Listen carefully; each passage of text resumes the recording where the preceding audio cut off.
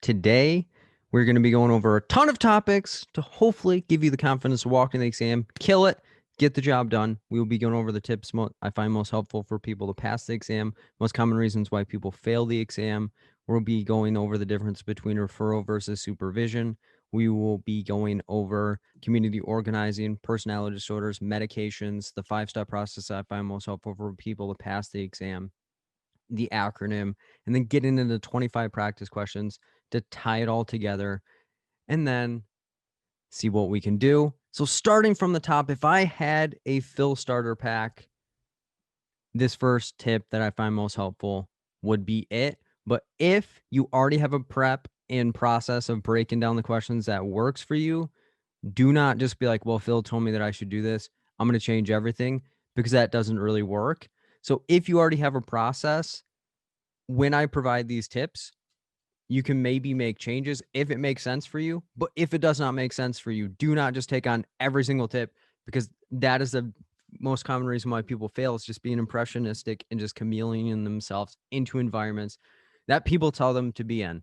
However, if you're like, I find it difficult to stay focused during questions, I'm not really sure what process I should do when breaking down the questions, or I just get stuck in between two answers and then I go crazy and then I just second guess myself, or I just want to give up on the process. Well, the Phil starter pack is to read the question 3 to 4 times to make sure that you understand what the question is asking and you have confidence in your answer. And before you say, Phil, hold up, there's only 4 hours. How am I going to read every question 3 to 4 times? Each read has a purpose. And as you get comfortable with this process, you may be able to peel it back, or you just get faster at doing the process. So if you think back to a new skill that you were learning prior, it was probably very difficult for you. So your first integrated biopsychosocial assessment, or your first assessment in general, you probably were like, man, what do I even do? Now, if somebody asks you to do that same thing, it is done with no problems. So the first read is to simply understand the situation. This is where oftentimes people will stop. They will just read the question one time, they'll wrestle with the answers, and then find themselves being like, what the heck? So the first time is just to understand what is going on. The second time is to break down the question and pick out the key details, so that way you have a more focused approach on what you are looking at in the situation. And after you have the key details, the third and potentially fourth time that you're reading the question is to compare each answer that you think it is, or the answer that you think it is supposed to be, back to the question. Why? Because the question is the template to finding the answer, and the answer is to fill in the gaps of what the question is asking. So if you are finding yourself not really sure what you're doing and wanting to figure it out, the question is the best way to be able to understand and identify it. And that is where you want to make sure that you're focused on both of them. So each read has a purpose. So reading it one time to understand the situation, breaking down the key details, and then the third and potentially fourth time comparing the answer that you think it is, or the two answers that you think it are, back to the question to make sure that you're focused. And this is where oftentimes people are like, well, that makes sense. Because if I were to start doing this process now, after helping so many people pass the exam and having just exposure to questions and writing questions, etc., I'd probably read it twice. Why? Because the first time I'd be reading it, I'd be picking out the key details. And then the second and potentially third is comparing the answer that I think it is, or the two answers that I think it are, back to the question to make sure my confidence doesn't blind me. And if you find yourself going through the exam and telling yourself, this is so easy, and then you're falling away from the process that you practiced, you're probably in a danger zone. Why do I say that? Because when you start taking shortcuts and you fall away from the process that has helped you to gain confidence in your abilities, you tend to do less favorable based on the fact that you didn't do what you've been practicing. So if you've been practicing a process, that's why I said, if you have a process already, don't just take a left turn and change it, because that's what is second nature to you. And this is where a lot of times, and this leads me to my second tip, is never, ever, ever, ever, ever second guess yourself. This is the number one reason why people fail the exam. Why? Because they don't trust themselves and they don't trust what they're doing is correct. Why is this important? Because if you don't trust yourself, your anxiety is going to spike and it's going to destroy your confidence throughout the rest of the exam. And this is where a lot of times people are like, yeah, I'm kind of guilty of second guessing. So what do I do about it? You understand why you're second guessing yourself. And what do I mean by this? Because if you walk into the exam, you are going in hot, you're feeling great. By question 8, you're like, I'm not really sure what I should do. And then you second guess yourself. And then you find yourself dancing with the rest of the questions, because if you second guess yourself on question 8, you'll move on to 9, 10, 11, and 12. But by question 13, you're then going to be thinking about question 8, and you've just burnt X amount of answers and questions because you weren't entirely focused. And this is where a lot of times people second guess themselves based on a previous question that they touched on, or someone once told them something, or something outside of themselves. So that's where you never second guess yourself, because if you find yourself doing it, redirect yourself, throw yourself back into your process and the question to make sure that you have confidence throughout the rest of the exam. And again, if you're experiencing anxiety during the exam, it's not the worst case scenario. It's just being able to identify the particular strategies and techniques that you need to do to be able to refocus yourself. And oftentimes it's based on things outside of the exam impacting your ability to execute during the exam. And this is where, if you find yourself second guessing yourself today or even after the session, sitting down with a question, breaking it down how you think it should be done, picking the answer that you think it is. And if you have the urge to second guess, push past that and pick the answer that you originally went with and see if it's correct or incorrect. Because if you get it correct, the likelihood of you wanting to second guess in the future goes down, because you're like, maybe my strategies and techniques actually work. And I'm just being self critical of myself. So that's being aware of what your tendencies are, because the more you know yourself, the better you are going to be when things occur. And this is the most underdiscussed thing when it comes to the exam, is the mental preparation needed to walk into the exam with comfortability and confidence, or it's okay to be anxious during the exam. And that is where a lot of times people are like, Phil, I'm anxious about the exam, or I feel confident walking into the exam. That was the goal. When you first started preparing for the exam, it was to feel comfortable and confident in your ability to be able to do that. So never, ever, ever, ever second guess yourself. And if you find yourself second guessing yourself, making a shift and identifying what are the things that you need to make yourself feel more confident in your abilities to be able to execute. The third tip that I find most helpful is to identify a way to reset your mind when it's wandering or you start feeling anxious. And what do I mean by this? This could be during your preparation, this could be during the exam, or this could be during anything that you find yourself doing. And what do I mean by that? Because a lot of times people are like, I'm not really sure what I need to do, or this person told me I need to be doing this. I bought this book over here, or this other person's telling me that I can't do this. And that's where you have to sit yourself down. And if you're not even starting to prepare, you're in the middle of your preparation or your exams coming up, or it's further away, the most important thing that you need to identify today is, why do I want to do this? And oftentimes people will say, Phil, my job is going to be taken from me. I just want to do it for myself. I have nothing to lose. I'm not even really sure what I need to be doing. The first thing that you need to identify and ask yourself is, why do I actually want to do what I want to do by passing this exam? Like, what does this mean for me? Like, what does this exam mean for me? And oftentimes it's just, well, I want to secure my job. Do you see yourself staying in that job forever? What does this look like for you, and what does this impact other people around you? And this is where oftentimes people are like, well, it only impacts me. And it's like, are you sure? Is you passing this exam only going to impact yourself? And if that answer is yes, okay, we can rep and rock with that. But oftentimes people will only say it's for themselves because they're feeling like they're letting people down outside of themselves.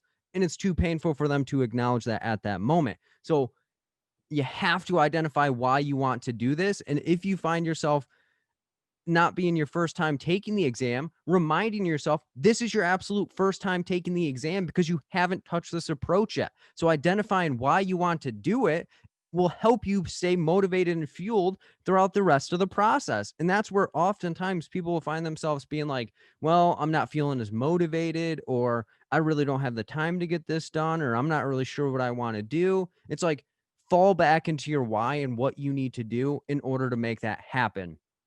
Those have been repping and rocking with me, they know that I didn't start doing this because I simply wanted to start doing this. It was, okay, I passed the exam. That was a dogfight. I'm not really sure how I got it done. And then I posted a video on YouTube. I didn't really follow up afterward because I was like, well, no one's really going to watch this. No one really thinks that's helpful. I can't really teach or anything like that. And then one particular thing happened in my life. I got a call. I have cancer. I'm not really sure if I'd what it looks like. And it was new to me. I'd never heard anything like that. I was like, what do you mean? And that call was from one of the most important people to me, my mom. She was like, man, I have cancer. I'm not really sure what this looks like. Me being the person that I am, I was like, you need to show up. You need to start doing what you need to do to be intentional and deliberate to get the job done. So everything that I've done since that moment has been to the best capacity that I possibly could do it because I don't know how much longer this situation is going to happen. I wanted to show people around me that if you work hard, things will work out. And I wanted to show people that I could teach, I could empower people, I can build people up, I can get the job done. Because if that event wouldn't have happened, no one would be here right now. So that's why I'm telling you, identifying a why, because it is deeper than just me doing all of these things. It's I need to execute and show up every single day for the people around me to show them that everything that they put into my situation was worth it and that they will never have to go another day without anything in their situation. And that doesn't just mean financially, that just means emotionally. You can do anything that you put yourself into. So that's where you have to identify why you want to do this. And it's not just simply to secure a job. What does that job mean for you?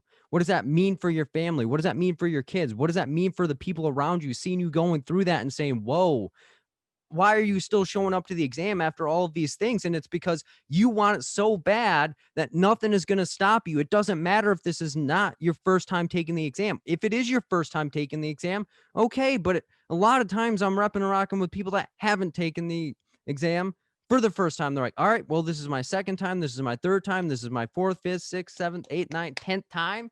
Am I still going to be able to do this? Yes, this is your first time taking the exam. So after you get yourself past why you want to do it, identifying what you do to ease your mind that you can do during the exam. So, for example, I fiddle with things 100% of the time. So when I was preparing, I found myself fiddling with pens. I was like, okay, so they told me there was going to be a marker and a whiteboard during the exam. Boom. I am good because I fiddle with things. So I'll just fiddle my way all the way home with the pen. So you need to find your pen and being able to ease and redirect yourself, whether that's deep breathing, whether that's progressive muscle relaxation. So tensing a part of your body and loosening it to make sure that you are the best possible version of yourself and present during the exam because you could have all the skills, you could have all the talents, you could have all these things, but if you're not in your right mind, you are not going to be able to do it. And if we want to get into the neuroscience level, when you're in a stressful situation, your frontal cortex, which is your reasoning part of the mind, goes offline and you're fighting in the limbic system, which is fight, flight, freeze, and submit. So if you're in those categories, you are going to be more impulsive. You are going to shut down. You are not going to be present. So that's finding the ways that you can reset yourself, stay within the moment, and getting the job done that represents what you need to do in the situation. And this is where a lot of times people are like, well, I just find myself wandering, or I need to be doing this. Somebody told me that I should take a break. Somebody told me I need to do this. But if somebody tells you to take a break and you find yourself being more anxious than other people, you physically getting out of the room may not be the best situation based on the fact that you're like, well, I'm going to run out of time. So for you, maybe taking a mental break may be a better situation than a physical break. So that's what's going to be helpful is finding a way because it's inevitable. You're going to have some anxiety. Why? Because you care about the exam. If you're flatline about this entire process and apathetic and saying, well, it doesn't really matter what happens. I'm just here to show up and see how it goes.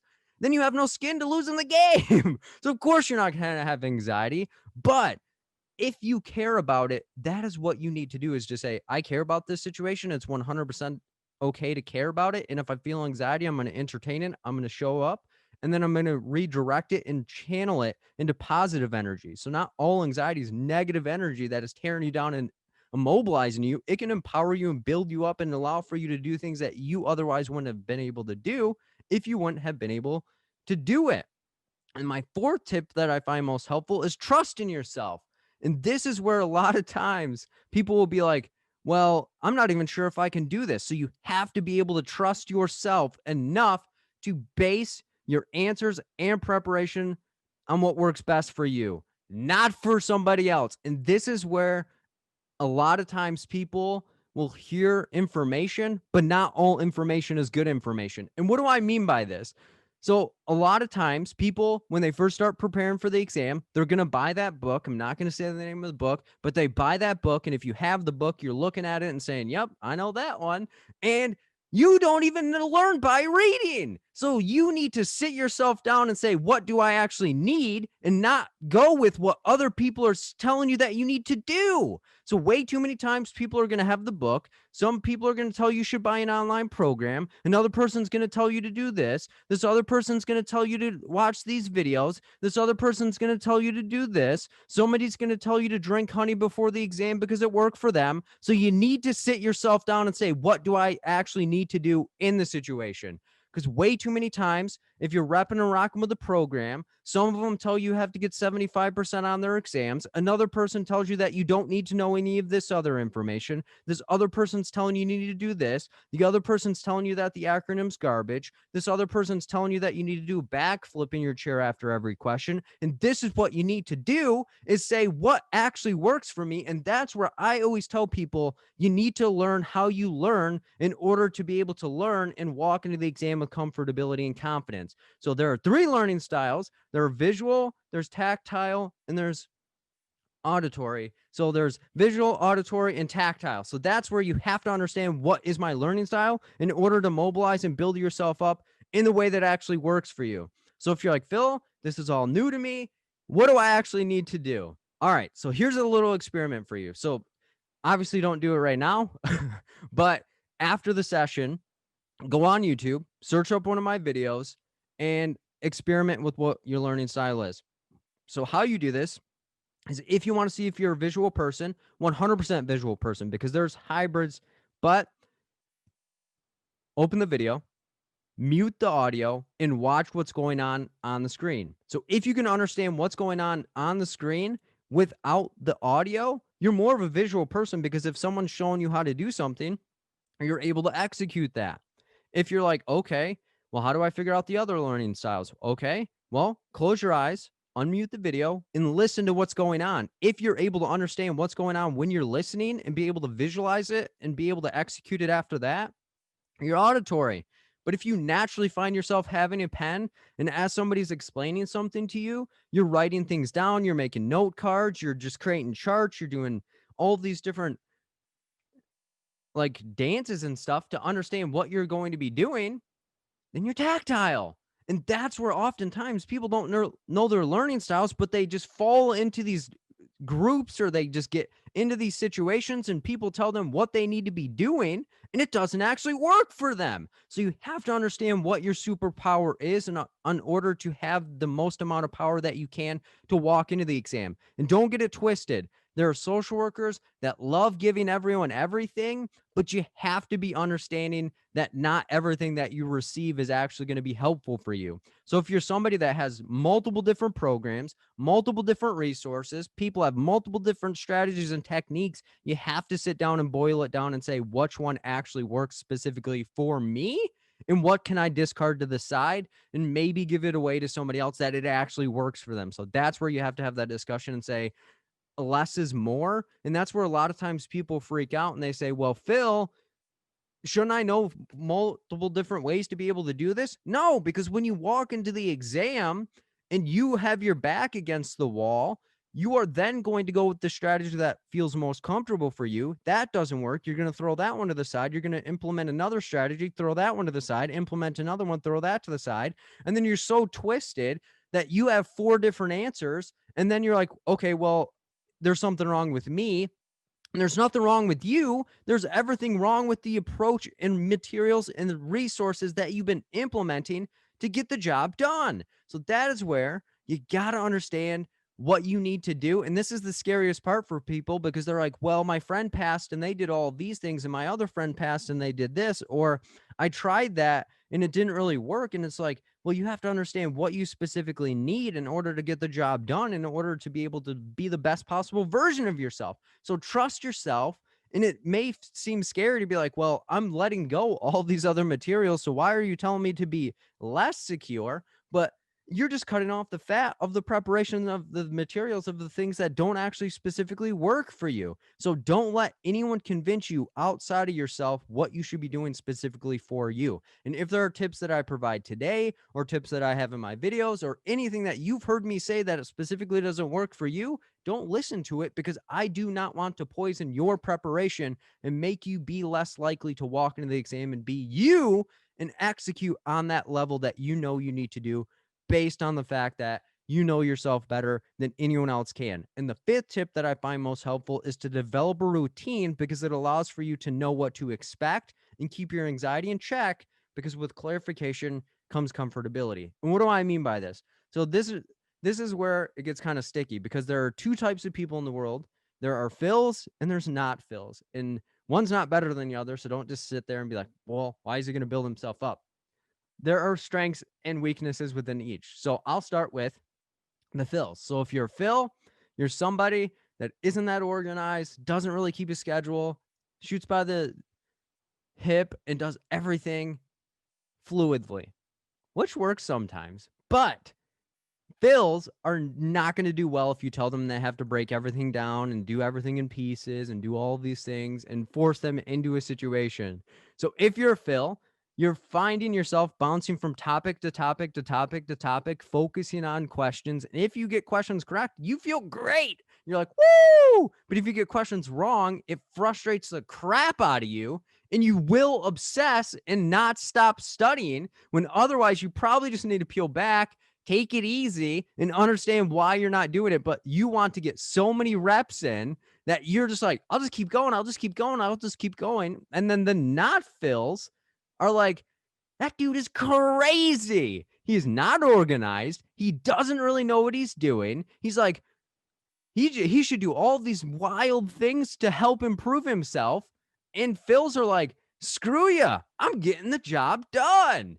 Not Phils. If you're not Phil, that's okay. Like I said, one's not better than the other. So not Phils, they need a schedule. They need to know what to expect. They have everything organized. And if one small ruffle happens in the feathers, it's like everything's gone. So that's where Phils, if something goes off the wire, like rails or wire, like they're fine. They're like, all right, we'll just adjust and do all these amazing things. Not Phils are like, so if you're a Phil, you have to borrow some strategies from not Phils. And what do I mean by this? Because if you're a Phil, you have to at least have some organization of like, okay, well, I know I'm going to bounce everywhere and everything is important, but I have to make sure that I adhere to some type of accomplishment. So there are 3 questions that you have to ask yourself before even developing a process or routine or prep prior to deciding if you're a Phil or not Phil. So the 3 questions, whether you're a Phil or not Phil, these are relevant.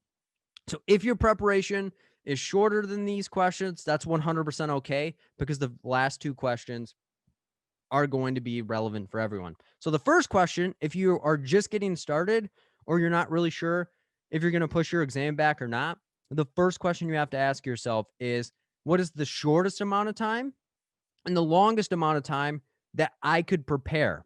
So the shortest amount of time for a not Phil is probably going to be longer than for a Phil.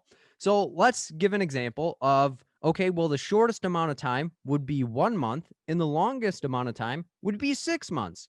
So that's where you're going to have to be like, okay, well, shortest amount of time is 1 month, longest amount of time is 6 months. So if I find myself getting shorter than the 1 month, I'm not going to schedule. If I find myself getting longer than the 6 months, I'm not going to schedule past that, because longer than that is going to be detrimental. So that's probably not a not Phil. So a Phil, the shortest amount of time is probably about like 2 weeks. Why? Because that's how long I took. But let's say it's about 2 weeks, and the longest amount is 3 months, because if you study longer than 3 months, you're probably going to go insane and just start going wild. So that's where that question is, okay, well, if I want to take it shorter than 2 weeks, not going to do it. If I'm taking longer than 3 months, I have to execute. And the second question is, how much time do you actually have to study? And a lot of times people will say, well, I'm studying 4 to 5 hours a day, or I'm studying X amount of time, and that's okay. Like everyone's time is variable. So whatever amount of time you have is going to be important. But the third and the most important question. So if you were like, okay, the other two questions aren't relevant, you have to listen to this one. The third consideration is how much time can you actually stand or sit, depending on what you do, and actually retain the information. Let me say that again. How much time can you study and actually retain the information or find benefit from the information? This is where a lot of time people will have to be honest with themselves. So, for example, let's say we have somebody that's like, okay, well, I am studying an hour every single day. Okay, that's great.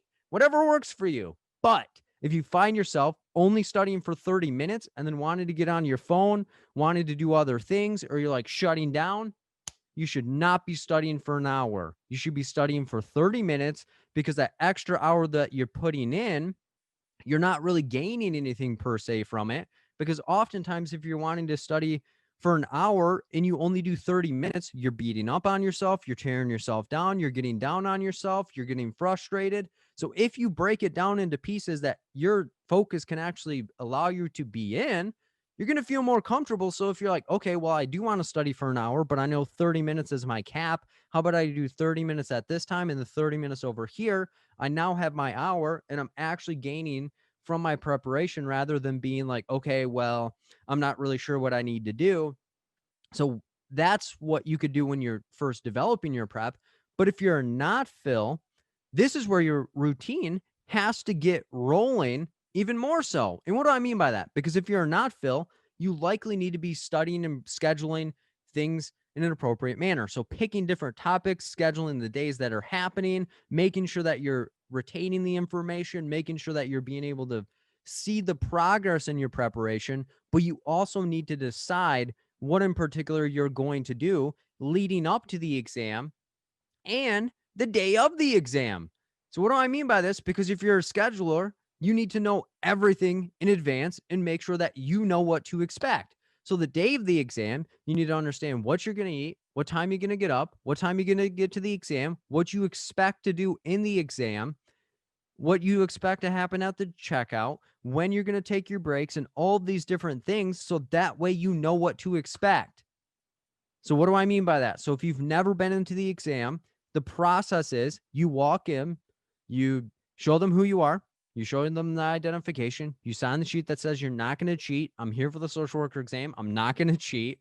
They scan you over, you put your palm prints down, you pick them up, you put them down, you get slid over, you take your mug shot, they strip you of all your belongings, you have your license and your locker key, and you're sitting in the chair. And then I'll get back to non-fills in a second. So fills, this is where you have to push yourself. You have to start planning specific topics, and you may bounce around, but you have to make sure that you're actually retaining the information and being able to see the progress that you're making. Because if you're not, like if you're a fill and you're not making progress, you're probably getting frustrated and going to not continue to work on that. So creating measures like, okay, well, I'm going to do X amount of practice questions and I'm going to not focus on the score, but am I able to stay consistent and execute the process like I want to? Yes. Okay. Well, I'm getting better. The results will come, but I have to make sure that I do something consistently over time because it's easy for that person to give up. So this is where you're going to have to push yourself to show up early to the exam. So, for example, I show up an hour early because I know that I push it to the limit on almost everything, but I was like, this is not one of those times. So, you're going to show up an hour early. So, I was at the exam before anyone even started or the place even like opened up. So, I was sitting on the floor waiting for that place to open up because I knew that as long as I showed up to the exam, I was going to be in a better position than if I pushed it to the last minute and then potentially not let me in the exam. So then the process is still the same of, okay, well, I'm going to sign the sheet that says I'm not going to cheat, scan the palm prints twice, go over, take the mug shot, get stripped of my belongings, and then you're in the chair. The chair is the same for everybody. And why do I say this? Because the reaction to the chair is different. So not fills, you're likely going to have a spike of anxiety and say, holy smokes, am I actually going to be able to do this? And that's where you have to answer to yourself, yes, I'm going to be able to do this because I've been putting in the work. I've been getting everything that I need to do done. and I can't change anything. And this worry that I'm experiencing is simply that I care. And this is exactly what Phil said was going to happen to me. And I'm where every other person has ever been. And I'm okay. So take a check mark in the list on your head of what to expect of, yep, I'm going to have a spike of anxiety. This is 100% okay. And then for Phil's, it's like, all right, let's get in this bad boy. But this is where you have to reflect on your process because your head is probably going to be flying 100 miles an hour. And you got to make sure that you have everything that you're planning to do run through your mind. Not Phil's, that's not a suggestion for you because you already have it and you've been rehearsing it forever. So Phil's, this is where you got to push yourself and say, okay, what do I plan to actually do? Because you're already thinking about taking the exam and what it's going to feel like. Nope. You got to make sure you slow it down. And then they're going to channel you into the exam room. And this is where I'm pushing everybody now. And this is a new technique and strategy that I've been thinking about and reflecting on because a lot of, whether you're Phil or not Phil, you often are just worried and want to get rolling into the exam, but don't let the heat of the moment take you outside of what you've been doing. So when you sit down, click yes to the tutorial and take that tutorial time to ease your mind and rehearse what you plan to happen. So for not Phil's, this is where understanding where the clock is, where the questions are, like how do you flag, how do you go back? This is the time that you can ease your mind and not burn any questions of getting close to what the process looks like. And this is where in the past, people will make or break their exam because they just have this rush of emotion and then they'll start on the questions. And if they don't know the first question, they just flip out and think they're going to fail immediately. But utilize the tutorial time to rehearse the processes and things that you plan to do in order to be able to get yourself into a more positive mindset. And for Phil's, this is where you're just going through the process of what you think to do because believe it or not, Phil's, you're more structural than you think. You just have to be pushed to make sure that you are structural. So this is where you have to remind yourself, don't skip any steps because you love to skip steps. You love to take shortcuts because you like getting on to the next thing, but you're not taking any shortcuts. So then you hit start, you give it your best shot. So that is what a routine and process looks like in the most under-discussed part about the exam, because people will tell you, well, just don't be anxious or do this or do that. And you don't even really know what to expect. So being able to develop that routine and fall back into that process and get the job done, because we don't need you to get 100% on the exam. We just need you to be 100% who you are throughout the entire exam. And the sixth tip that I have is being willing to invest in yourself. And this is where, as social workers, we are naturally wired to not be willing to invest in ourselves, but allow other people to get the investments that we have. So this is where you have to be able to allow yourself to have leeway and do not expect perfection when preparing for the exam, because this is where you are going to blow yourself away because you're a human and will make mistakes and get things wrong. And this is where one of the biggest reasons why people take themselves out during the exam is they just expect perfection. This is where you got to understand that you are not trying to get a perfect score here. So what I mean by investing in yourself is being willing to give yourself grace like you always give everyone else things, because for social workers, it's difficult for us to be able to invest in ourselves financially, physically, emotionally, mentally, etc. So this is where you got to push yourself to be able to do that. Because if somebody else was in the same situation as you are right now, you'd be willing to push them, you'd be willing to help them, you'd be willing to push yourself to the 100% brink to where you're not even able to operate and take yourself out. So if you know the exam well, you know that it's 170 questions. I'm not a math whiz, but bear with me. But if we have 170 questions and 20 of them are practice questions, I know whether that's right or wrong, we're not going to get into that. So then we have 150, and the passing scores for the exam are 96 to 106. So if we do the math, 150 minus 106 is 44.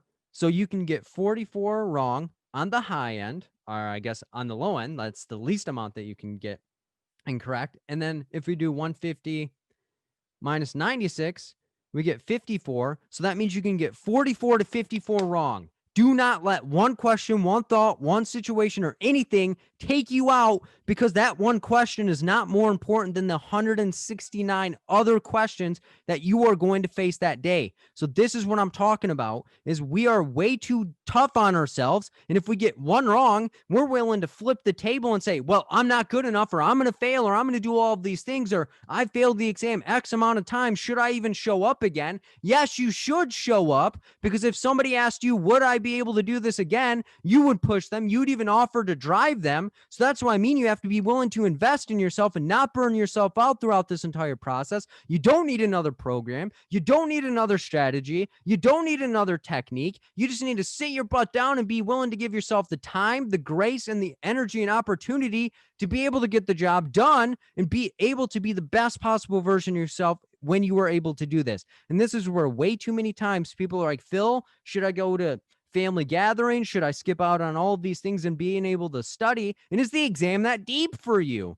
Do you get more benefit from seeing your family or studying? And if you get more benefit and feel energized to study after seeing your family, you shouldn't be able to throw yourself outside of the process. Why? Because seeing your family is more important than studying, because when you see them, you get more energy to study. You shouldn't be throwing yourself out, because if you are pouring from an empty cup, you're not going to be able to maintain that, because at the end of the day, you need to make sure that you're eating, you're sleeping, you're getting the job done, doing self-care, building yourself up, giving yourself grace, not freaking out on yourself, not flipping out, not being like, okay, well, I got one question wrong, I'm a failure. Looking at the correct answers is like, okay, well, I understand that. But looking at the incorrect answers is like, this is an opportunity to be able to become a better version of myself, because I missed something. And this is where I need to be able to sit myself down and say, I am worth whatever I think I need to do.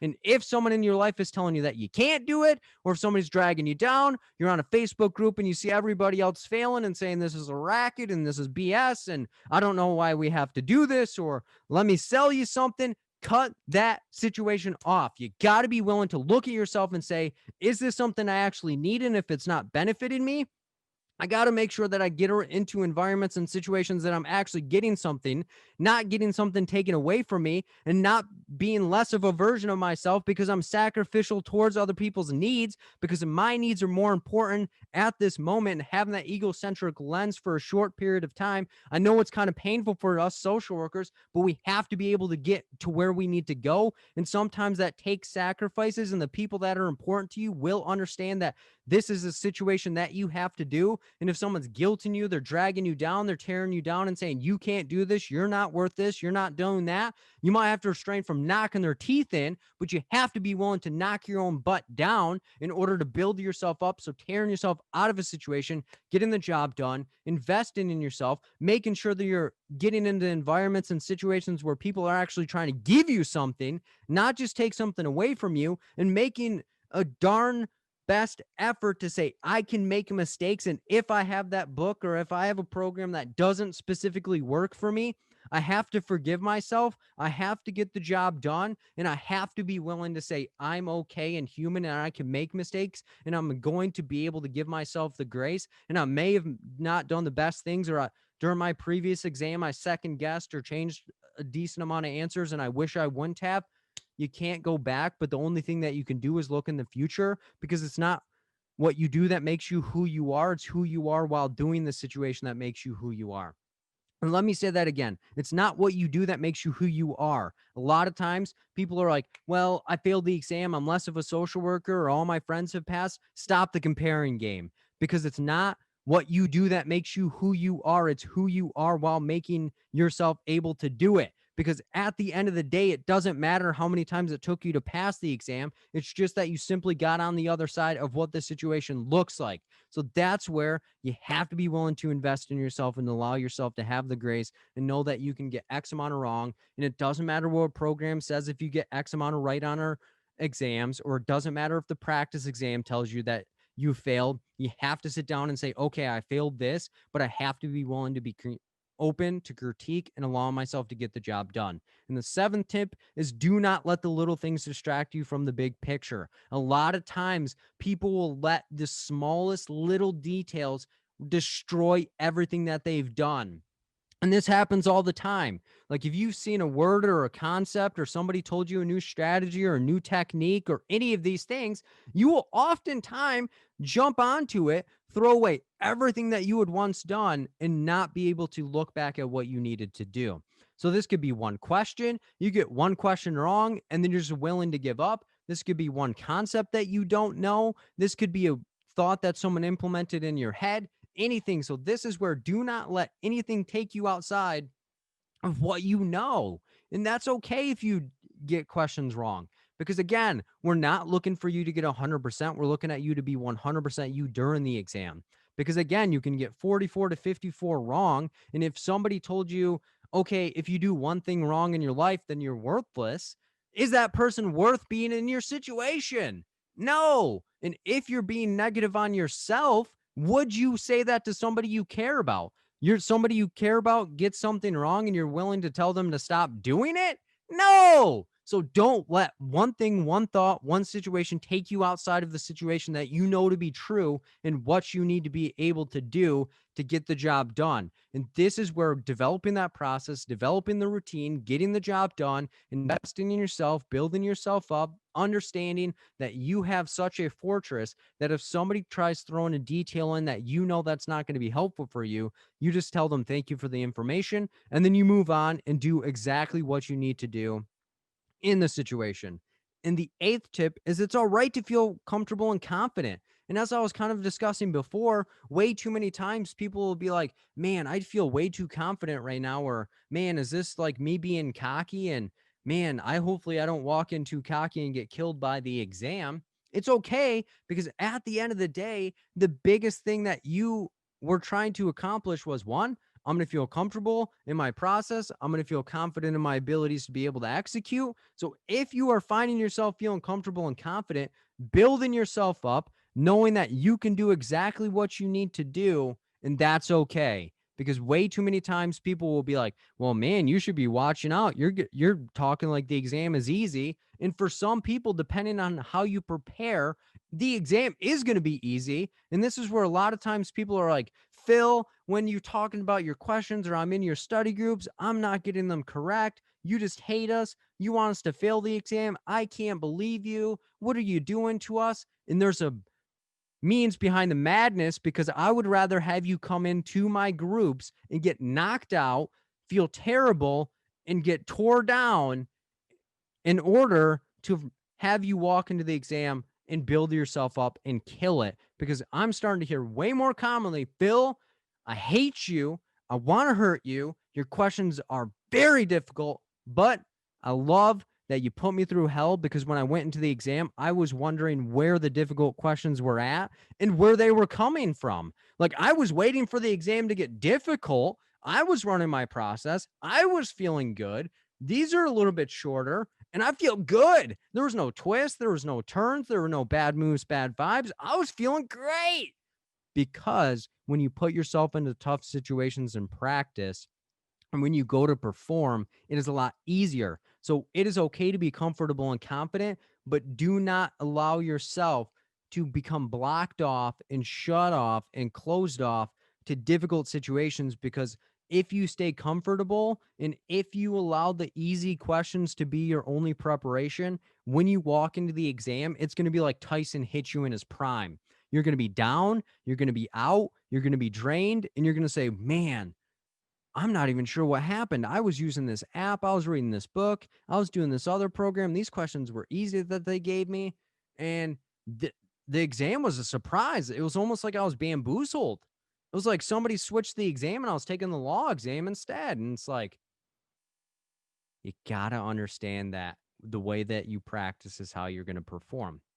And the ninth tip is you do not need to be 100% one way or the other, but make sure you're the right way for you. Because this is where a lot of times people will say, well, Phil, I really want to rep and rock with you, but that acronym that you like suggest that we utilize doesn't work for me. Good. Don't utilize the tools that do not work for you. So it's okay if you don't use that, but do not force yourself into a process that feels uncomfortable for you.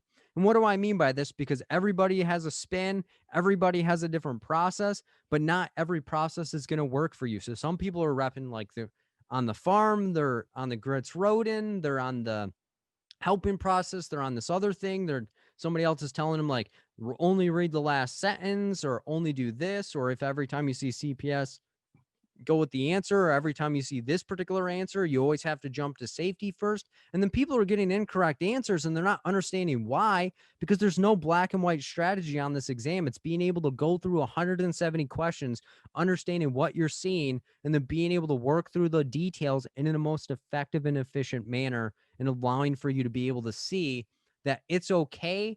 But if you find yourself too rigid, if something's off base of what you thought you would have expected, you are then going to be rattled and blown away. So that's where it's okay to not be 100% full blooded within a strategy and technique, but do not take only the easy parts of the strategy and technique and throw away the difficult parts. Because if it's just you throwing away the difficult parts because you don't want to entertain it, that's a different story. But if it doesn't make sense to you, or every time that you try it, it doesn't really make sense, then throw it to the side, because we need you to walk into the exam and get the job done, and make sure that you're utilizing things that work for you. Don't just be an impressionistic. Don't just do what your friend did. Don't do what your coworker told you to do. Make sure that you specifically do what you had to do in order to walk into the exam, because way too many times people will have too many strategies and techniques that they aren't even confident in, but they just fall back on them because it's what they thought they should do. And then they're answering questions based on what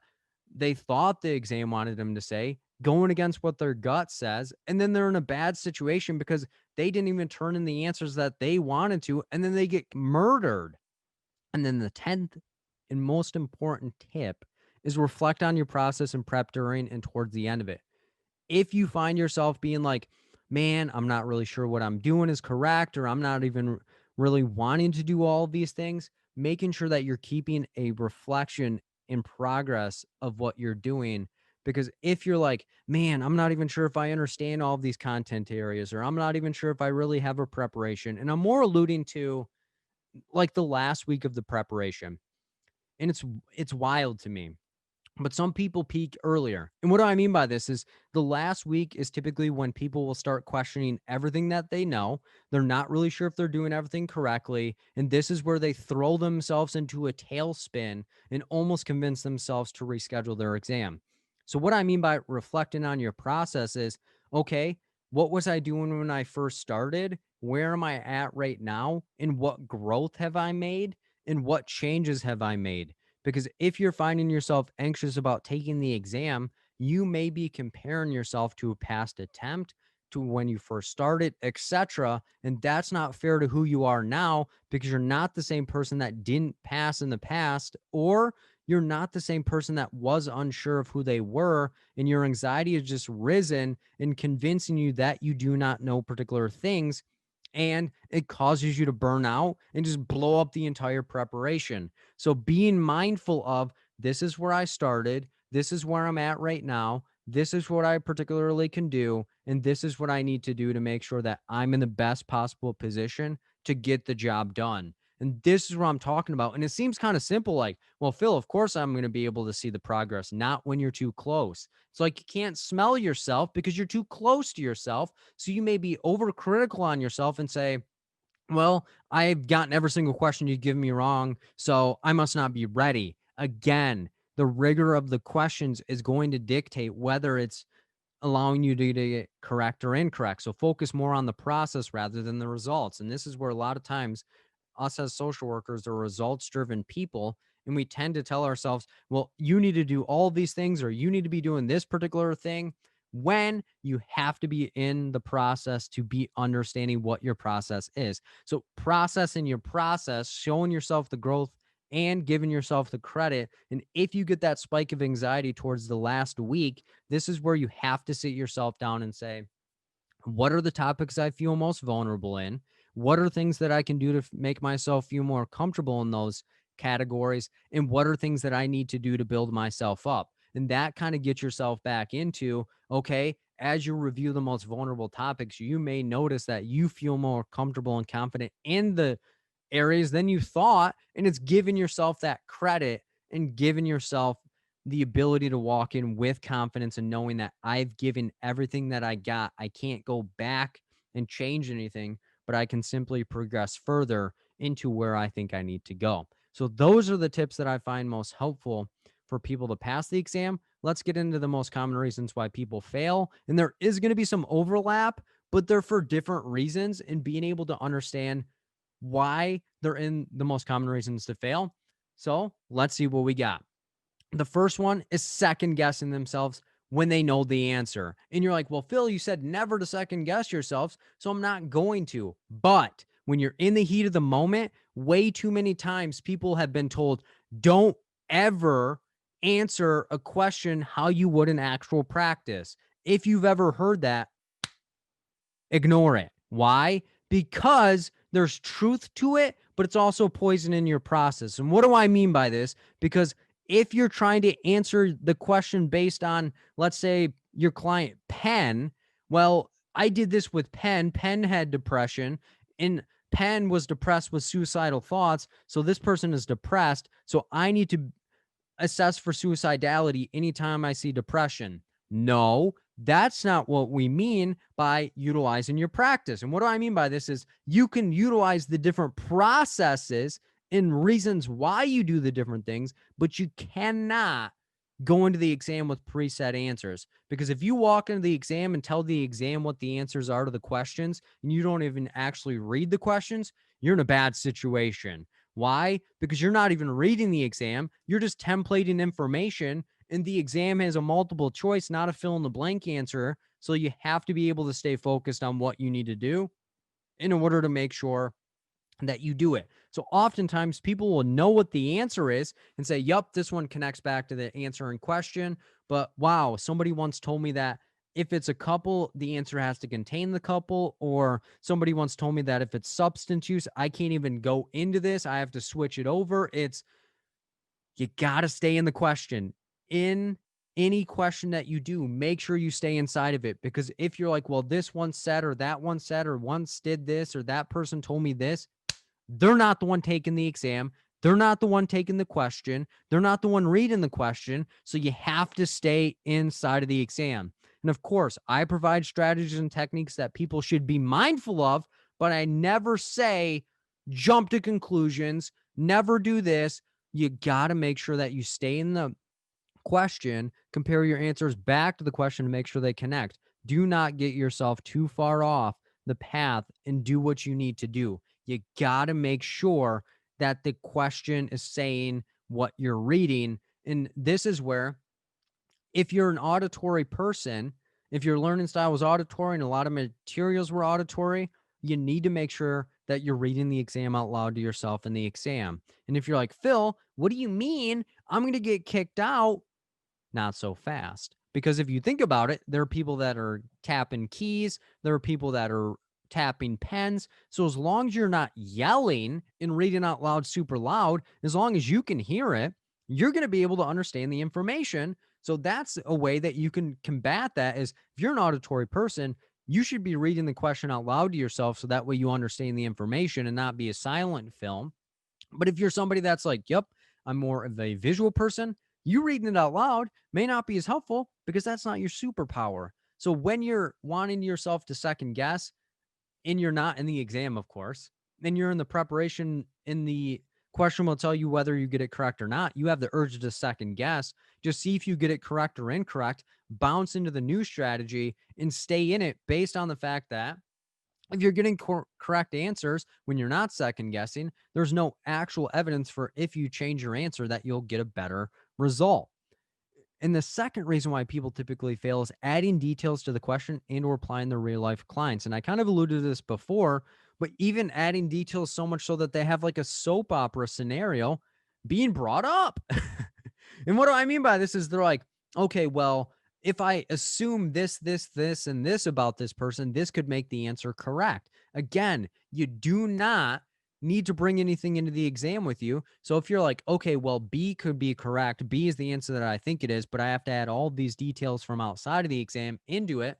It's probably not the answer. Why? Because you're just trying to justify an answer that you thought it was. So that way you don't go with the answer that you actually think it is. So never, ever, ever, ever, ever walk into the exam with the answer. And what do I mean by this? Because a lot of programs will tell you every time you see that CPS is in the answer choices, jump to that, or every time you see abuse, jump to that, or anytime you see neglect, jump to that. And you're like, well, Phil, are you telling me that I should never go with that? No, I'm telling you, if you don't have enough information to get the job done and make that report, you probably shouldn't be doing the report. Why? Because if you've ever done a CPS report or an APS report, the conversation typically goes, okay, who's the person? What's the abuse look like? What's the frequency? Is there any immediate dangers to them? If you don't have the answers to those things, you're going to be in a bad situation based on the fact that it's like, well, why wouldn't I go with APS? Because the conversation is going to be like, yeah, somebody told me this based on this. I don't know anything else. You're not going to have the substantiation to be able to do that. And the third reason why people typically fail is negative self-talk or self-doubt during their preparation and throughout the exam. So if you're tearing yourself down or you're hypercritical of yourself, or every time you get something wrong or you don't understand something, it drives you crazy because you're like, well, I got a 4.0 in college, or I did really well in college. I got all these are rewards, or I have all these credentials. The exam doesn't really care about those things. So if you're like, well, I should be getting this correct based on this, or I should be getting it correct because I've been studying for X amount of time, do not set those expectations on yourself. And if you're somebody that is hypercritical, or every time you do make a mistake, you're ready to give up, you're ready to burn your materials, you're ready to give up and go to a different career field, you got to start implementing positive spins on things and start viewing yourself as somebody that you would care about. And what do I mean by that is if somebody you cared about was struggling with something, you wouldn't just start yelling at them at the top of your lungs that you're terrible, just give up, you're never going to be able to do this, you aren't even worth any of this, change the situation. Then you wouldn't be doing that to yourself. So if you're somebody that's doing negative self-talk or hypercritical of yourself, my biggest recommendation is to start saying 2, if not 3 positive reframes to the negative thing that you have. So what do I mean by that? So let's say I make a mistake during the study group. I'm like, wow, I sound stupid. I didn't say everything that I wanted to. Something that I could say to myself is, people are still going to benefit from this. You gave it everything that you had. They're not really maybe going to understand or notice that you didn't say X, Y, or Z thing because you're the only one that knows that.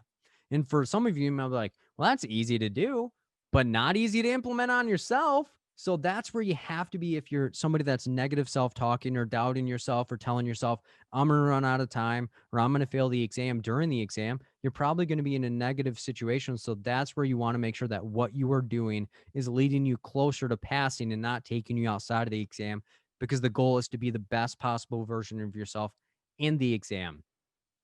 The next reason why people typically fail is allowing previous questions or exams dictate how they navigate current questions.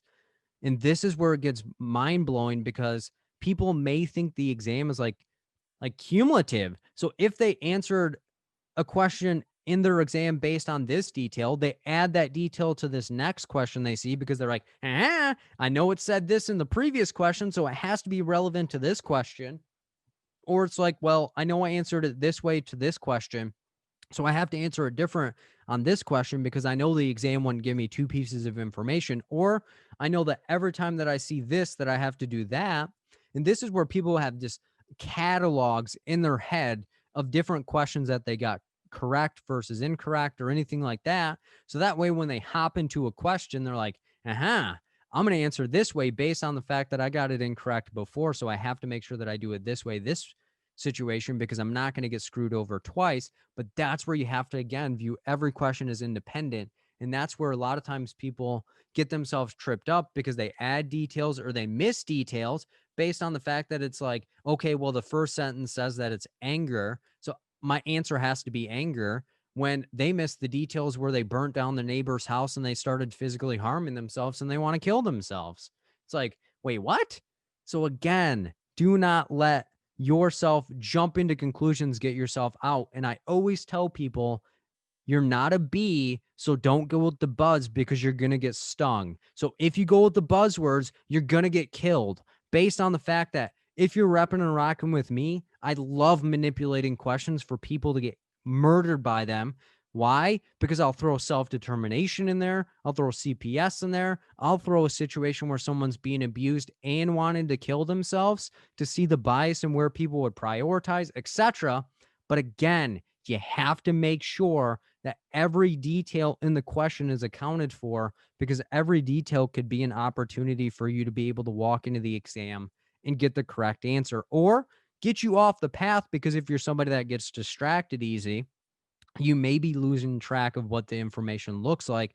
So do not let even your previous exam, because if you're like, okay, well, I had a ton of community, or I had a ton of research, or I had a ton of cultural considerations, you may walk out, look at your printout, hyper fixate on categories, walk into the exam with such a beefed up version of the category and interpretation that you had, and see none of the questions that you thought that you had to prepare for. So again, the only thing that dictates whether you pass or fail the exam is the actual exam that you see that day. So don't let a previous question, don't let a previous exam, don't let a prep program, don't let a person, don't let a video, don't let a strategy, don't let a technique dictate how you navigate the question when you know it is true. And the fifth reason why people typically fail is overwhelming themselves with materials, techniques, and strategies. Because way too many times people will email me, or they'll tell me like, Phil, I have this book, I have this program, I have this, I failed the exam and I bought 2 different programs after that because I thought it'd be a good idea. This is not a place where you have to throw as much money as you can at the exam, because the more money that you spend doesn't dictate a higher likelihood of actually passing the exam. And I know that's kind of shocking for people, because like cognitively, it's like, well, the more that I invest in something, the better it is going to be worth. But if you've invested in the wrong things in your day, you know that investing in things doesn't always foster more growth. So, as I stated before, make sure your materials actually align with what you know to be true. And I've had conversations with people where they're like, Phil, I've had all these different materials sitting on my bedside or sitting on my table, and I've never even touched them, and there's dust on them. Well, you might not need to utilize them. Or if you're going to utilize them, make it work for your learning style. Some people are like, well, what do you mean? Well, if you have a book and you're not somebody that visually learns, whip out your phone, record yourself reading the materials so that way you have an audio copy of it. Or if you're like, well, I'm not really somebody that does well with audio, but I have some of the audios, well, start making note cards, start writing the information out, but do not memorize anything.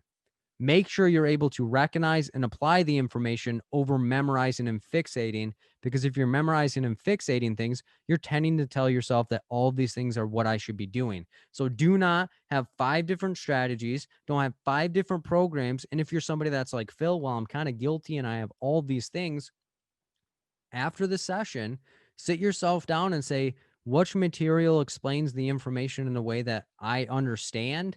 And if I do have information and strategies, how can I make it make sense to me, and not just get down on yourself and be like, man, I can't believe I did this, or man, this other person sounds cool, I need to rep and rock with them as well. Because I'm a huge proponent of finding what works for you. But if you remember back in chemistry class, if you mix too many chemicals together, what happens? You blow up. So don't blow your preparation up, and don't get yourself twisted so much so that you aren't even really sure what you should do. But that's where I'm a less is more type person, and you need to identify what you need to walk into the situation to get the job done. And the sixth reason why people typically fail is going rogue when they walk into the exam room. And what do I mean by this? Because you put in a lot of time, you put in a lot of energy, and you do a lot of amazing things prior to the exam.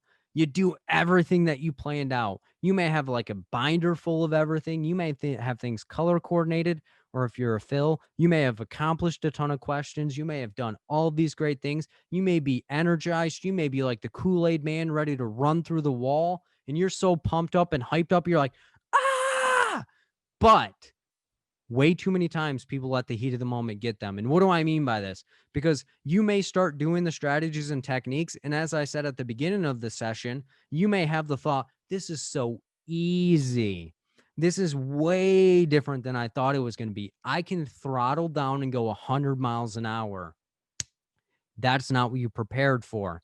So even if you feel like it's easy, LeBron James doesn't walk into a basketball game and say, I'm playing an easy team. Let me give up. Michael Jordan didn't go, I'm facing an easy team. No, he put his foot on the neck even harder and said, I'm going to kill you and remind you of who I am because I'm showed up and I have been preparing so much that I'm just here to kick the front door in, collect the paper, but I'm not going to let cockiness drive me away. So what do I mean by this is follow the process and preparations that you did outside of the exam. And a way to combat you going rogue in the exam room is planning out the day, as well as when you were studying and going through questions, you need to mirror exactly what you plan to do during the exam. And what do I mean by this? So I've tutored people that they wanted to be so involved in the process that they wanted it to mimic what their exam room looked like. So they ordered a whiteboard.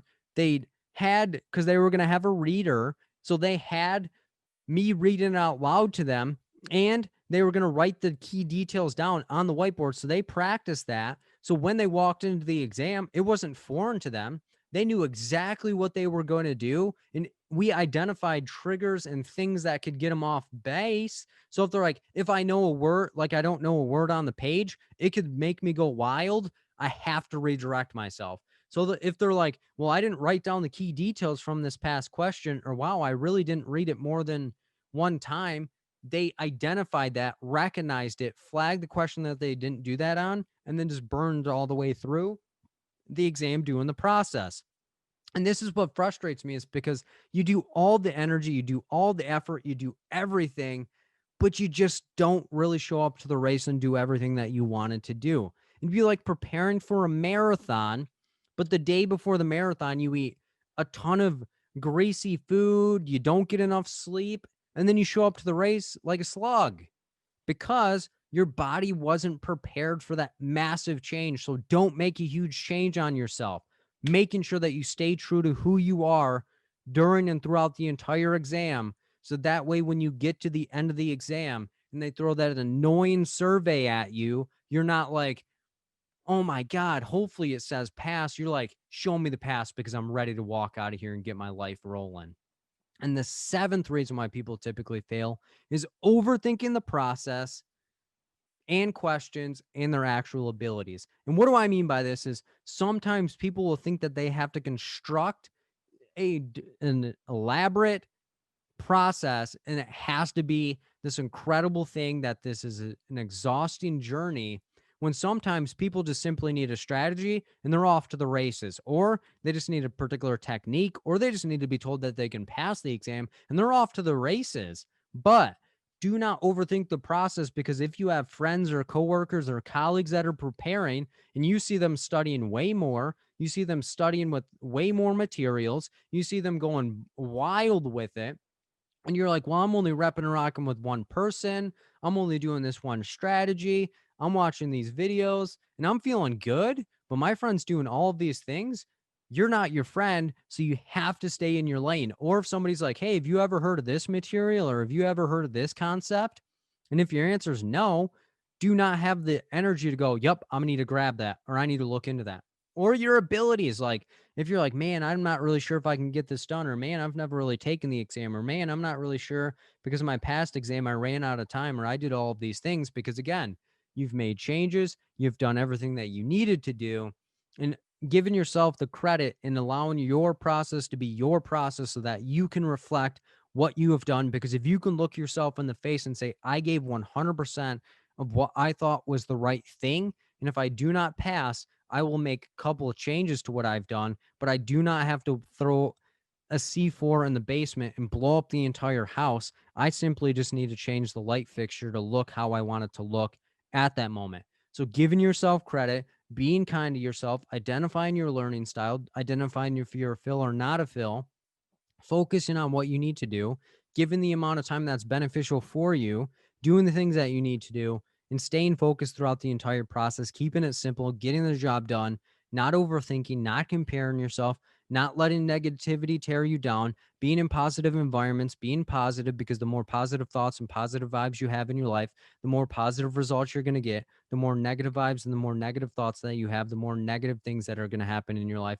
So staying true to who you are, not letting anything take you outside of the exam is going to be more important than coming up with an elaborate thing and doing all these different things and keeping yourself so blown away that you're just so confused and not really sure what you need to do. So staying true to who you are, so that way you have the best possible version and best possible prep that mirrors what you think is right, not what someone else thinks is right, is going to be super duper important. So those are the tips I find most helpful for people to pass the exam and the most common reasons why people fail the exam. Let's get into some tricky topic areas. And this isn't going to be a comprehensive, like, this is the only thing you need to know type deal. But these are tricky ones that typically give people hell. And I like making things seem more clear and simple. And I do that by manipulating words. So hopefully this helps. But if it doesn't really help and you already have a way to remember it, then I would say to stick with that, because I don't want to confuse you or add things that are not helpful for you. So let's see what we got. So the first up to bat are going to be subpoena versus court order. And oftentimes when people see subpoena and court order, they kind of get a little nervous. They say, what are the steps again? What are the processes that I need to do? And what can I actually do in the situation? Well, let's see what we can do here. So for subpoena, if you look at it closely, there are two words, sub and peon. So if you think of sub equals a substitute teacher. When you were in school and had a substitute teacher, you really didn't respect them. Why? Because you just were cutting up and doing whatever you wanted. Same thing with the subpoena. We don't really respect it. And a peon is someone that you have power and prestige over. So if you have power and prestige over someone, you're not really going to respect them either. So if you think about it, a sub equals substitute teacher. Peon is someone we're above. So if we do not respect them, we're going to assert privilege over them. So the first step in a subpoena is to assert privilege. But pause. If you receive a subpoena from someone other than a lawyer, such as the judge, it is not a subpoena. It would be then considered a court order. So these are subpoenas 100% from a lawyer. So keep that in mind as we go through these different steps, because a lot of times if you're quick or your process is fast, or you like to word associate it or jump to conclusions or go with the buzzwords and get stung by a bee, you may just see subpoena in a question and just automatically assume that we have to follow these steps. But if it's a subpoena from a judge, we would have a different process. But let's continue on. So the first step is asserting privilege. And oftentimes people are like, Phil, what does privilege even mean? I've seen it here and there, but I'm not really 100% sure. Well, asserting privilege is essentially saying I cannot confirm or deny that the person is a client here. And this is where people are like, well, can I assert privilege on someone that's not in an illegal proceeding? No, that would just be respecting the person's right to confidentiality. So asserting privilege is only for legal proceedings. So after you assert privilege, because asserting privilege is essentially just buying you time to see what your client wants to do. Because if you don't have a release of information from your client, you're not going to release the information. But if you have a release of information for the person is requesting the information for and from, then you don't have to assert privilege. Why? Because then you're just delaying a process that we already have permission for. But the first step, asserting privilege, can confirm or deny they're a client here. The second would be consulting a supervisor if needed. This may not be needed. So if your question says that you're a newly hired social worker or you're not really sure what to do, then you're not going to really seek supervision based on the fact that you already have it, because supervision is for when you don't have enough information or you're not really sure how to proceed. And the third step is to contact the client about the subpoena. Why? Because the client is the main determinant of what we would see. So if the client wants us to release the information, then we're going to get a signed release of information. However, with COVID and everything like that, it has changed it. So you may be able to get verbal consent, but written consent is more powerful based on the fact that there's actual proof that it occurred.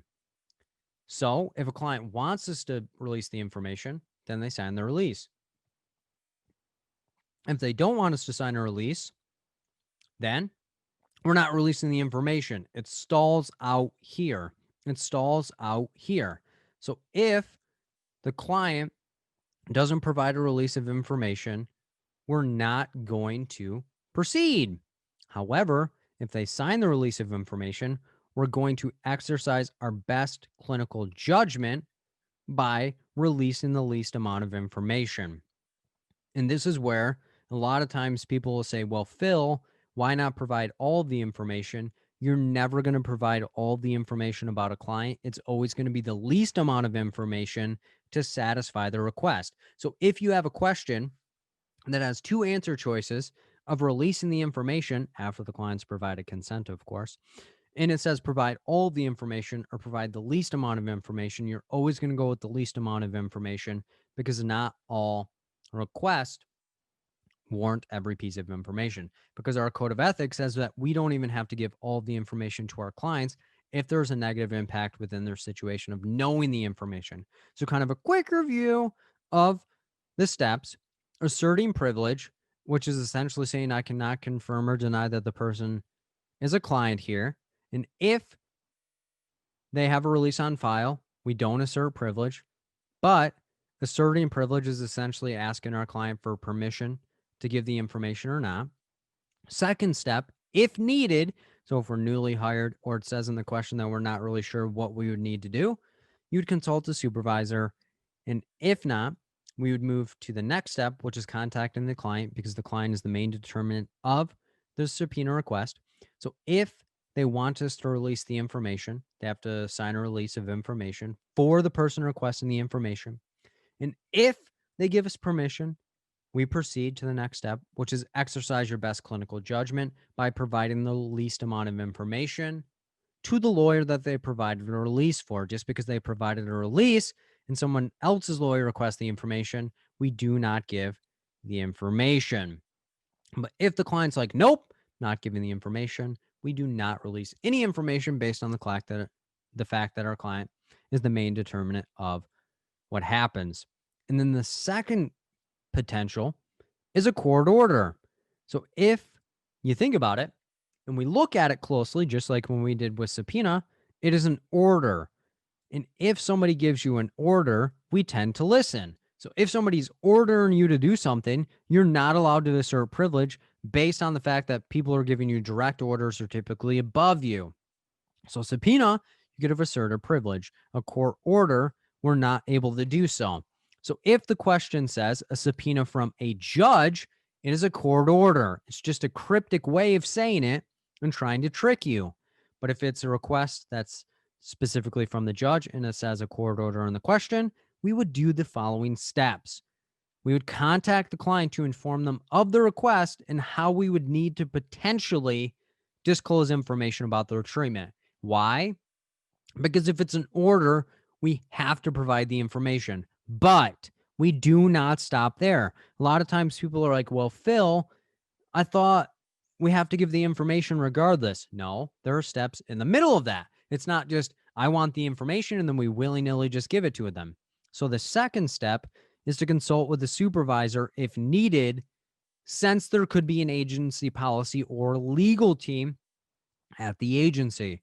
So if we're newly hired or if we're not really sure what to do, this could be a more needed step in the situation based on the fact that we have to disclose some information at some time. And then the next step is where we're going to advocate on behalf of the client if needed. And this is where it gets tricky, because a lot of times people are going to be like, well, what do you mean?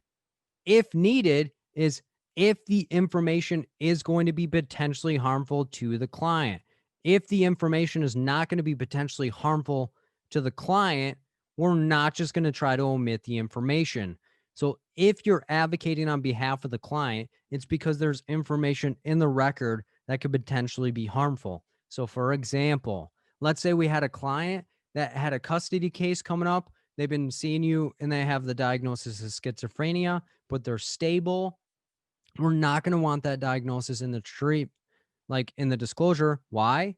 because it could taint the view of the custody. Them having a diagnosis doesn't dictate whether they're a good parent or not. So that is where we can advocate on behalf of the client to get that out based on the fact that it's not a piece of information that's relevant to the request.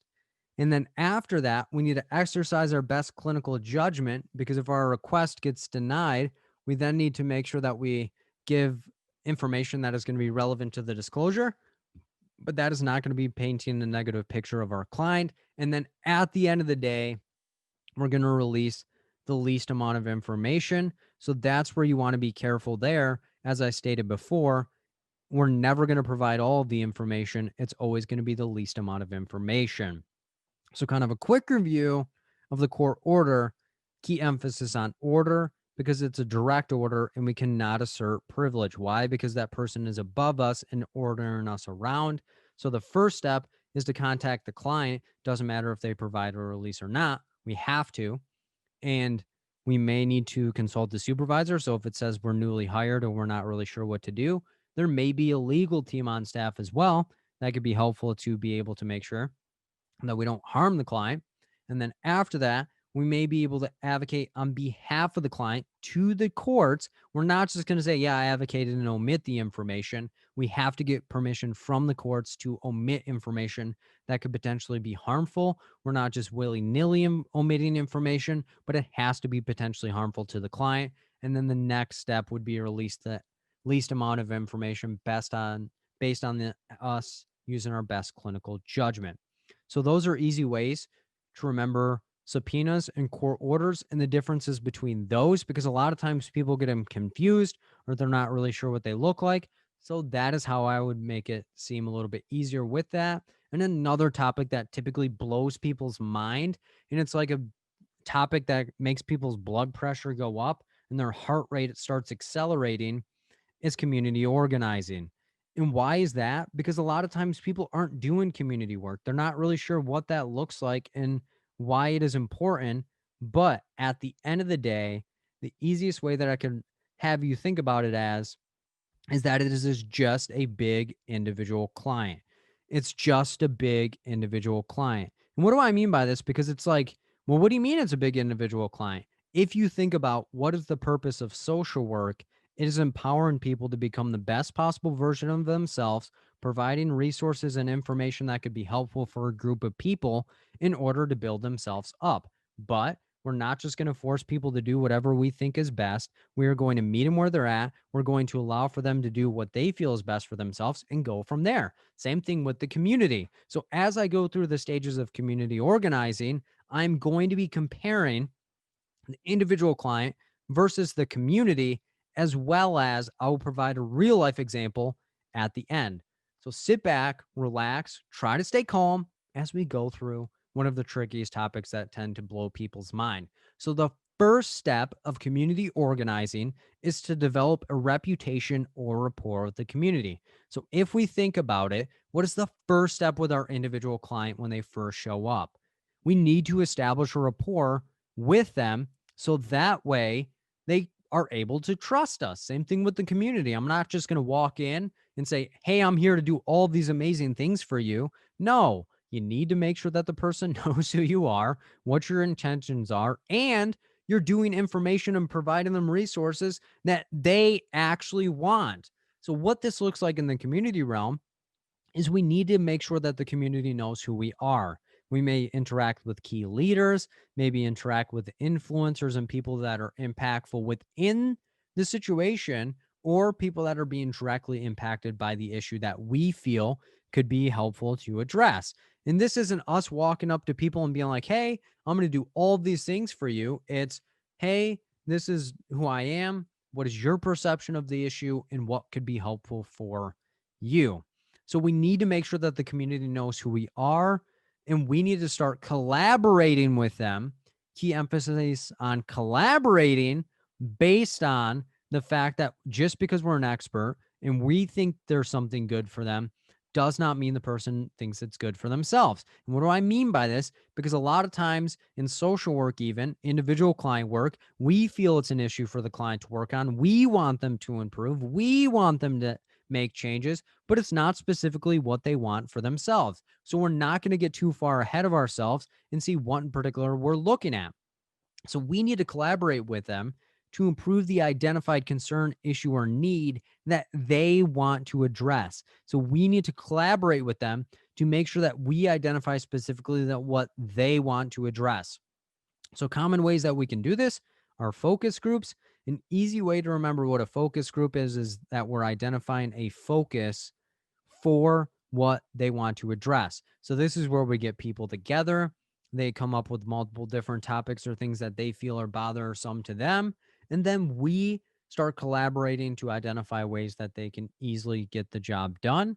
The next way, which is often the most efficient way or easiest way, is one-on-one meetings. So if you're directly interacting with one person and they think that you're a good person, they may tell another person, and that person may tell another person, and that person may tell another person, which is what we call snowball sampling. So if you picture a snowball at the top of a hill, like it's such as during a cartoon, and you roll it down the hill and it gets enough momentum and it sticks well with people, then you're going to have a massive snowball at the end of it. But if you're not giving a good impression on people, people don't think you're a good person, they think you're going to take things from them and like hurt them, then they're often not going to say good things about you.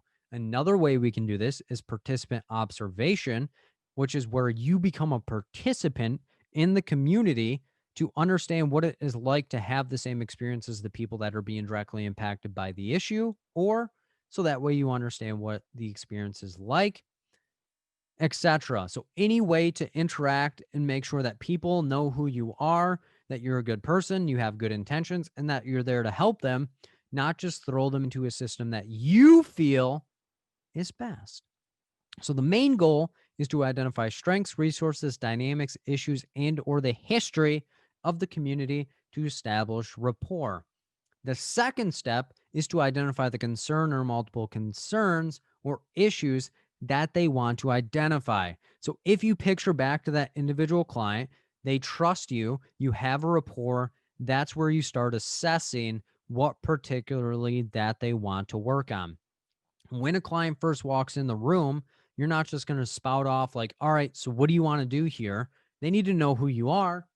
But after they trust you and open up to you, you then have a better idea of how we can specifically help them and what in particular is most helpful within them. Same thing with the community. Once they know who you are and you have a little bit of an idea, this is where we start to figure out exactly what they want to work on or improve. Just because an issue exists does not mean that the community wants to work on it. So it's up to what they want to see or improve, not what we think. Just because you have rapport doesn't mean that you can now start telling the community exactly what they need to do or how they can get the job done. We also need to gauge their interest or motivation in changing the identified issue and or multiple issues based on the fact that just because they recognize it and they feel like they want to change it, they may not want to change it. So picture an individual client, they tell you they want to reduce their smoking, and you come up with all these elaborate plans in your head of how you can have them quit smoking. They can do all these progressional steps. And then at the end of the day, they're like, I'm not ready to change my smoking behavior. You're not going to flip your desk and flip out, throw your chair through the wall and say, what the heck? I've put so much energy into this. No, you're just going to simply bag it, tag it, and put it in the background and focus on what in particular they want to focus on. So if your community is not motivated to changing something, you're not going to just throw yourself into a system where you're telling them what they need. So this can be done by exploring past attempts at change or even current attempts to better guide our efforts. Why is that important? Because people may not want to change a behavior or situation based on a negative interaction or situation they've had with a professional such as us or previous programs, etc. And if there is a current program going on, we could look at the things that aren't working for people and then adjust and make sure that we're filling in the gaps of what they need rather than just being blinded to and being like, we're okay with whatever we need here. And then the next step after the client's like, yes, this is something that I want to address. This is what I want to do in particular. That is where you're going to start stepping into identifying goals and objectives And in the individual client realm, this is the treatment plan. So once you have the rapport, once you understand what they particularly want to work on, you want to start putting some flesh to what it looks like. And that's where the treatment plan comes in. Same thing with the community, because if you don't have an idea of what you're trying to accomplish, you're never going to be able to accomplish it. So, this is where we start to lay the groundwork of what they particularly want to work on. And this is all based on what the community members want. It's the community, not us, that needs to be dictating what they're doing. So, this is where we start to lay the groundwork to make the identified or intended change and impact on the issue or multiple issues being experienced by the community. And this is where the goals are the overarching change of the project. So think of a skeleton, think back to a science class where there was that random skeleton in the classroom. That's what the goals are, because we can always talk about goals or what we want to accomplish, but without actual action steps or flesh, we don't really have any idea of what it'll look like. So the objectives are the specific steps that need to be accomplished or that need to occur for the overall goal and or multiple goals to happen. So picture that skeleton, and then we start throwing objectives at it, and then the flesh and skin start forming, and the program looks exactly like what we think, and it actually is a normal operational human, because without the action steps, your goals will never get done. So, this is where the social worker identifies the resources, people, and length of time that they believe. And this is where we use our expertise to identify what in particular can get done. And in the individual client realm, the client could say they want to do all of these things. This is where we start utilizing our knowledge of interventions and different strategies and techniques that the client can utilize to get the job done. So, this is where the social worker will develop and promote a treatment plan that could help the client get to where they want to go. They don't just automatically make what they think is right, but they work with the client to see what can get done. But at the end of the day, the social worker comes with the plan that is plausible and that has action steps that are actually possible to get done. So this stage helps to bring to life the intended change and or helps to inform the community of what can be done to address the identified issue and or multiple issues. So us creating the treatment plan with the community and or individual client is then going to be proposed to the community. So this is where we need to understand who are the supports, who's going to help, what is it going to look like, and what is needed to get the job done. So in the individual client realm, that's what it looks like. But in the community, this is where we need to identify and mobilize specific individuals and create a task team or task force team to get the job done. So we come up with a plan.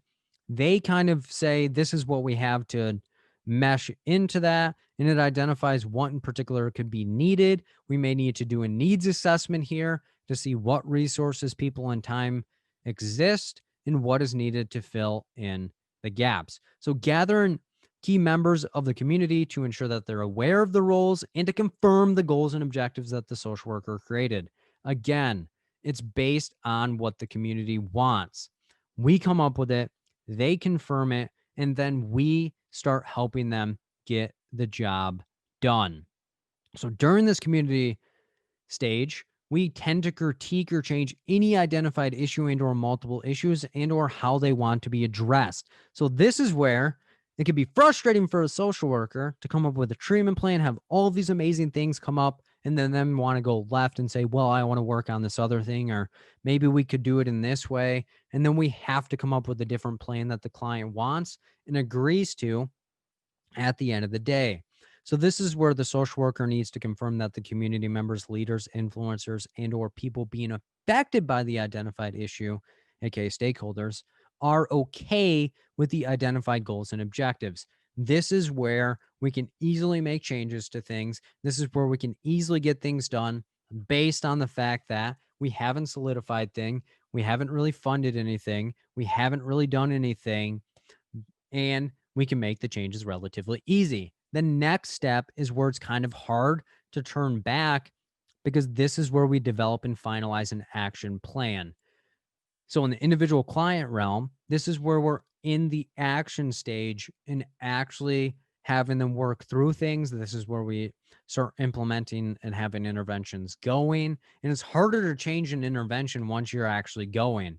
So if you started a housing application or if you started dialectical behavioral therapy, individual therapy, group services, etc., this is where we need to start putting the rubber to the road because this is where the social worker creates a detailed plan with steps, actions, and resources needed to accomplish the agreed upon objectives to reach their identified goal. So previously, we constructed a plan that we thought was okay for them. We met with the community, and this is where we're kind of finalizing that. And in addition to that, we identify potential barriers to accomplishing the identified goal and implementation of the objectives. And prior, we didn't really consider that. So if you think about that, this is where we always have plans and we always want things to go well, but there's always going to be barriers and situations that can stop the progress from happening.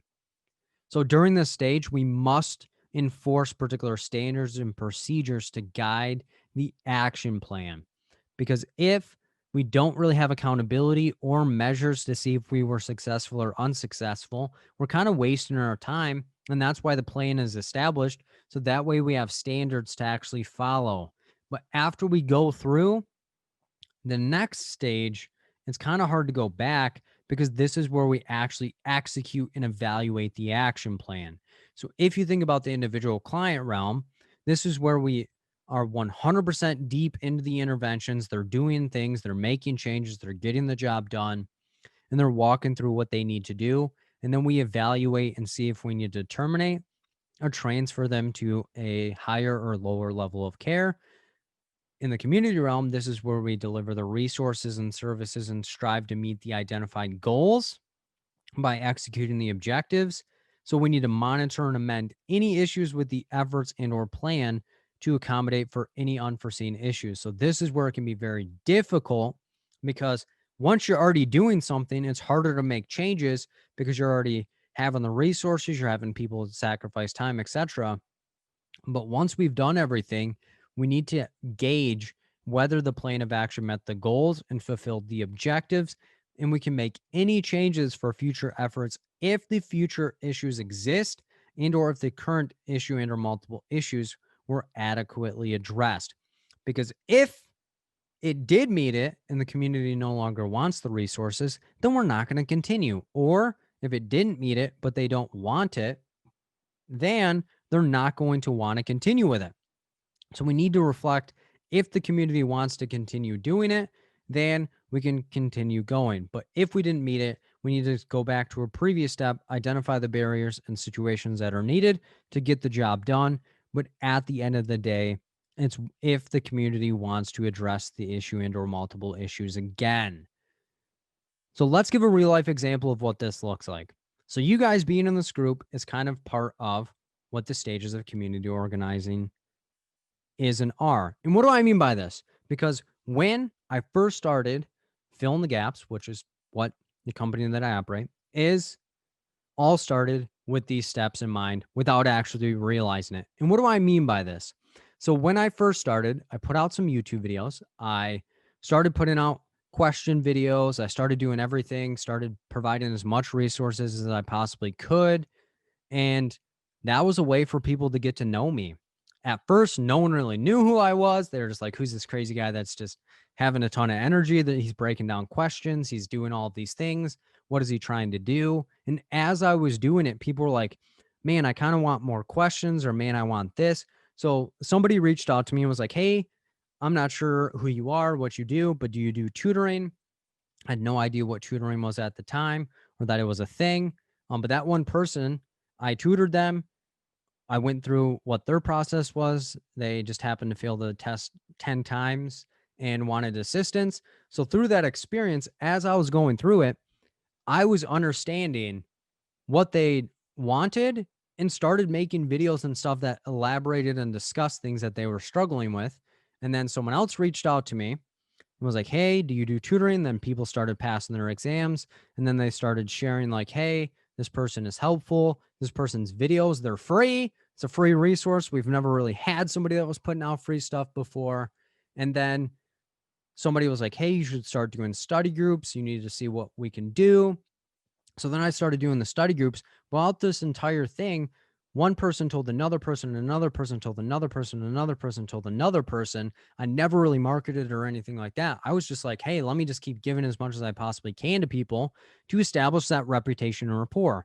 So most of you either heard from somebody else, found me on YouTube or something like that. I didn't directly come to you and say, hey, this is who I am and this is how I could help you. It's somebody else told you, and that is how the community grows. So the Fill in the Gaps community is organically growing.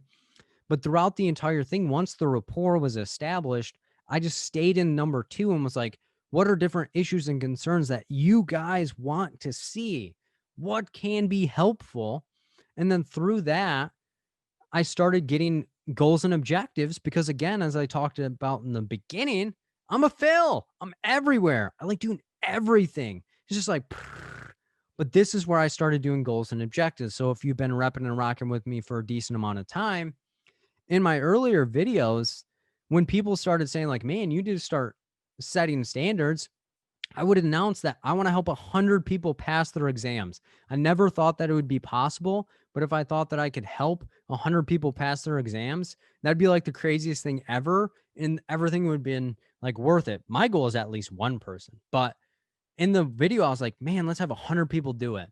And then 100 people passed. And then I was like, let's do 250 to see if that is to see, because I thought it would take a large amount of time. And then after that happened, I was like, what do you guys think? And then people were like, let's shoot for 500. So 500 people passed their exams.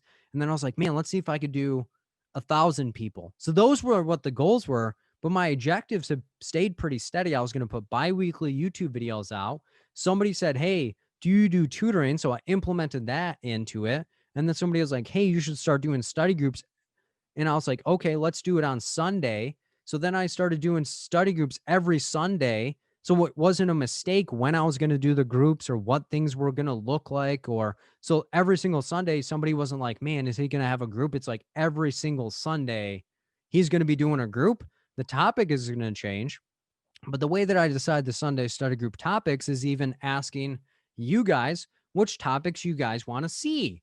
So then I was like, hey, this could be a cool idea to start having a podcast. So then I was doing bi-weekly YouTube videos, bi-weekly podcast episodes.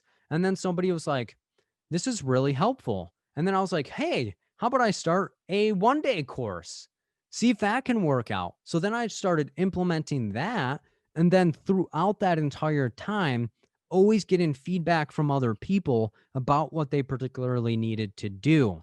So that's where steps 4 and 5 really didn't come into play, because 4, I didn't really have a tasks team because I'm the person that does almost every single thing here. I answer every single email, I record every single video, I edit every single video, I do every single study group, I do every single individual tutoring, I do all these different things. I create my own questions, I do everything on my own. So I really didn't have a task team, but throughout the entire time, I was executing and evaluating the action plan. And as long as people were saying, hey, this is what we need, or this is what I want to see, I just kept going and following it. So that's what a community organizing project can be like an example of, is just always going back to the community and seeing what they need and how they can do it. I just didn't show up and say, hey, my name is Phil. I can help you pass your exam. This is the thing. It's no,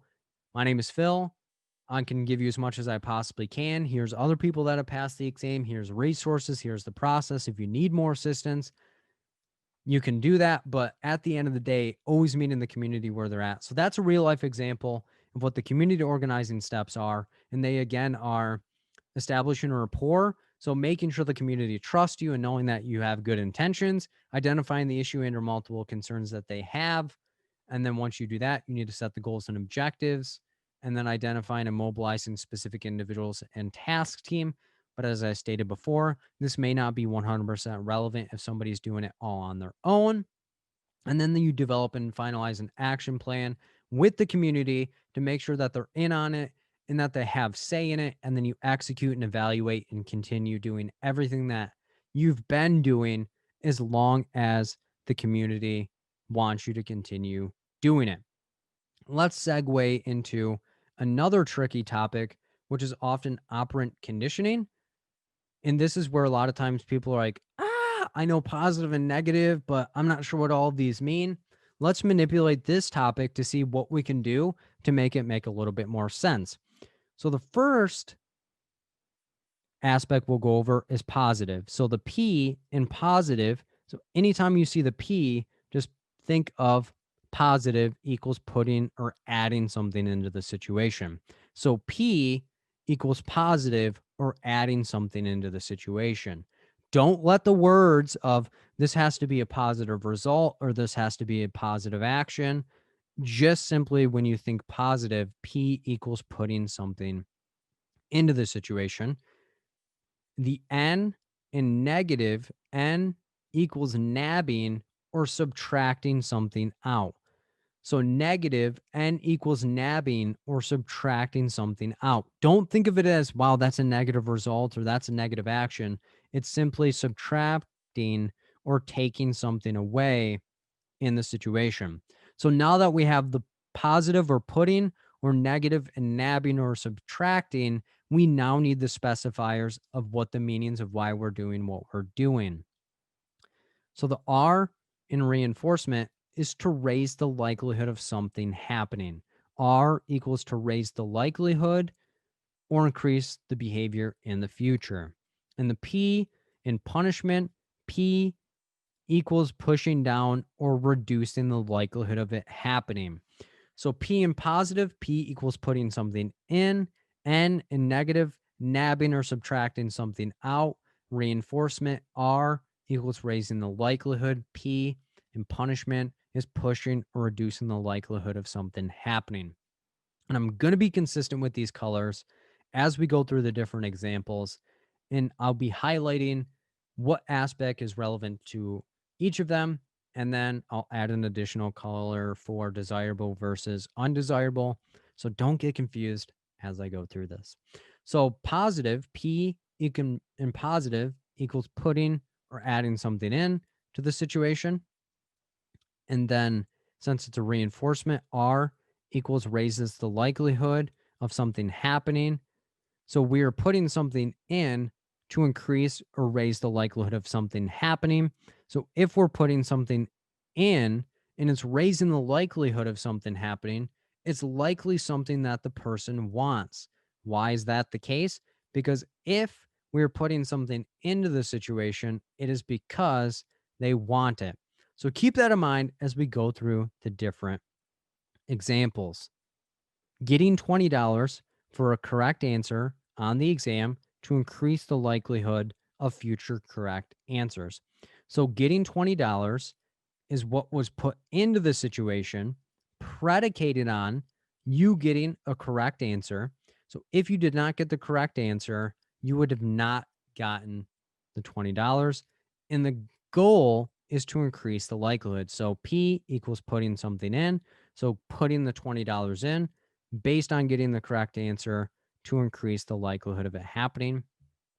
Next example, being able to talk with a friend when you answer 5 questions correctly, which will increase the likelihood that you answers questions correct. So being able to talk with a friend, P equals putting something in. Why? Because you wanting to talk to a friend is often desirable. So being able to talk with a friend predicated on you answering 5 questions correctly. So if you do not answer them, you're not getting your reward. And if you like talking to your friend, which you likely do, you're going to have the higher likelihood of answering questions correct in the future based on the fact that you want the reward. The next example, getting money for completing homework to increase the likelihood that you complete homework in the future. So getting money, P equals putting something into it. So it's not a distinct amount of money, but just getting money. So P equals putting something in. It's based on you completing homework, so predicated on the homework. And the goal is to increase the likelihood that you complete homework in the future. So P equals putting something in. So P equals putting something in based on something, and the goal is to increase the likelihood. R in reinforcement is to raise the likelihood of something happening. Let's get into the next one. N in negative, N equals nabbing or taking something out of the situation. R in reinforcement equals raises the likelihood that something happens. So negative, nabbing or removing something outside of the situation to increase the likelihood the behavior occurs in the future. And it's going to be undesirable because if you're removing something out of a situation and it's raising the likelihood, they likely do not enjoy what is happening. So let's look at a couple of examples to articulate this a little bit further. Putting your seat buckle on in the car will eliminate an annoying sound and will increase the likelihood you put your seat buckle on in the future. So putting your seat buckle on in the car is the action that is required, and it will remove or nab out the annoying sound unless you love that annoying ding, ding, ding, ding, ding. So it's taking that out with the goal of increasing the likelihood that you put on your seat buckle in the future without the dinging having to happen. So the dinging was removed out of this situation. Don't focus on us doing a new behavior. That's not you adding anything. That's you changing the behavior. Next example, taking out the trash, even when you do not feel like it, will cause your partner to stop nagging you about it. Therefore, you are more likely to take out the trash in the future. So, taking out the trash, even when you do not feel like it, is the behavior change. And this will cause your partner to stop nagging you about it. So, that is what's going to get removed out of the situation. So, you are going to have a higher likelihood of doing the behavior in the future without the prompting. Again, do not get focused on, well, added a new behavior or we did this or we did that. It's simply what is getting taken out of the situation in this realm. Last example, you do not like asking for help, but when you reach out to people, it helps to reduce the amount of stress in your life. Therefore, you're more likely to reach out in the future. So you do not like asking for help. So that is what you don't really enjoy. When you reach out to people, it reduces the amount of stress in your life. So that is what is going to be taken out is this stress. So when you do it, it is going to reduce, which is taking away the amount of stress. Why? Because you're going to want to ask for help in the future because you hate stress. And that is what you have to remember is it's not what is the behavior change or what is this or what is that. It's simply what was taken or what was added into the situation. P equals positive, which is putting in, N equals negative, which is removing something out. So let's look at the other side of the spectrum, which is positive punishment. P equals positive. So P equals putting or adding something into the situation. P in punishment is to push or reduce the likelihood of something happening. So if we are putting something into the situation and someone does not enjoy it, then it is going to be less likely that they'll do it in the future. So a couple of examples to articulate this a little bit further. Spanking a child for misbehavior. So spanking a child is what is going to be added in the situation. It's predicated on misbehavior. So the spanking, which was what we added, would reduce the likelihood the person misbehaves in the future. So spanking is what we added, predicated on misbehavior. So the spanking, which we added, is going to decrease the likelihood that the kid does it in the future because the kid does not enjoy the spanking. So that's the undesirable part. Next example, every time that you second guess yourself while answering a question, you have to pay someone $1. The monetary penalty or fee will decrease the likelihood that you second guess yourself in the future. So every time you second guess yourself while answering a question, so that's what has to happen. You are going to be fined, which is going to add that additional fine to you. So the monetary fee or penalty will reduce the likelihood that you do that in the future. In the last example, someone will hit you with a baseball bat every time that you yell at them. This would decrease the likelihood that you yell at them in the future. So someone will hit you with a baseball bat. So that is what is added in the situation. It's predicated on you yelling at them. So if you don't yell at them, they're not going to hit you. So in the future, you have a less likelihood of wanting to yell at them because you're going to get clubbed with a bat. In the last category, negative punishment, N equals nabbing or removing something out of the situation. P equals punishment, which is going to push or reduce the likelihood. And it's going to be desirable because if you are nabbing or taking something away to decrease the likelihood, it's likely something that they enjoy. So keep that in mind as we go through these different examples. Taking a child's video game away for misbehaving will reduce the likelihood they misbehave in the future. So taking a child's video game away, which is going to be N equals nabbing or taken away, it's predicated on misbehavior. And this will reduce the likelihood that they misbehave in the future. Next example, losing a paycheck when you violate a work rule will reduce the likelihood that you violate the rule again. So losing a paycheck, N equals nabbing or taking it away when you violate a work rule, which is going to have us be what we have to do. So you violate the work rule, you're going to have it taken away. And this is going to reduce the likelihood that you violate the rule in the future. And then the last example, not being able to talk with a good friend when you lie to them to reduce the likelihood you lie to someone in the future. So not being able to talk with a good friend, which is going to be what we get taken away. It's predicated on us lying.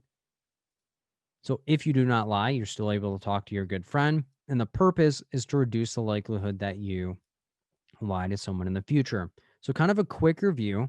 P equals positive, which is putting something into the situation. So if you see positive reinforcement or positive punishment, something has to be put into the situation to make it true. Negative, N equals nabbing or removing something out. So negative reinforcement or negative punishment, something has to be taken out of the situation. Reinforcement, R equals raises the likelihood or increases the likelihood of a behavior happening in the future. P equals push down or reduce the likelihood of a behavior happening in the future. So those are easy ways to remember positive and negative reinforcement and or punishment. Next topic is when to refer versus when to seek supervision. And this is where a lot of times people get themselves tripped up because they're like, every time I see supervision in a question, that has to be the answer. Or every time I see refer, it has to be the answer. Or this other program said I should never refer. Or this other program said that I should always seek supervision or never seek supervision. We do not live in the black and white. Each question needs to be viewed as its own situation. So keeping that in mind, and this list is not going to be exhaustive based on the fact there's a bajillion different reasons why you would seek supervision versus when you would refer. But this is just kind of a beginner realm of what that could look like. So when we should seek supervision is when the social worker does not have the appropriate education or training to treat a client. So if your question says they have little experience, if they have no experience, you can't really build a house without a base. But if somebody has a base, then you can help them supplement the information. So if they have little experience, as long as it's not in a specialized training thing, such as eating disorders, substance use, dialectical behavioral therapy, etc., if they have little experience in those areas, it's going to be more difficult for them to be able to focus within there. And then another time would be when they have the appropriate level of training, but want feedback on what they have done or what they plan to do. Why? Because as creatures, we want to have that reinforcement and build ourselves up in a way that could be helpful. And we also want to make sure that we're not directly or indirectly harming a client in any way, shape, or form. Another time would be when we feel uncomfortable in a situation, which is countertransference. And for those that struggle between countertransference and transference, let's break that down a little bit further. So the beginning letter of the word is going to dictate who it is going to be put onto. So countertransference is where the social worker puts it onto the client and it is counter to the therapeutic process. So, this is where the social worker transfers something to the client and it is counter to the therapeutic process. So, the social worker puts something to the client, which is C equals client, and it is counter to the therapeutic process. So, whenever the social worker has a reaction or previous experience similar to the client's, that could get in the way of treating the client. So, if you've experienced domestic violence or had trauma or substance use in your situation, and you find yourself wanting to treat someone in a different way or oversharing or wanting to help them more so than a helping professional would, you may be experiencing countertransference. And as I stated before, C equals client. Why? Because this is where the social worker is going to put it on to the client and it's counter to the therapeutic process. And it'll make a little bit more sense when I break down transference in a little bit. So that way you can see what the other person or other concept looks like. Another time when you would want to seek out supervision is when the social worker brings into the session something that could jeopardize the client's progress. We're sexually attracted to the client, we have a dual relationship, we have a conflict of interest, etc. But the client is unaware of something or they don't view it as detrimental. We may need to seek supervision prior to that if we don't have enough information or if we're not really sure what we need to do. But if your question does not have any of these things in it, the likelihood of you needing to seek supervision is not there. And I know a lot of times people are like, well, I need to double check, or my agency does this, or my agency does that. Stay in the question because when in doubt, seek out the guidance, but you don't need to put your own experience into the question. So you are 170 different social workers viewing 170 different clients that day. And a huge important part is your supervisor should have more experience or expertise and credentials than you do. And if it's not, we're looking at more of consultation. And that's where we're going to be consulting with other professionals. They may have similar experience than us, but they do not have more. And consultation could be over a shorter period of time, and supervision is more ongoing and monitoring over time. And then other side of the river is when you need to refer a client to another social worker. So whenever the client brings in something to the therapeutic relationship that could prevent their progress. Anytime the client brings it in, it is then going to be us referring them out. Why? Because you can't change the client. You can only focus on your own internal processes. So if somebody brings something in that could negatively impact the situation, are we going to have to refer them out? Couple of examples, they're sexually attracted to you. And this is where a lot of times people get tripped up is they're like, well, the client said they're sexually attracted to you. They've never made sexual advances. They've never done anything out of line. Then you may not have to refer them out immediately. Why? Because it's not a barrier to treatment. But if they're sexually advancing on you, if they're making negative comments or inappropriate comments, then you may have to refer them out. And why would that be? That's transference. And if you remember countertransference, C equals client and is counter to the therapeutic process. Transference, T equals therapist, because this is where the client is going to put it onto the therapist. And if you noticed, it doesn't say counter because it's not counter to the therapeutic process. Transference could be helpful. And let me give you an example. Let's say a client views you as a good friend they once had. They're more open, they're more willing to try the strategies, but it doesn't negatively impact the process. However, let's say they view you as a parent that was abusive, they hate you, they want to hurt you. That could definitely be a negative situation.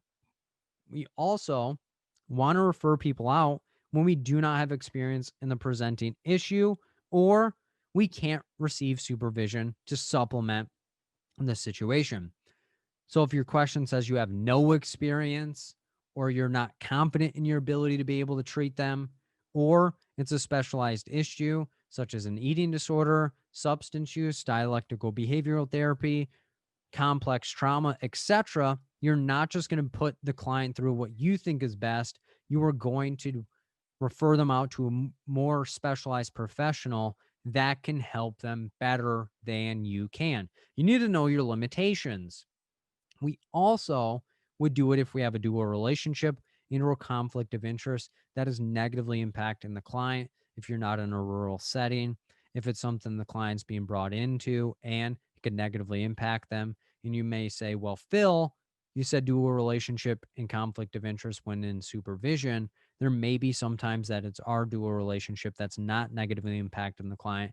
So let's say our kids are going to the same school and it's bothersome to us, but not to the client. We can't control the school that our kid goes to, etc. So we want to make sure that is something the client is being brought into and it negatively impacts them in some way, shape, or form. We'd also want to do it if the client and social worker do not mesh well and the client wants the transfer. That's the important part, is the client wants the transfer. Because if we're the one that wants the transfer, we don't really like our client, we're kind of mad at them, we're not liking them, that's not what we need to do. Why? Because when you're in a social worker role, you do not have your own morals, ethics, and values. You have to presume the code of ethics that is built in for us, the NSW Code of Ethics. So those are the differences between supervision and referral. But again, it's not going to include everything because ethics can change everything and each question is different. So don't go into questions thinking that you have the answer, but meeting them where they're at and going from there.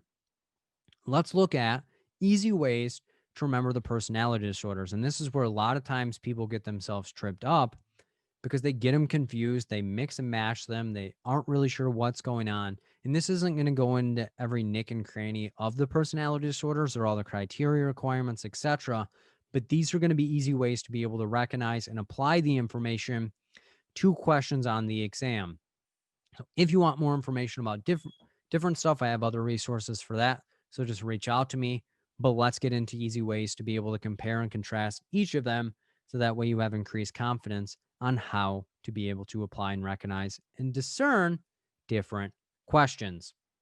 So the breaking into clusters, the first cluster is odd and eccentric, and it's odd and eccentric because the behavior is not based in reality or it doesn't really make sense for general society. What do I mean by that? Make a little bit more sense when we go through the batting order. And the first one up to bat is paranoid personality disorder. So key emphasis on paranoid. So if you picture somebody that's paranoid, a lot of their thoughts are not based in reality and they aren't really having evidence for their claims. So stated in a different way, this is somebody that is paranoid that other people are going to use their information or situations against them. They always feel people are out to get them. They feel like they're going to say something and have it manipulated in some way. And there's no actual evidence for the claims that they're making. They may feel like their partner's cheating on them. There's no evidence of it. They may say that if I go to this meeting that people are going to make fun of me or they're going to degrade me or think I'm dumb and it's going to have me lose my job. And there's no actual evidence for what they're thinking. So that's what makes them paranoid, is it doesn't really make sense in the scheme of things. So a lot of times people will get this in schizotypal personality disorder or avoidant personality disorder mixed up because they're like, well, they're going to avoid social situations. But the biggest detail here is they are paranoid about people's intentions, and avoidant, they avoid the social situations because they feel inadequate and that they wouldn't fit in. Paranoid, they're worried about what people's intentions are and that the interaction can be utilized against them. And the next one up to bat is going to be schizoid personality disorder. Key emphasis on zoid. So think of a zoid robot, beep, boop, boop. Why? Because this person is going to be programmed as if they are a robot and cold and stick to what they know to be true. They don't really care for social interactions and only care for the mission that they are on. So stated in a different way, it's when someone does not care about having relationships. They don't care about being close to people. They prefer to be by themselves in solitary activities. They don't care about criticism from other people. And they have one person, such as a robot does. So this is where people will get schizotypal and schizoid personality disorder mixed up. It's they don't really want the relationships. When schizotypal, they want the relationships, but they're just so odd and eccentric that people don't really want them around. And avoidant and schizoid are different, because avoidant is where you avoid the social situations because you feel inadequate. Schizoid, they avoid the social interactions because they just simply don't care about the connections that they can have with people, etc. The next one up to bat is going to be schizotypal personality disorder. Key emphasis on typal, because if you look closely, it looks like typical, and this person is not a typical person. So this person's going to think that they have superpowers. They're going to feel like they're better than everyone else. They're going to have odd and eccentric behavior. They may wear a witch's hat to a therapy session. They may feel like they know things that other people do not. They want social interactions, but people simply don't want them around because of their behavior. Stated in a different way, it's when someone has ideas of reference, they feel like they have powers that they don't really have. Magical thinking, it's where they think that they have powers based on their intellect. So if you think of magical thinking, it's where they think that their thoughts have power. So for example, if I thought that I don't really like my grandma, she always ruins all the social interactions, I don't want her at Christmas, and she doesn't really show up for Christmas, I feel like my thoughts manifested that. And it's often seen in children, and then they grow out of it, is kids think that they have powers that they don't really have, like magical friends, stuff like that. Someone may have delusions, feeling like things that are going to happen, but it's not really based in reality. They have odd ways of speaking. They present themselves in social situations. They may impersonate other people. They would tend to be anxious in social situations and want relationships, but other people do not want them around due to their behavior. And an easy way to differentiate schizoid and schizotypal personality disorder is schizoid are more the negative symptoms of schizophrenia. So being closed off, lacking personal hygiene, not really reaching out to other people. And schizotypal is more of the positive symptoms of schizophrenia, minus the hallucinations in the situation. So that is the first cluster. The next cluster is going to be cluster B, and it's going to be the dramatic, emotional, and erratic cluster. And these ones seem pretty wild, and they often are. And the way that we differentiate them is going to be based on small details because there's a lot of overlaps within it. So this cluster, I call the heavy cluster because it's heavy on the clinician that's working with them. The first up to bat is borderline personality disorder. Key emphasis on border. Why? Because the person is always on the border of leaving a relationship to go to the next one, but they fear abandonment within the current relationship that they're in. So this person may have intense emotional reactions. They may fear like someone's going to leave them all the time. They may threaten to kill themselves to stay in a relationship. They may be impulsive. They may feel inadequate. But the purpose, when we boil it down into a pot, is that they want love and acceptance within their situation. So that's going to be the differential factor between borderline personality disorder, histrionic personality disorder, and dependent personality disorder, because people often get those mixed up. When histrionic personality disorder, they just want attention from other people, and dependent personality disorder, they just need to depend on other people to survive. So borderline personality disorder, they just want love and acceptance. Stated in a different way, it's when someone has a fear of abandonment, they'll do anything to ensure people do not leave them. They may buy them things, they may do favors for them, even when it's negatively impacting them. They may have mood fluctuations from euphoria, this is the greatest day ever, to uncontrollable anger, wanting to hurt people, be malicious. The person rages from idealization, this is the greatest person or situation or job or thing that can happen to me, to devaluation, to this is worthless, I hate this is dumb, I never wanted it anyway, which causes unstable, frequent relationships. And suicidal ideations and gestures can be utilized as a manipulation tool to control the people around them to stay in a relationship. The next one up to bat is going to be histrionic personality disorder. Key emphasis on history. Why? Because they want to make themselves a part of history. And if you think of old historic statues, they often utilize their body as ways to identify themselves. Same thing with people with histrionic personality disorder. So they're trying to make things all about them and will utilize their body parts and things about them to fit in. And they will be impressionistic and do what everyone else does around them to fit in some way, shape, or form. So stated in a different way, it's when someone is uncomfortable when situations are not about them. So they'll do anything for attention. The person will utilize their body and sexual seductiveness to get attention from other people. So the person has mood swings and at times will be self dramatizing. So think of a theater act. When you tell them a story or a concern that you have, they've already done that while on the back of a dragon and working 12 jobs. So whatever you do, they dramatize theirs to make it seem more severe. And it's relatively draining and they're moldable to situations for acceptance. So somebody may tell you that they like cage fighting, they're with other people and they say they hate cage fighting. So when you're with them, they're not really sure whether they like cage fighting or hate cage fighting, but they just know that they want your acceptance and attention at that moment. So that differs from borderline personality disorder because borderline personality disorder, the person wants you to love them and they want to be accepted by you. Histrionic, they just want the attention and don't really want the relationship at that moment. The next one up to bat is going to be antisocial personality disorder. Key emphasis on social. Why? Because this person is going to break the social norms outside of the context of what is acceptable.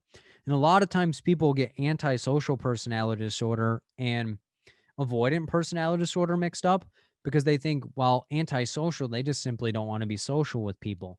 Not the case, because antisocial personality disorder is where people don't want them around because they're going to hurt people. They're going to break the law. They're going to set up their own expectations for the situation. And they don't really care about the consequences. When avoidant is where they avoid social interactions because they feel inadequate within the situation. So with antisocial personality disorder, the person is not able to socialize because they break social norms. Stated in a different way, someone fails to conform to social norms and they break the law and hurt people for their own personal gain. And the person lacks remorse for their actions and they do not have regard for the safety of themselves or other people. So they're risk taking, they'll do whatever they can, and they find it hard to fulfill responsibilities and lack impulsivity or control. So this person is often going to end up in prison. They're often going to end up hurting people, killing people, hurting animals, etc., based on the fact that they feel the rules don't apply to them and they can do whatever they feel is best in the situation. Which leads us to the last one in the cluster B, which is narcissistic personality disorder.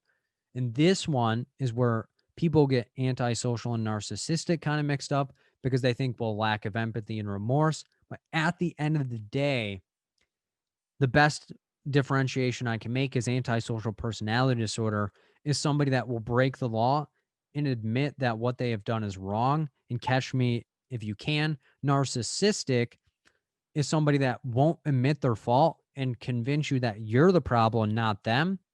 So they may not end up in prison because they're charming and will talk themselves out of it. Antisocial, they'll admit it full out that I did it. And so what? I make the rules. Narcissistic, they twist it in the fact that they're never wrong.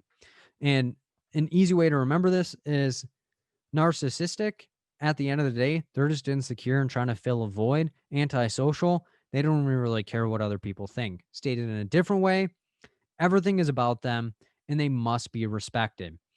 So, someone who is preoccupied with success, money, love, and acceptance from other people, they have a grandiose sense of self. So, they feel like they have powers that they ultimately do not have. And they don't really possess the skills that are needed to have that. They are never wrong in situations. So, they may gaslight you and get through whatever they need to do. They may manipulate you into convincing yourself that you're a problem or you need to help them or you need to coddle them. And they do not have empathy or remorse and they try to advance themselves in any way they can. They only associate themselves with people that are powerful and successful to build themselves up and say that I'm associated with this other person.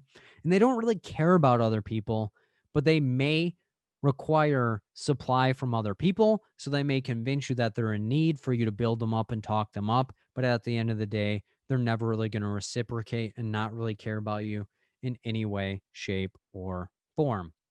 And the last cluster, cluster C, is the anxious and fearful cluster. So people in this cluster are afraid of stepping outside of the norm, or they don't feel like they can benefit or navigate life on their own. So let's see the first one up to bat, which is avoidant personality disorder. Key emphasis on avoid, because this person is going to avoid social situations because of their own self image, their own self esteem, and they don't feel like people like them or accept them, or if they make a mistake, that they're a complete failure and they don't really feel like they belong. Stated in a different way, this is someone who is worried about being judged by other people and avoids activities that they know that they will not be good at. The person will only spend time with people that they know they will be accepted by, and they are reserved with sharing personal information. For one, they don't really feel like it's worth anything, or two, they don't feel like anyone's going to care about it. And if we look back at paranoid personality disorder, paranoid personality disorder, they don't share things, but it's not because they don't feel like people are going to care. They feel like people are going to utilize that information against them. When avoidant, they avoid the social situations because they don't feel like they deserve to be in it. Paranoid, they avoid the social situations because they feel like people are going to hurt them.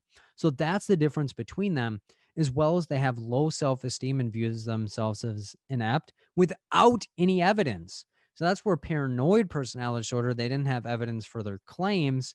Same thing with avoidant, because they may say, I'm the worst person ever and no one likes me. And people like them and they're really good at what they do. They just have that low view of themselves. The next one up to bat is dependent personality disorder. Key emphasis on depend, because they depend on other people to survive and thrive and strive in life. Without somebody taking care of them, without somebody giving them credit and feedback and telling them what they should do, they're not really able to survive. So they fear that they're not going to be able to live without somebody else taking care of them. Stated in a different way, this is when someone finds it difficult to make decisions without feedback and assurance from other people. The person finds it difficult to initiate projects or do things on their own and will seek out assistance and tasks they can complete on their own. So they're full warranted to be able to do things in their situation. They just don't feel like they can pull it off, or they want somebody else to do it for them. So if it doesn't go well, they can blame it on the other person and not take credit for it. And the person fears being alone and will engage in relationships where they can be taken care of. So if a relationship ends, they will hop into another relationship to be taken care of.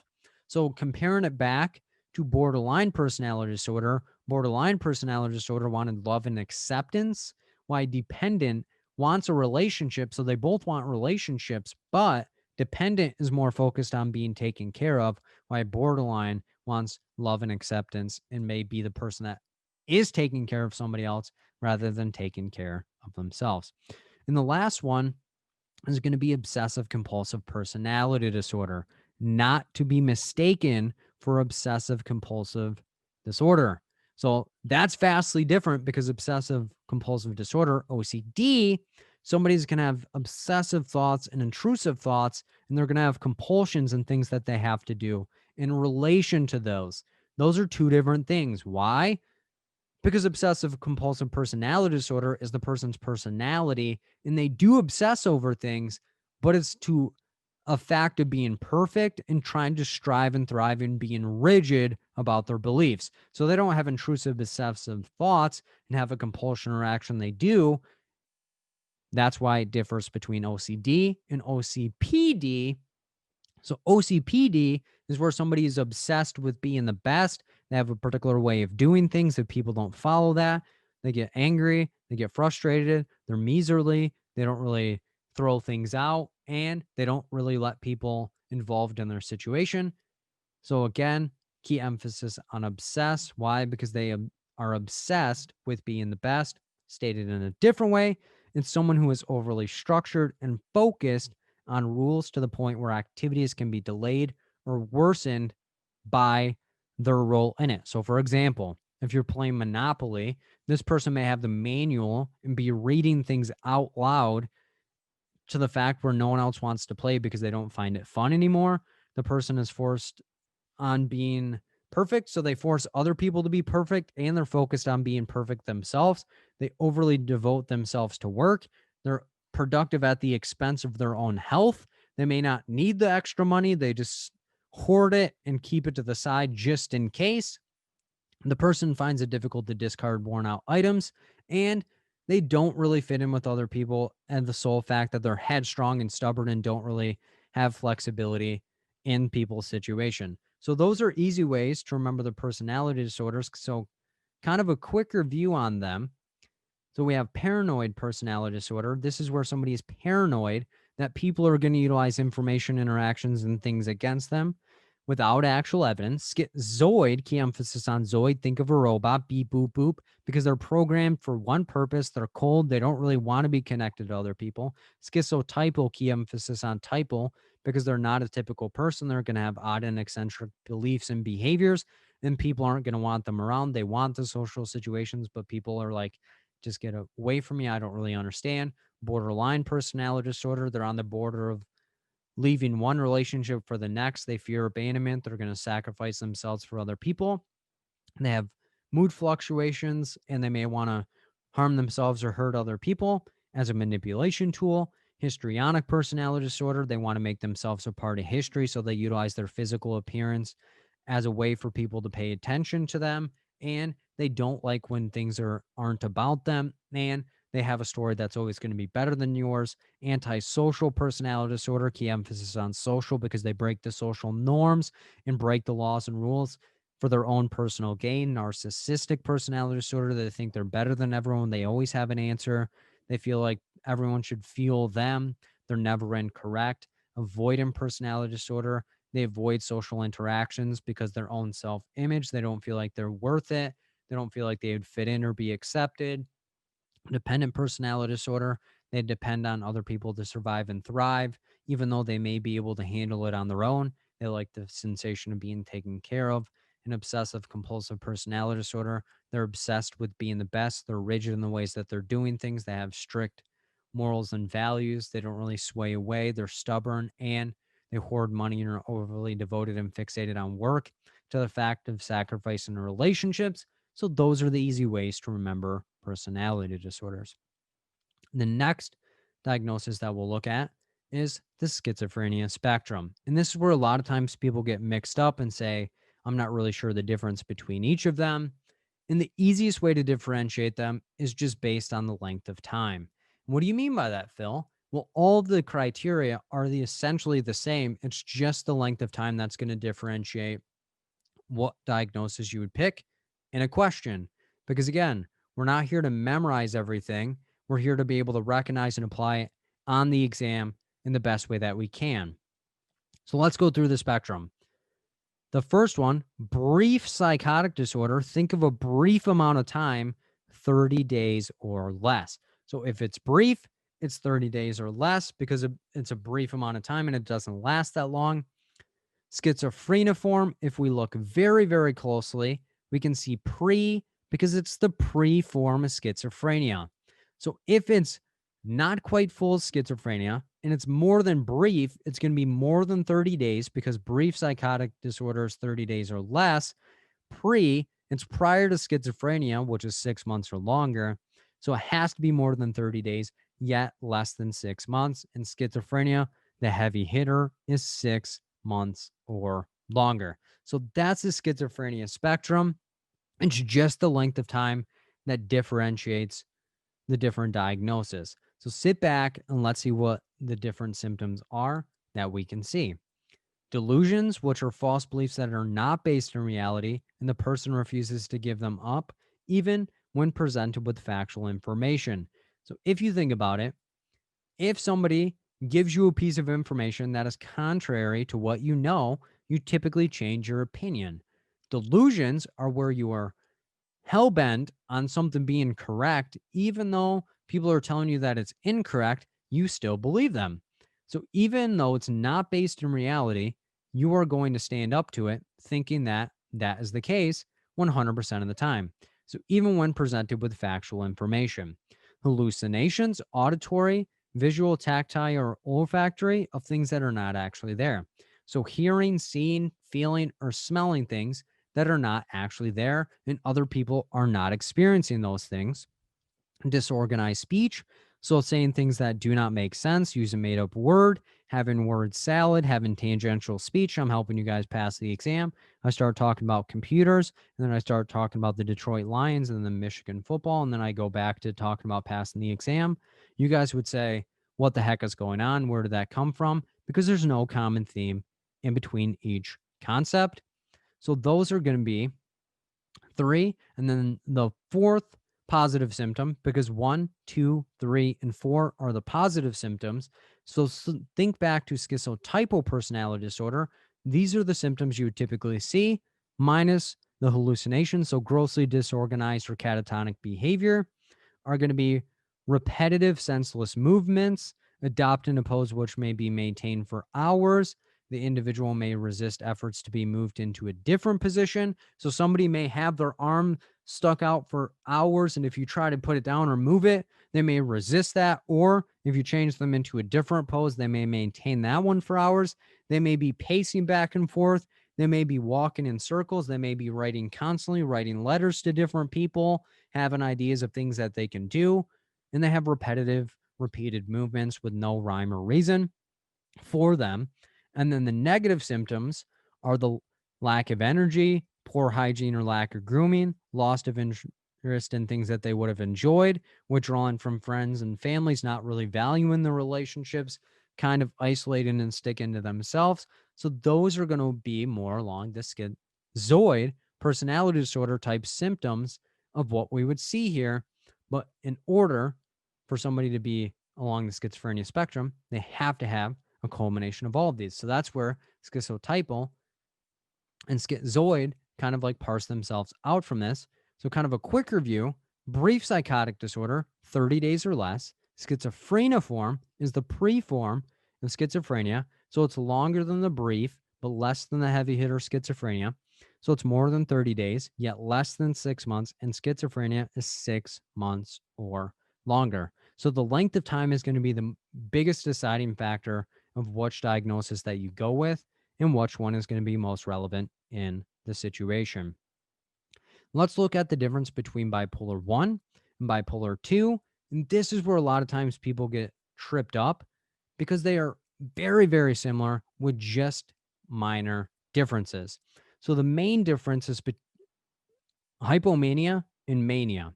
So in this description, mania is going to be associated with bipolar 1 disorder. Hypomania is going to be associated with bipolar 2 disorder.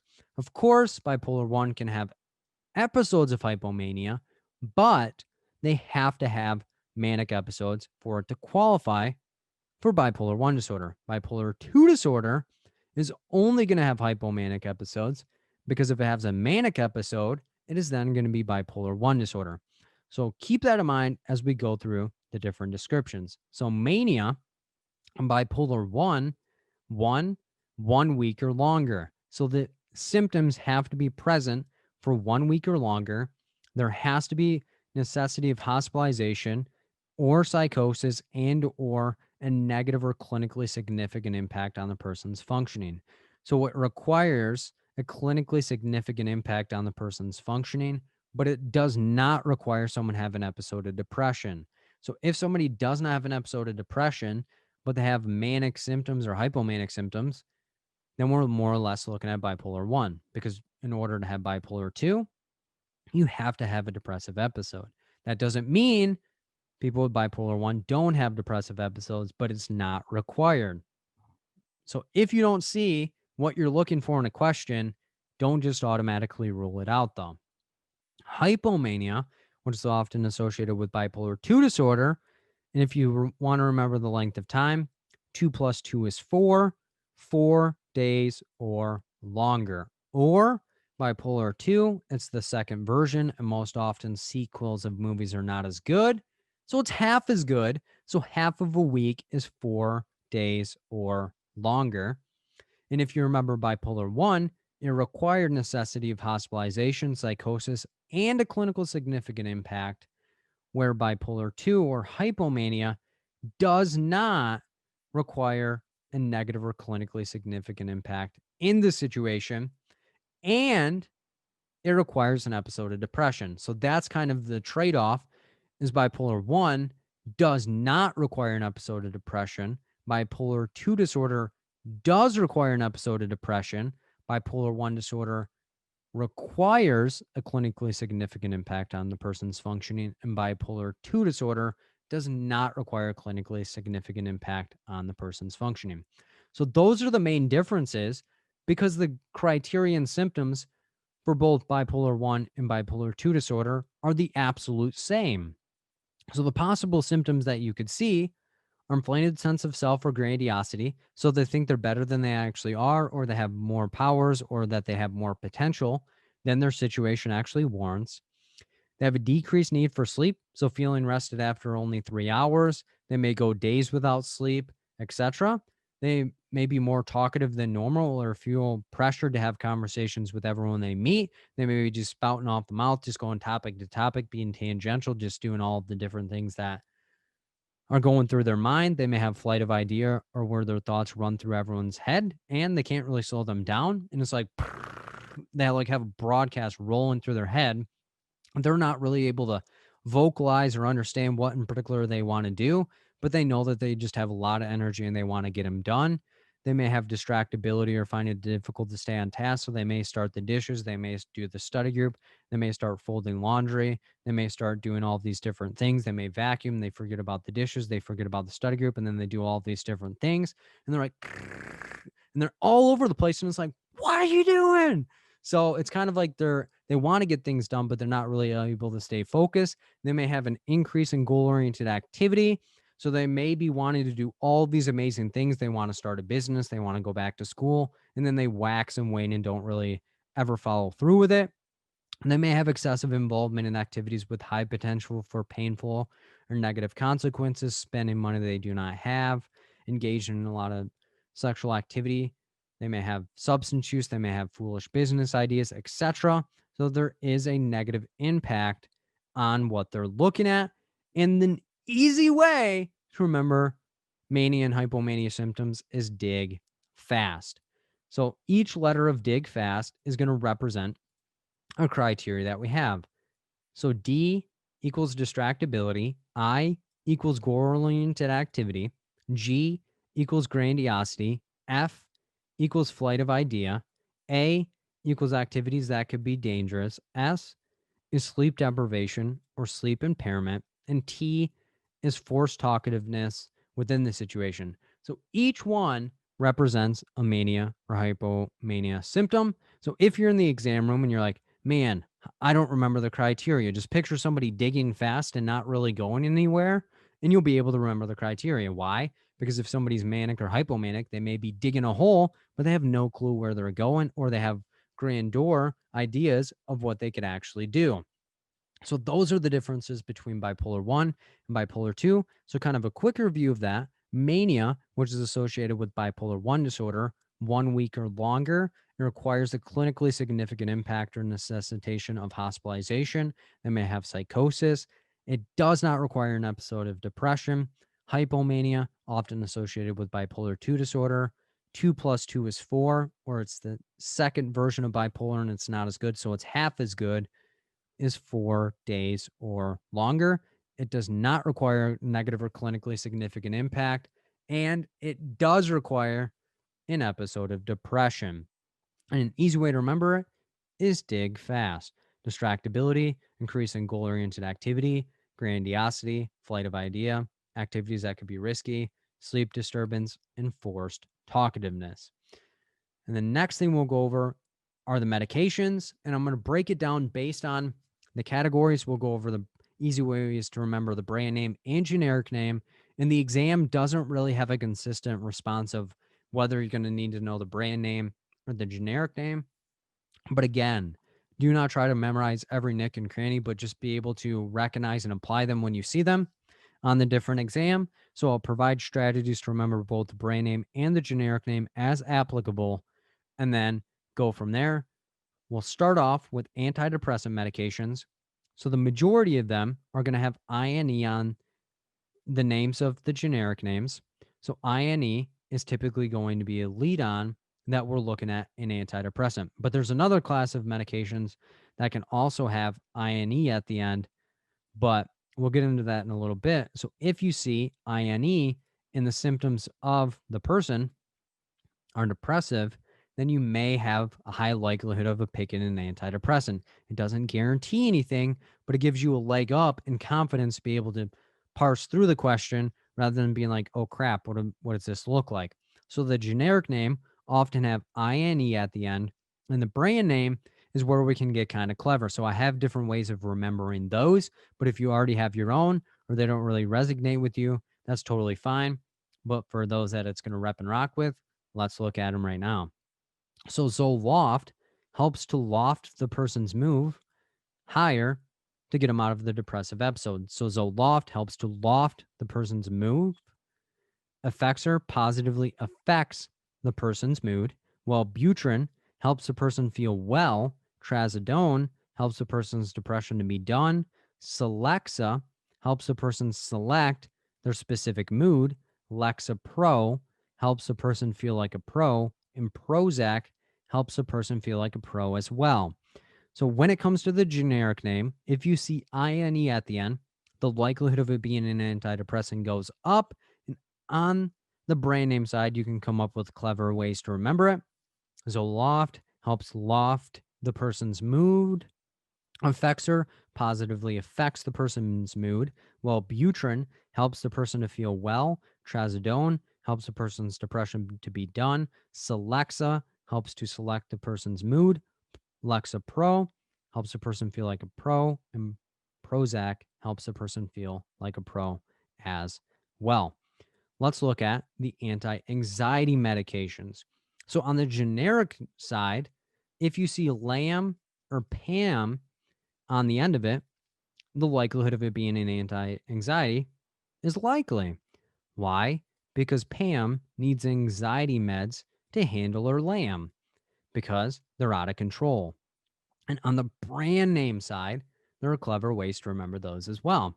So Xanax helps to X out the person's anxiety. Klonopin helps to put a pin in the person's anxiety. Valium turns down the person's anxiety volume. Ativan, kind of a little more aggressive, but it helps to beat up the person's anxiety and throw it in a van and drive it away. Buspar helps them to feel on par. Librium helps them have an equilibrium.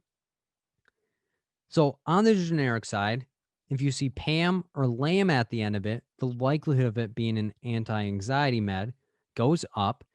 On the brand name side, there are clever ways to remember it. Xanax helps to X out the person's anxiety. Klonopin helps to put a pin in the person's anxiety. Valium turns down the volume of the person's anxiety. Ativan beats up the person's anxiety and throws it in a van and drives it away.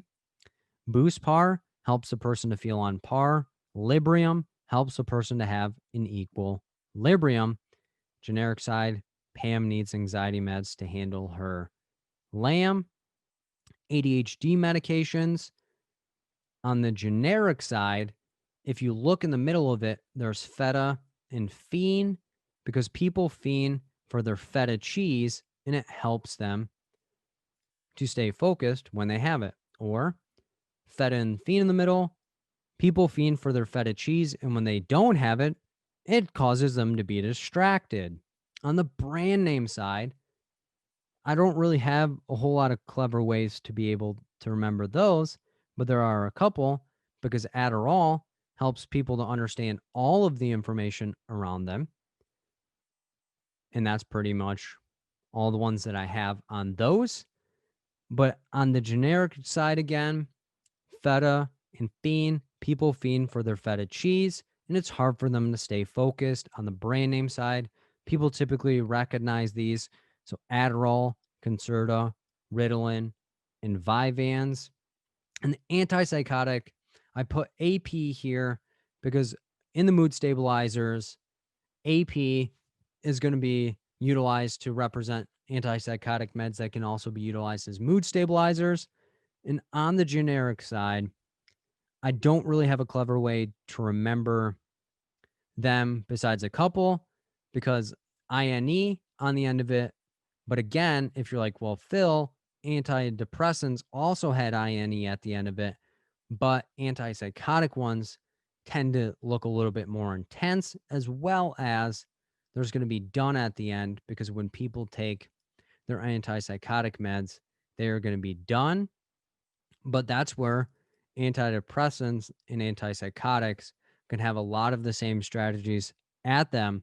So being able to understand the difference between them is going to be understanding what the words look like and feel like when you are going through them. So that's where INE are done. So when you see people take their meds, they are done. And on the brand name side, I only have a couple of them based on the fact, just like ADHD meds, there's not a whole lot of way to remember them, but Clozaril helps to close the door on the person's psychosis. Abilify helps to improve the person's ability to function. Seroquel puts a quill in person's psychosis to stop it from going. Generic side again, INE are done. Brand name side, Clozaril helps to close the door on the person's psychosis. Abilify helps the person's ability to be able to function. And Seroquel puts a quill in the person's psychosis and stops it from happening. Mood stabilizers, AP again, is antipsychotic because some antipsychotic medications can also be utilized as mood stabilizers. I don't really have any clever ways to be able to differentiate these. So just knowing lithium, Depakote, Lamictal, and valproic acid, and the carryovers, Haldol, Risperdal, Latuda, and Abilify. But again, you don't have to memorize any of these. You just have to be able to recognize and apply them when you see them. And let's kind of do a quick review, because sometimes people said I go fast on them. But on the generic side of the antidepressants, INE, brand name side, Zoloft helps to loft the person's mood. Effexor positively affects the person's mood, while Butrin helps the person to feel well. Trazodone helps the person's depression to be done. Celexa helps the person to positively select their mood. Lexapro helps the person feel like a pro. Prozac helps them feel like a pro as well. INE on the generic side. Anti-anxiety meds, the generic names are going to have PAM and LAM at the end, because PAM needs anxiety meds to handle her LAM because they're out of control. The brand name side, Xanax helps to X out the person's anxiety. Klonopin helps to put a pin in the person's anxiety. Valium helps to turn down the volume of the person's anxiety. Ativan beats up the person's anxiety, throws it into a van, and drives it away. Buspar helps the person to feel on par. Librium helps the person feel like they have an equilibrium. ADHD meds, there's feta and fiend in the middle, because people fiend for their feta cheese, and when they don't get it, they're distracted. And Adderall helps them to understand all of the information. Antipsychotic medications, they have INE and done at the end, because when people take their medications, they are done. In the brand name side, Clozaril helps to close the door on the person's psychosis. Abilify improves the person's ability to function. Seroquel puts a quill in the person's psychosis to stop it from going wild. And then the mood stabilizers, there aren't any clever ways to be able to recognize and apply those. And again, do not memorize anything. Be able to recognize and apply them to different exam questions, and you will be in a better position. And those are the easy ways to remember the medications. Now let's go over the acronym. And the acronym is one of the best things that exist, but also the absolute worst things that exist, depending on who you are and what works specifically for you. So I always tell people, if the acronym does not work for you, do not force something because it may not make sense to you. However, if you are repping and rocking with the acronym, do not view it as the 100% law. There are questions that go out of order of the acronym, and it is not the most helpful thing for you to just overfixate and say, well, the acronym says this, but my gut's saying this and all this, because your gut could be more correct than the acronym, because the acronym is not seeing the specific question. So if the question goes out of order of what the acronym goes with, then do not go with the acronym based on the fact that no one's going to kick in the front door of your exam and say, I'm here to lock this person up because they applied it incorrectly. It's a tool. And just as if you use tools with everything, not every tool is going to be useful in every situation. So I always want to lay that groundwork before I get into it, because oftentimes people get confused and they say, well, what if this? And then what if that? And what if this? Because at the end of the day, it's just a tool, not the 100% law.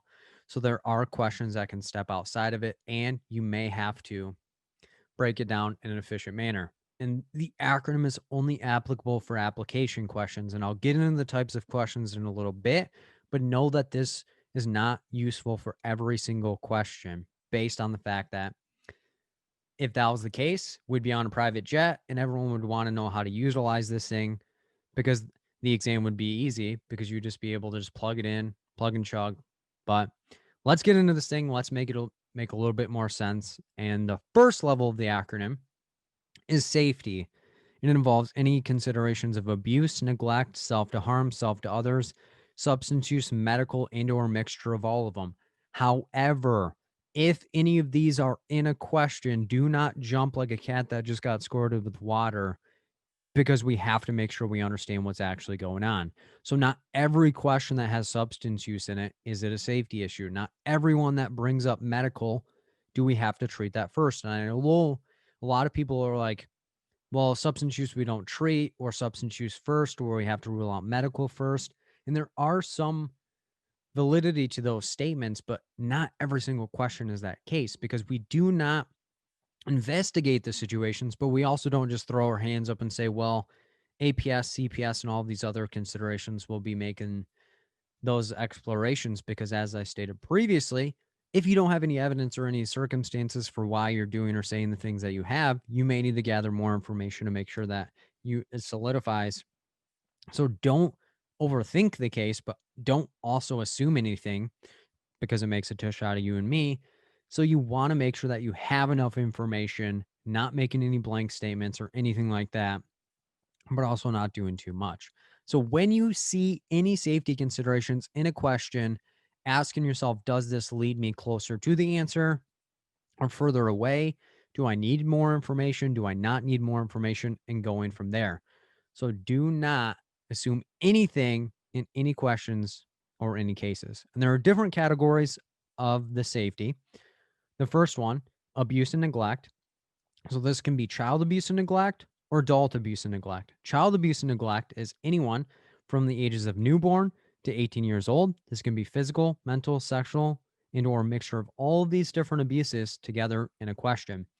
And if we see some signs in it, we can make a report, but we want to make sure that the signs that we're seeing are related to abuse and not just jump to conclusions and being like, yep, this is 100% abuse.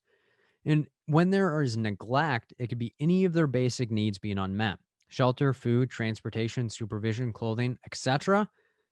And we always want to go to the child first if they are of the age of communication. You're not going to be going to a young child and being like, tell me everything you know, if they're not able to communicate. So I always tell people, anyone less than 3 years old, you're typically not going to be able to go to them and get information specifically. And the preference is to go to the person that is being abused first to understand their perspective of what's going on. Because what you assume or think is going on may not be the case.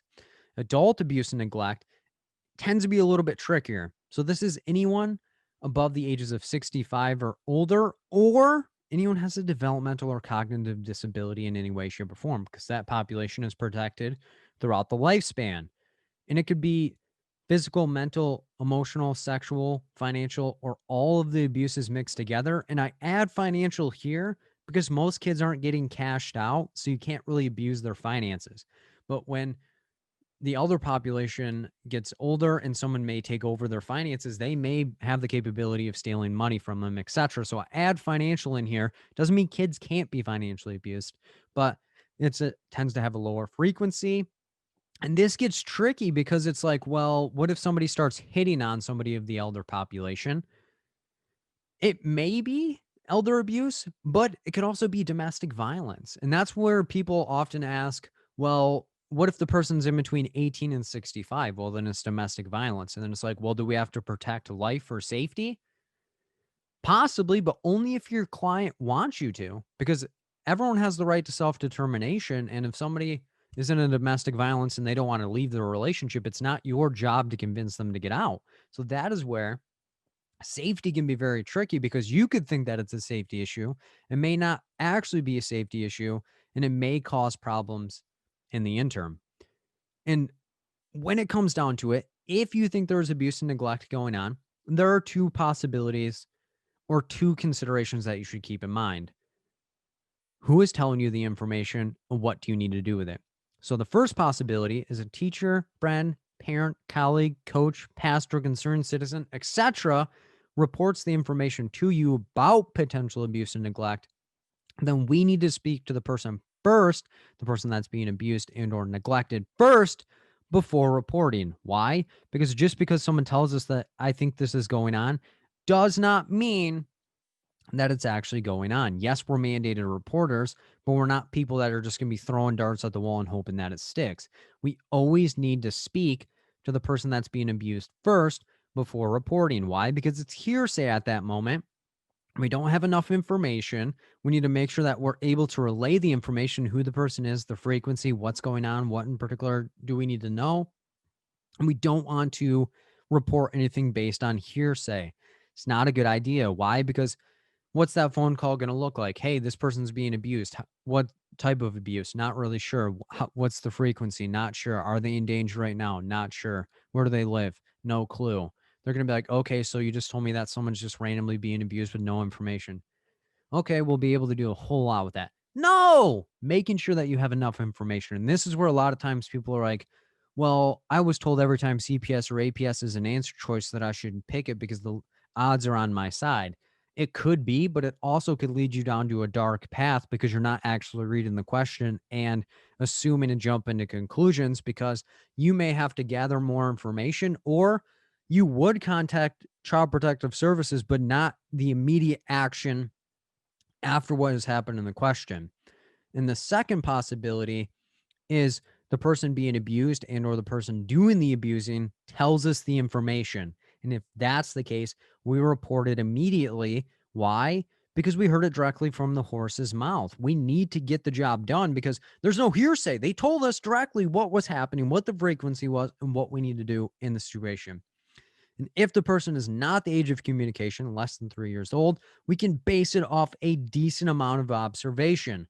What would that look like? If somebody has the signs of abuse and or neglect and they're not really able to verbalize what's going on, you may have some substantiation about that because you can describe what you're seeing, and it's suspected, not proven abuse and or neglect. So that is where if somebody tells you or you observe it directly, and then you're able to do it. But if someone like third person information tells you, then you're not really able to going to have as much of a claim. So safety in that abuse and neglect realm is if somebody else tells us, you need to go to the person first, or if the person directly tells us, run like a horse to the cage because you have all the information that you need. The second category is medical. So this can be any physical health in front of us, any physical harm done to the client. So for example, we have someone who has a broken arm in session. We would have them seek medical services rather than proceeding. So we're not going to continue someone flapping an arm in the wind, even if the client's like, hey, I'm not going to go to the doctor or to the hospital to get this repaired. We're not going to just be like, all right, that's fine. You have the right to self-determination because they're a danger to themselves or somebody else. So that's where the limitations of right to self-determination. A lot of times people will stick with that and say, well, they have the right to self-determination, but we're not going to put them into a precarious situation or co-sign some potential harm to them. And the other possibility is their physical health in our office appears to be in a potentially dangerous level. So, for example, somebody is sweating, they're nodding out, they're struggling to breathe. We, as a professional, should suggest that they seek medical services before proceeding. And we are going to do that because if they're incapacitated and not able to make a decision, we would have to jump in ethically and make a sound decision based on their behalf. But the medical, just because it's brought up in the question, doesn't mean that it's the biggest detail and should dictate how you address and assess the question. So, when in doubt, ask yourself, what role does this play? What impact does this have? Is their medical stable? If so, then they have the right to self determination. The next category is substance use, and it kind of ties back into the medical because substance use, intoxication, and withdrawal can sometimes mimic medical conditions for some people. So, when it comes to substance use, just because it brings it up in the question doesn't mean we have to jump to what we think is best for the client, because if the client does not want to address their substance use, then we can't force them to do anything within the situation. So the possibilities when you see substance use, a couple of considerations you should keep in mind is, are they consuming alcohol and drugs in session? Are they under the influence in session? And when we ask them or observe it, this will give us an idea of what it looks like and the potential dangers and drawbacks. So if somebody's intoxicated in session and you notice that they drove, they're a danger to themselves or other people. So we're not going to allow them to just randomly dart out and do whatever they think is best. So that's where we don't want to assume anything. So we may have to assess further. So we want to keep in mind, are they using around their children? That could potentially be neglect, because if they're utilizing around their children and they don't have adequate supervision, then it could be a dangerous situation. We also want to say, are they putting themselves or somebody else in danger? Are they operating the car? Are they operating machinery? Are they like doing wild stuff under the influence, like domestic violence? Are they harming people? Are they abusing their kids, etc.? And we also want to ask them, what impact do you think this has on your functioning? And what is your motivation to change? Because if they're not having any negative impacts on other people, then we're not going to be able to do anything about it because they have the right to self determination. We also want to assess for intoxication and or withdrawal within the session.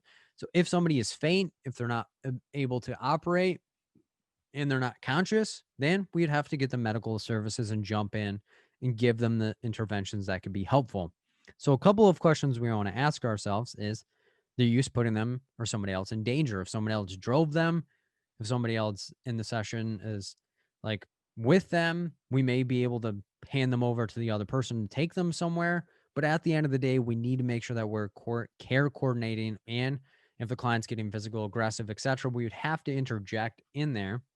We also want to understand, are they able to adequately benefit from services?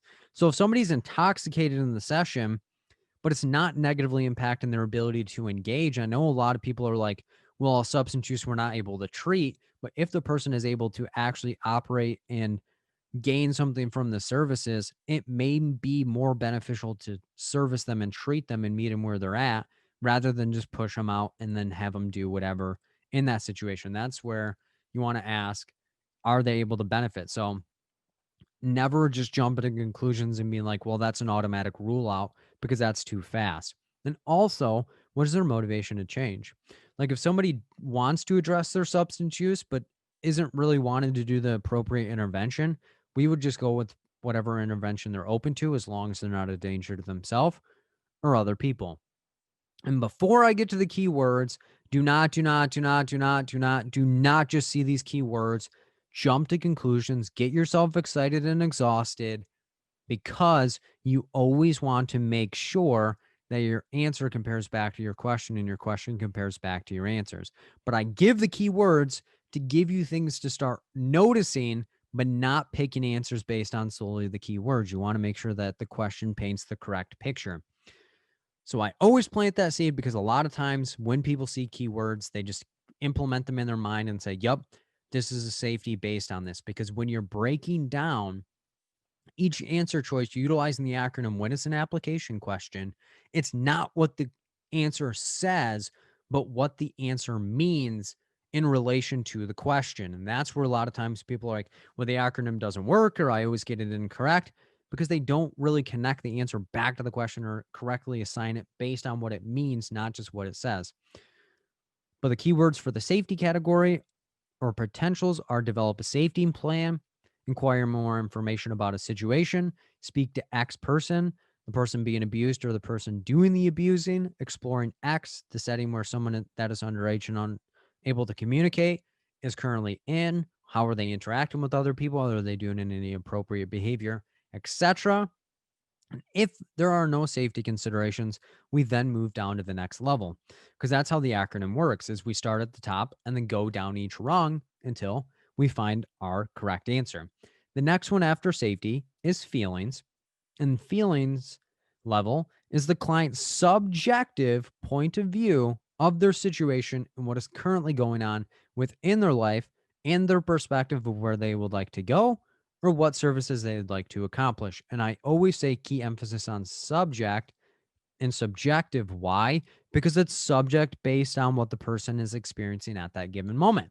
So if you've already been exposed to the acronym, and as I'm explaining it, you may feel more comfortable and just be like, yep, I know this. This makes sense. I'm just ready for the questions. Or if this is new to you, you may be confused. You may say this dude's rifling through the information pretty quick. You may have other people around you interacting. So it's kind of hard for you to pay attention even.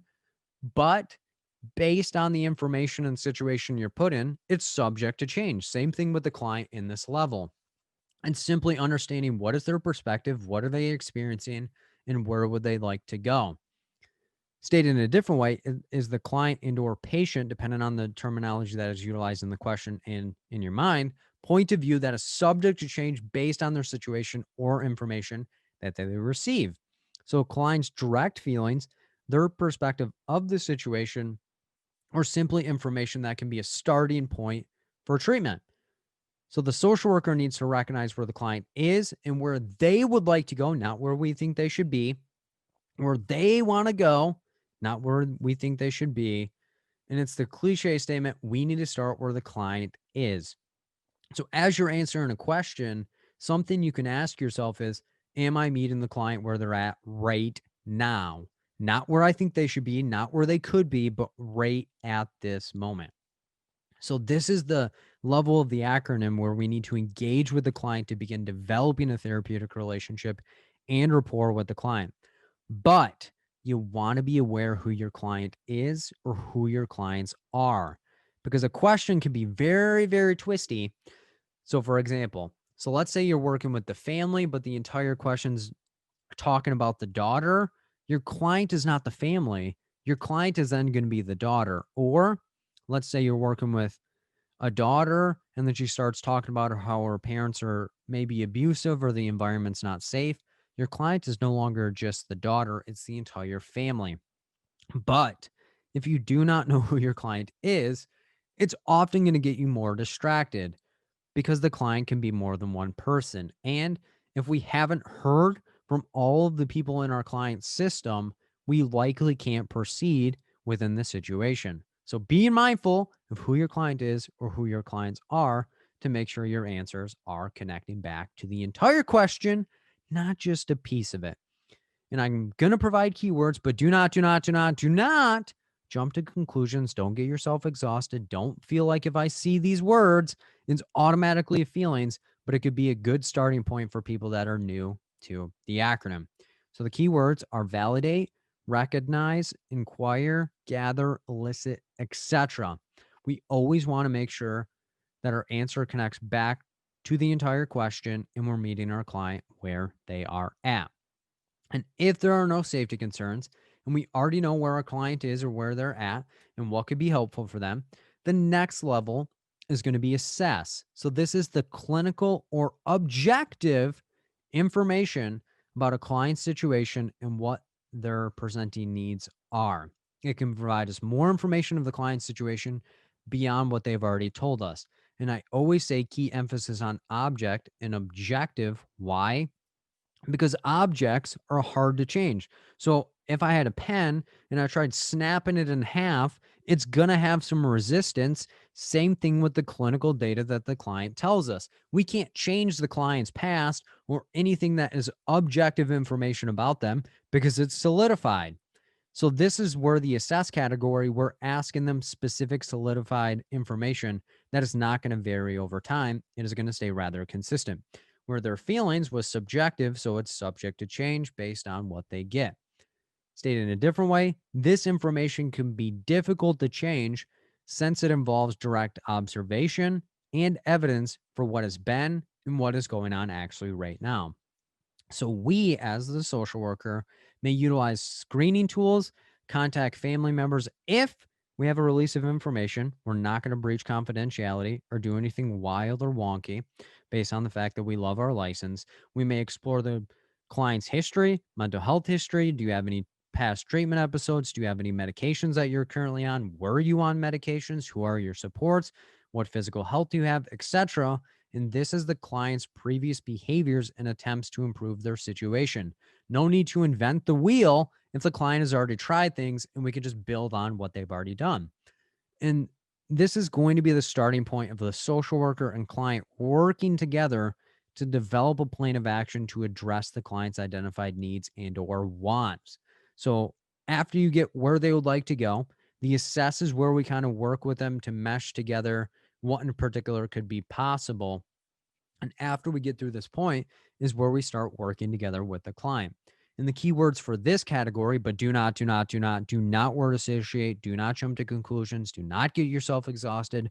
Make sure your answers compare back to your question and your question compares back to your answer to make sure that you're meeting the client directly where they're at. The keywords are assess, inquire, gather, delve, explore, contact, etc. And again, it does not matter what the words say, but what is the meaning of it in the context to your question. The next level is refer, and this is the only optional option on the acronym. And why do I say this? Because referring somebody is not always applicable or is not always the best response. So if you find yourself getting past the assess category and want to go to refer, you're not just going to automatically just plug it in and be like, yep, see you later, have a nice little trip, because it may not be relevant. And an easy way to differentiate this one from another level, and I'll plant the seed right now, is R equals no return. Why? Because if you're referring somebody out, they are not going to be working with you any longer and they're not returning to you to services. So this level involves providing referrals to other professionals within our agency or finding professionals outside of the agency to directly influence the client's situation and to elicit change that they are looking to get out of services. So, also, this can involve connecting the client to community resources and services that can help supplement treatment. This is where it gets kind of tricky because the referrals to other professionals are based on the social worker not having the appropriate experience to treat the client.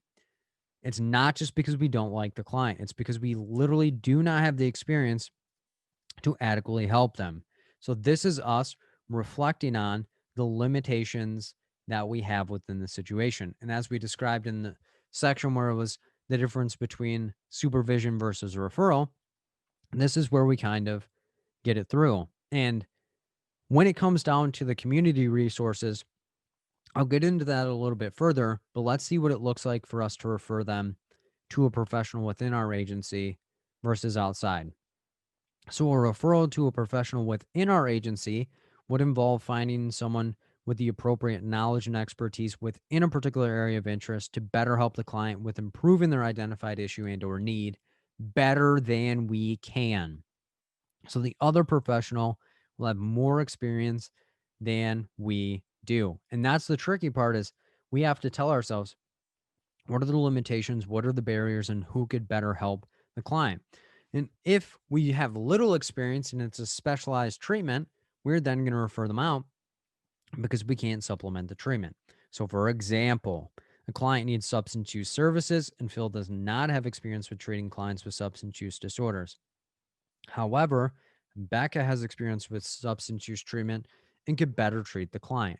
Therefore, Phil would refer the client to Becca for services. So we need to inform the client to make an informed referral. That's called a warm handoff. We're going to hand off the client with information to make sure the client is okay with the connection. We're not just going to blindly say, yep, we don't have the experience, but we need to inform the client and the professional to bridge the gap of services to make sure there's no disconnection of treatment. And that's important because just because you find a resource or find a different service doesn't mean it's going to be the most appropriate with and for the client's situation. The other possibility is a referral to a professional outside of our agency. And that would occur when no one at our agency is able to treat or serve the client. And we also do not have the information or services or competency to do it. So we need to make sure the other professional that we connect them with is more competent and the location is accessible and available to the client. So, as I stated before, just because you find a community resource or you find somebody that can help the client, if the client, one, doesn't want to address the issue, or two, is not able to get to the new referral, we need to find them an additional referral to avoid abandoning our client. So, for example, someone needs trauma treatment. Phil does not have experience with treating trauma, and no one at his agency does either. Phil would need to find someone with trauma experience and make the referral to the person that can better treat the trauma. We need to inform the client of the necessity of the referral and ensure the referral is made appropriately. So the burden is on us to make sure that the referral is one, appropriate, two, it's completed, and three, that the new professional is aware of what the client needs. And that is where the release of information would need to be happening. But if there are no ethical issues and if we have the experience to help them, referral may not be the option. However, there are exceptions to that where the appropriate times for the social worker to refer a client we have been working with. So that is where we need to make sure that we don't get tripped up based on the fact it's like, well, I have the experience. Why can't I treat the person? So, what this would look like is when the client brings something to treatment that the social worker can seek supervision around to improve. So, we kind of already discussed these previously, but to do the due diligence, the client is sexually attracted to the social worker. So, we need to have the competencies to know that if a client is sexually attracted to us and they're making advances on us, that we would have to refer them out. And this client knows the social worker outside of the agency and it's negatively impacting the services. Conflicts of interest, dual relationship. The social worker is connected to the client in another way outside of the agency. And this is where it can be pretty tricky is the social worker knows of a community resource that could benefit the client, such as support group meetings, food banks, housing resources, etc. But the client would still be in treatment with the social worker. And this is where you're going to be like, Phil, you said R equals no return. What's the big dealio? Pause. Because the referral that we're sending them to may not be a direct professional. So when you're sending them to a community resource and they're still going to be coming back to you, it may not be a professional resource. And it does not seem connected right now. But when I get into another category that's similar to this, it's all going to make a little bit more sense. But I want to plant the seed now so that way I can refer back to it in the future. And the keywords, again, do not word associate. Do not jump to conclusions. Don't make yourself exhausted. Don't take yourself out because you need to make sure that your answers connect back to the question and your question connects back to your answers. But I always provide keywords to allow for you, if it's new to you, to be able to recognize things, but do not word associate and do not take yourself out. So the keywords are refer, connect, coordinate, link, deliver, etc. But always make sure that you understand the meaning of the answer, not just seeing the words before you assign the level of the acronym. The next level is going to be educate. And educate is where we're providing them about information about services that we are about to provide, another professional is about to provide, or any areas of interest of the client. So that's where it gets pretty tricky because people are like, well, what if I give them information that they're going to utilize outside? Well, that's another level. So an easy way to differentiate educate versus the next category, which is advocate, which is the one where they're going to utilize it outside, is if you think about an educational system such as university and stuff like that, it often happens indoors. So educate is where we're providing them information about services we're about to provide, another professional is about to provide, or any areas of interest that they can utilize in the session right now. And the goal of this level is to ensure that the client is aware of what to expect and so that they can provide informed consent within their treatment. So we want to make sure the client is able to know what to expect and what is actually possible in their situation. So it allows for the client to have knowledge and competencies around their own services and treatment. Educate, we're giving them information that they can utilize in the session right now. And the goals are to allow for the client to be able to adequately know what to expect while in treatment, or to better inform them on their ability to make sound decisions for themselves. Drum roll. That is informed consent, which is our ethical duty, is we need to obtain the client's informed consent. And if we don't provide them adequate amount of information, they can't provide their informed consent. We also want them to become more aware of a particular area of interest if they have it. So in Michigan, when we passed recreational marijuana, I'm a mental health and substance use therapist. So I had a lot of clients saying, Phil, what is the impact that marijuana could have on my medications? What is marijuana? What's the difference between indica and sativa? What is this going to look like for me? What is the impact on my mood? So that's where I had to provide them the information so that way they can make adequate decisions on their own to have that informed consent. It could also be anger management techniques. It could be positive strategies for anxiety, etc. This is information that they can utilize in the session right now. And the next level is the one where it gets tricky. Well, I guess the next three, because all the next three categories all mean the same thing. Advocate, facilitate, and intervene all mean the same thing. It's just a matter of who is doing the intervention with and for the client. So that's where it gets tricky, is advocate, facilitate, and intervene all mean the same thing. It's just a matter of who is doing what and why. So the first one up to bat is going to be advocate.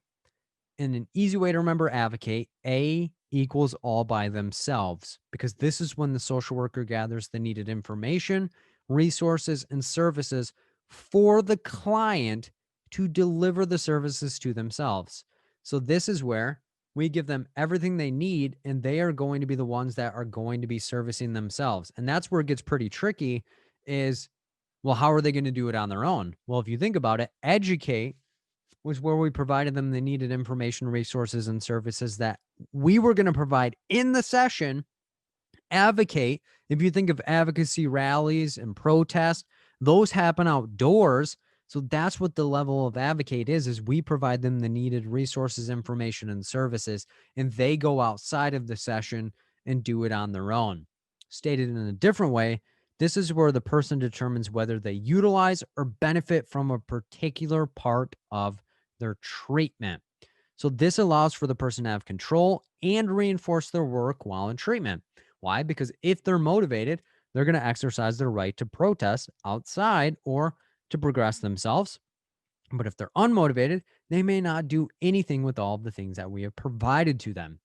So stated in a different way, gathering together for a cause, but it's up to the person to exercise their right. So people could be outside protesting and raising awareness about something, but if someone's impacted by that issue and they don't utilize the services and things that are going to be gains from the protest or awareness, then they are not going to benefit from advocate or advocacy.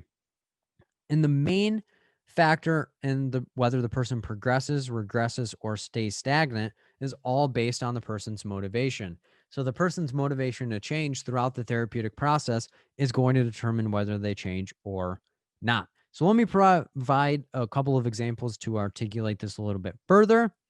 First example, Phil has problems with time management and would like to be able to improve it. A social worker provides him a planner that he can utilize while at home. So Phil has problems with time management, so that's what brought him in. And the social worker provides him a planner, so that is kind of an intervention. But I am going to have to utilize it at home on my own.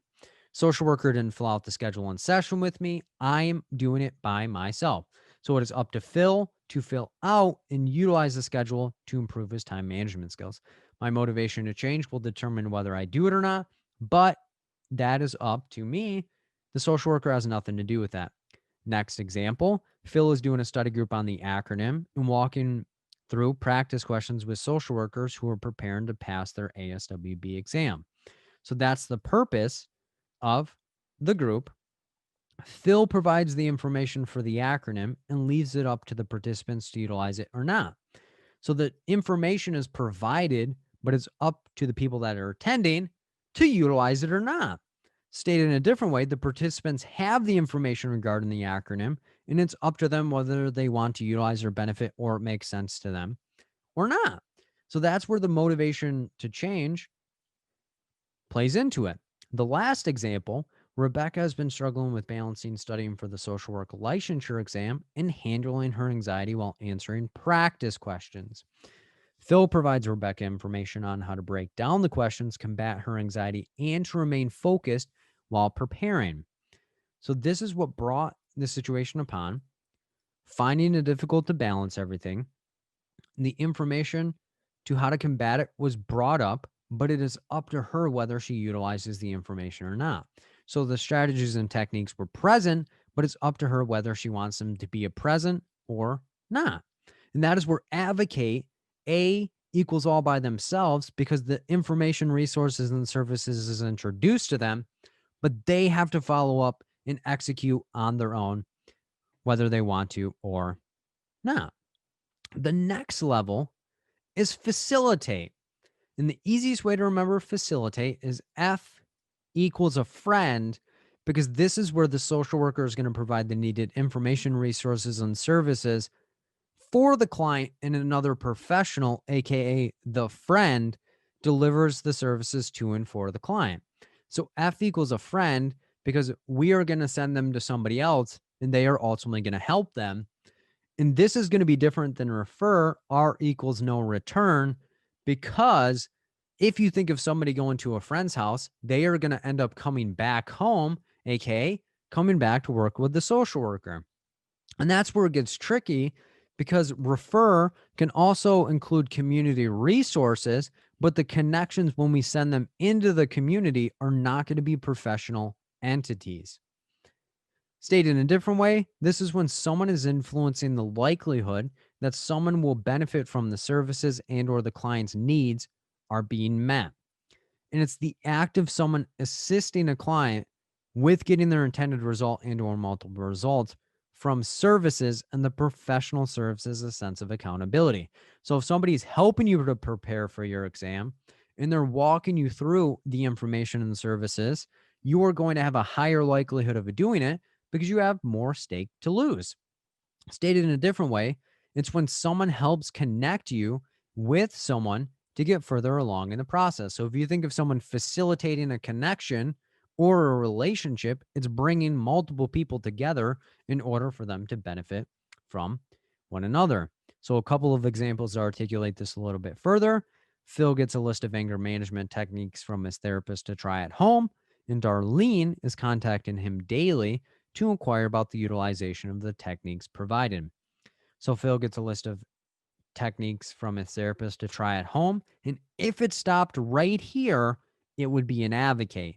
However, Darlene is contacting him daily about it. So that's the facilitate because there's another professional following up on the utilization of the information and services. So someone is following up with Phil to ensure that his needs are being met or increasing the likelihood that he reaches his intended goal, which would be to decrease his anger. The next example, Phil is working with a client who struggles with depression and who recently lost his housing. Phil connects the client with a housing specialist at his agency to ensure that his clients get his needs met. The client would still work with Phil, but they get the additional assistance. So the utilization and connection would make it have a higher likelihood that the client benefits. So Phil was working with the client and he connected them to another professional, the housing specialist, to get the needs met. So facilitate is almost like a case management level in order to benefit and help the client progress further along in the process, more so than if they were left to their own device. And the last example, Barb has been working to pass her ASWB exam and has not been successful. Barb's friend Jody recently passed her exam by watching Phil on YouTube and suggests she reaches out to him for assistance. Barb reaches out to Phil to increase the likelihood that she will pass her exam. So that is what happened in the situation. So Barb was trying to pass it on her own, so kind of an advocate. And then Jody, who her friend, connected her to another person, Phil, a professional when coming into the exam, and Phil acting on that to increase the likelihood would help her be further along than if she didn't reach out or continue to do it solo. So, kind of a quick review on facilitate. F equals a friend because the social worker is going to connect them to a friend, aka another professional, to help supplement the services and allow for the client to get their needs met further along than they would if they were on their own. In the last category, the one that everyone loves and everyone jumps to because we have our capes on, got to set the capes aside and utilize the superpowers in your mind, not on the external, is intervene. And why do I say this? Because I equals I do something. So this is when the social worker will gather the information, resources, and services for the client, and they, the social worker, will provide and deliver the services to and for the client. That's where everybody loves doing because it's like, well, I'll just jump to the action and I'll just hop it up and just take the client where they need to go. Who needs to respect the right to self-determination? I'm throttling down and know where they need to go. They'll thank me later. It's not how this works. Stated in a different way, it's whenever the social worker does an action to elicit or promote change in a client's situation to ensure that the need and or wants are being addressed. So when the social worker helps to develop or deliver plans for or with the client, they will work with the client to ensure they are getting closer to their goals. They're not connecting them to another professional. They're not leaving them to their own device. They are hopping in and supplementing the services in the best way that they can. So let's look at a couple of examples to articulate this a little bit further. Phil wants to better handle his anger, so the social worker he's working with provides him a list of anger management techniques that they identified together. Key emphasis on that they identified together. It's not that they just handed him a list and said, good luck. It's not that another professional is helping out. And the key thing is the social worker will follow up with Phil, not somebody else, not anything outside, just I'm going to do it directly. So the social worker worked with Phil to identify the positive strategies and they are following up with him to ensure his anger is addressed. It's not just hands off. It's I'm going to do this and I'm going to walk you through the process. But this is where it gets tricky is because a lot of times people will mislabel other levels of the acronym as intervene because it's simply an action. Again, making sure that you understand what the answers mean in assigning the correct level. A couple more examples. Rebecca has been feeling more depressed since her brother moved away, and she meets with a therapist to discuss it. The therapist works with Rebecca to identify positive strategies to improve her depressive symptoms. So Rebecca had some depressive symptoms, and the social worker works with her to identify strategies to improve her depressive symptoms. So rather than just providing a list or connecting her to another professional, the social worker assisted her by themselves. They didn't just jump to conclusions or do anything else, didn't send her to the support group. It's this is what is most beneficial. In the last example, Jackie's been struggling with understanding how to break down questions and stay motivated to study for her ASWB exam. She reaches out to a guy named Phil for assistance. Phil connects with her and works with her on how to break down the questions and remain motivated throughout the process. So Jackie's struggling. She reaches out to somebody else, and then Phil directly interacts with her, doesn't connect her to somebody else, doesn't do anything, just simply works directly with her and just helps her walk into the exam, kick it directly in the chest. So a quick review on intervene is I equals I do something because I, the social worker, am going to do the intervention and work with the client directly rather than just leaving them to their own device and or connecting them to somebody else. So anytime the social worker does an action, it is intervene. But again, don't jump to conclusions. Don't get yourself exhausted. Don't go with the buzzwords. You're not a bee. You're going to get stung. Making sure that your answer connects back to the question and your question connects back to the answer that you think it is to make sure that you're picking the best answer. So, kind of a quick review. The acronym starts with the client and moves towards the social worker. And what do I mean by this? Because safety is focused on the well being of the client, not our well being or anything like that. It's the client's safety. If they are safe, we then focus on what the client's views and needs are of the situation. After we do that, we focus on the client's history and their situation. And then from there, if we have limitations, it is focused on the client's needs and directing them to the best possible way. Educate is focused on the client's competence and allowing for them to have the best knowledge that they can, getting their informed consent. Advocate, A, equals all by themselves because it's focused on the client, focusing on the things that they want and putting their motivation to the thing. A equals all by themselves.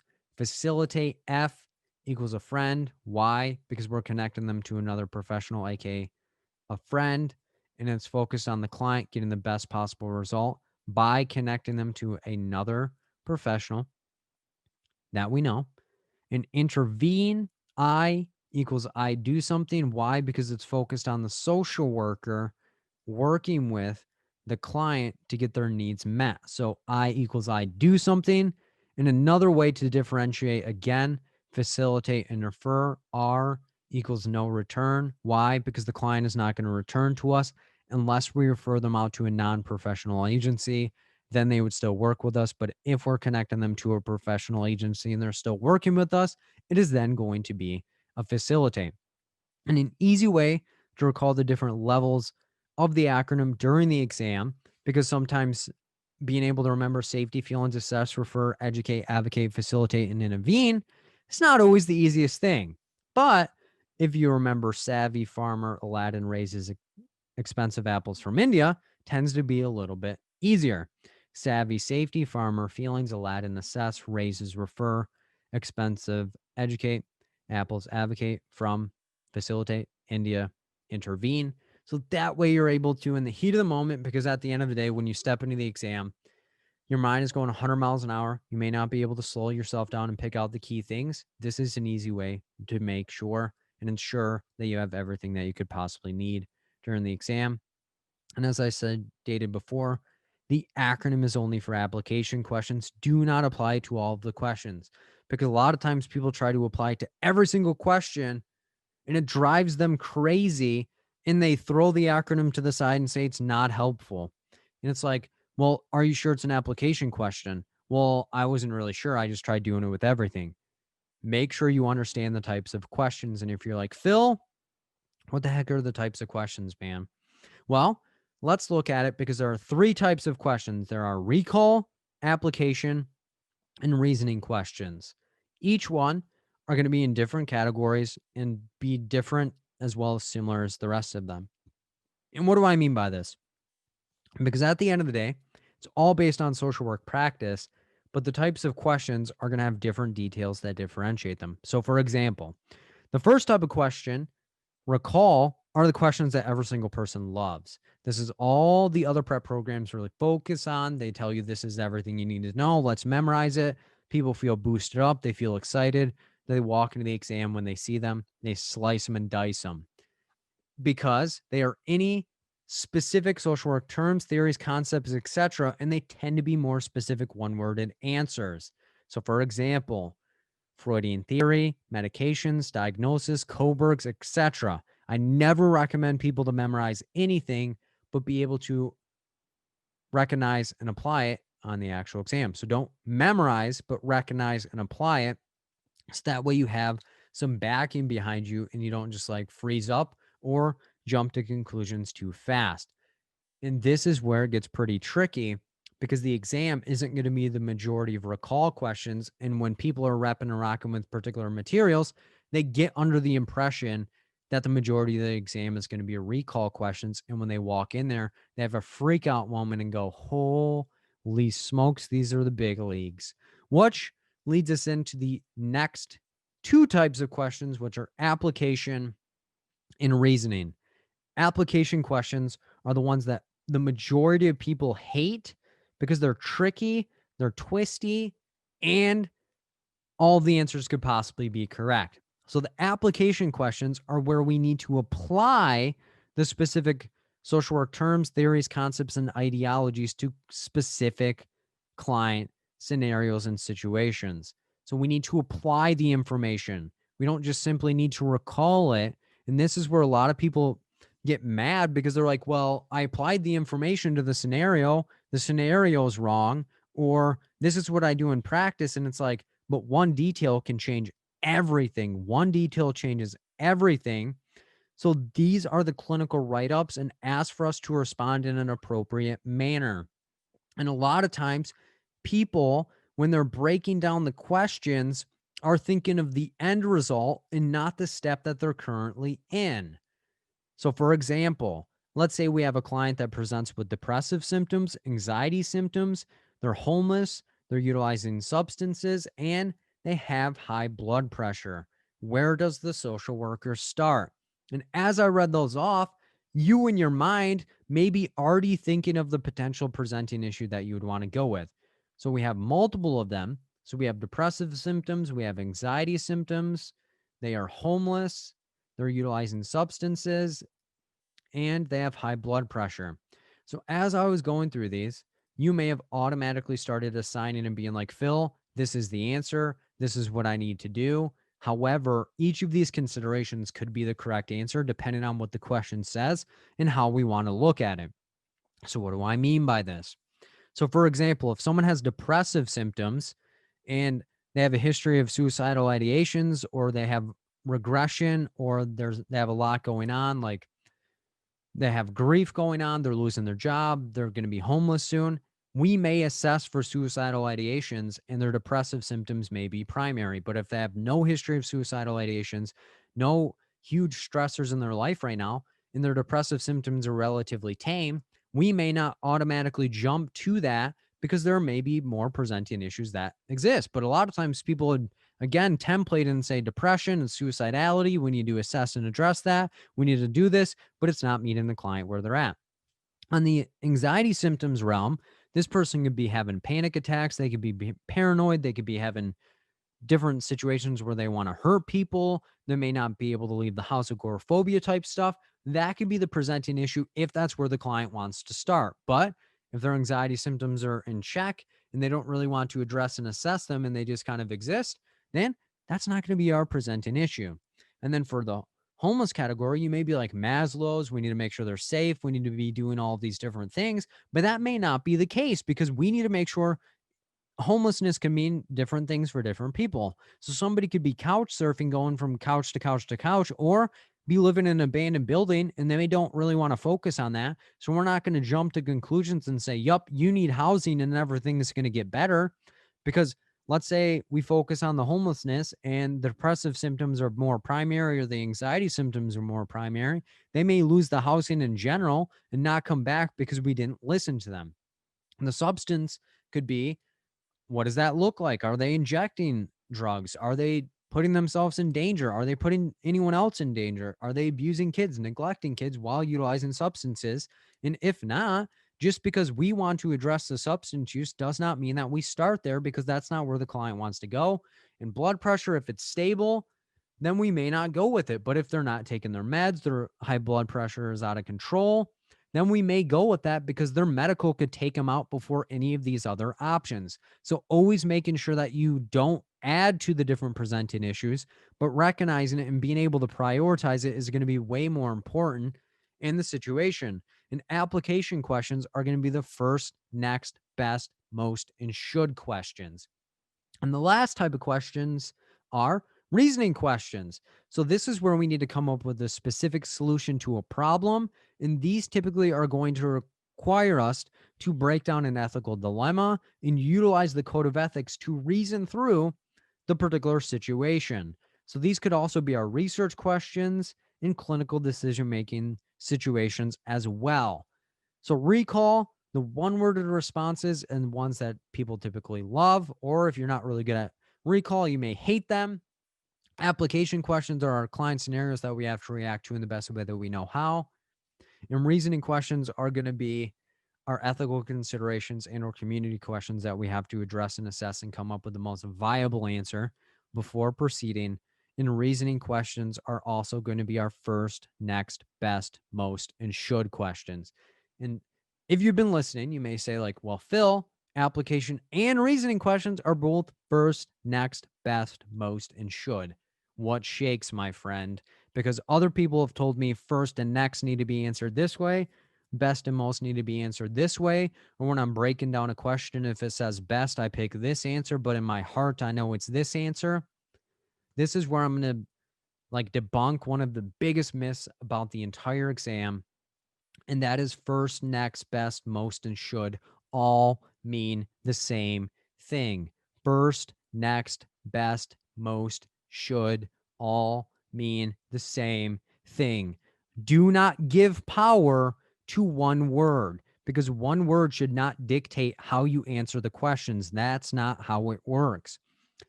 First, next, best all mean the same thing because they all essentially are asking you, what do you need to do in reaction to what the question is saying? Stated in a different way, first is saying, what should the social worker start with in the situation? Next is, what should the social worker start with when reacting to the situation that has been described in the question? Best, what should the social worker do first when responding to the situation? In most, what is the best explanation or appropriate action the social worker should take in the situation that just occurred? They all mean the same thing. So do not let one detail, one thought, or one situation take you out of the exam. And let me give you an example. For those that know, I love coffee. So let's say coffee making, the first step is grabbing the pot and filling it full of water. So Phil is getting ready to make coffee. What should he do first? Grab the pot, fill it full of water. Phil is getting ready to make coffee. He just walked into the kitchen. What should he do next? Grab the pot, fill it full of water. Phil is getting ready to make coffee. What is the best thing he should do in this situation? Grab the pot, fill it full of water. And Phil is getting ready to make coffee. What is the most likely thing for him to do in this situation? Grab the pot, fill it full of water. So don't let one word punk you out on the exam, and go with your gut, trust yourself, and do what you know you need to do, because one word is not going to change everything, because they all mean the same thing. Let's segue into the 5-step process that I recommend people to break down every question on the exam. So if you're like, I'm looking for a strategy that's not just used on some of the questions, this 5-step process can be utilized on all 170 questions. And why is that? Because each one is going to be peeling the question apart. And if you remember at the beginning of the session, this 5-step process is going to be where we read the question for the second time and pick out the key details. So the 5-step process is as follows. First step, who are you? What type of social worker you are is going to dictate what is the expectation for your role. So for example, if you're an outpatient social worker, your job is typically to assess, stabilize, monitor over time, and then discharge them once they are stabilized. If you're in a hospital, your job is to assess, stabilize, and discharge as fast as you possibly can, because you don't have a whole lot of time to help them. Unless you're like in an inpatient, and that's still longer term, but it's not super duper long or as long as an outpatient. If you're a school social worker, your job is to assess, stabilize, monitor. They go to the next grade, assess, stabilize, monitor, repeat until they graduate and even beyond.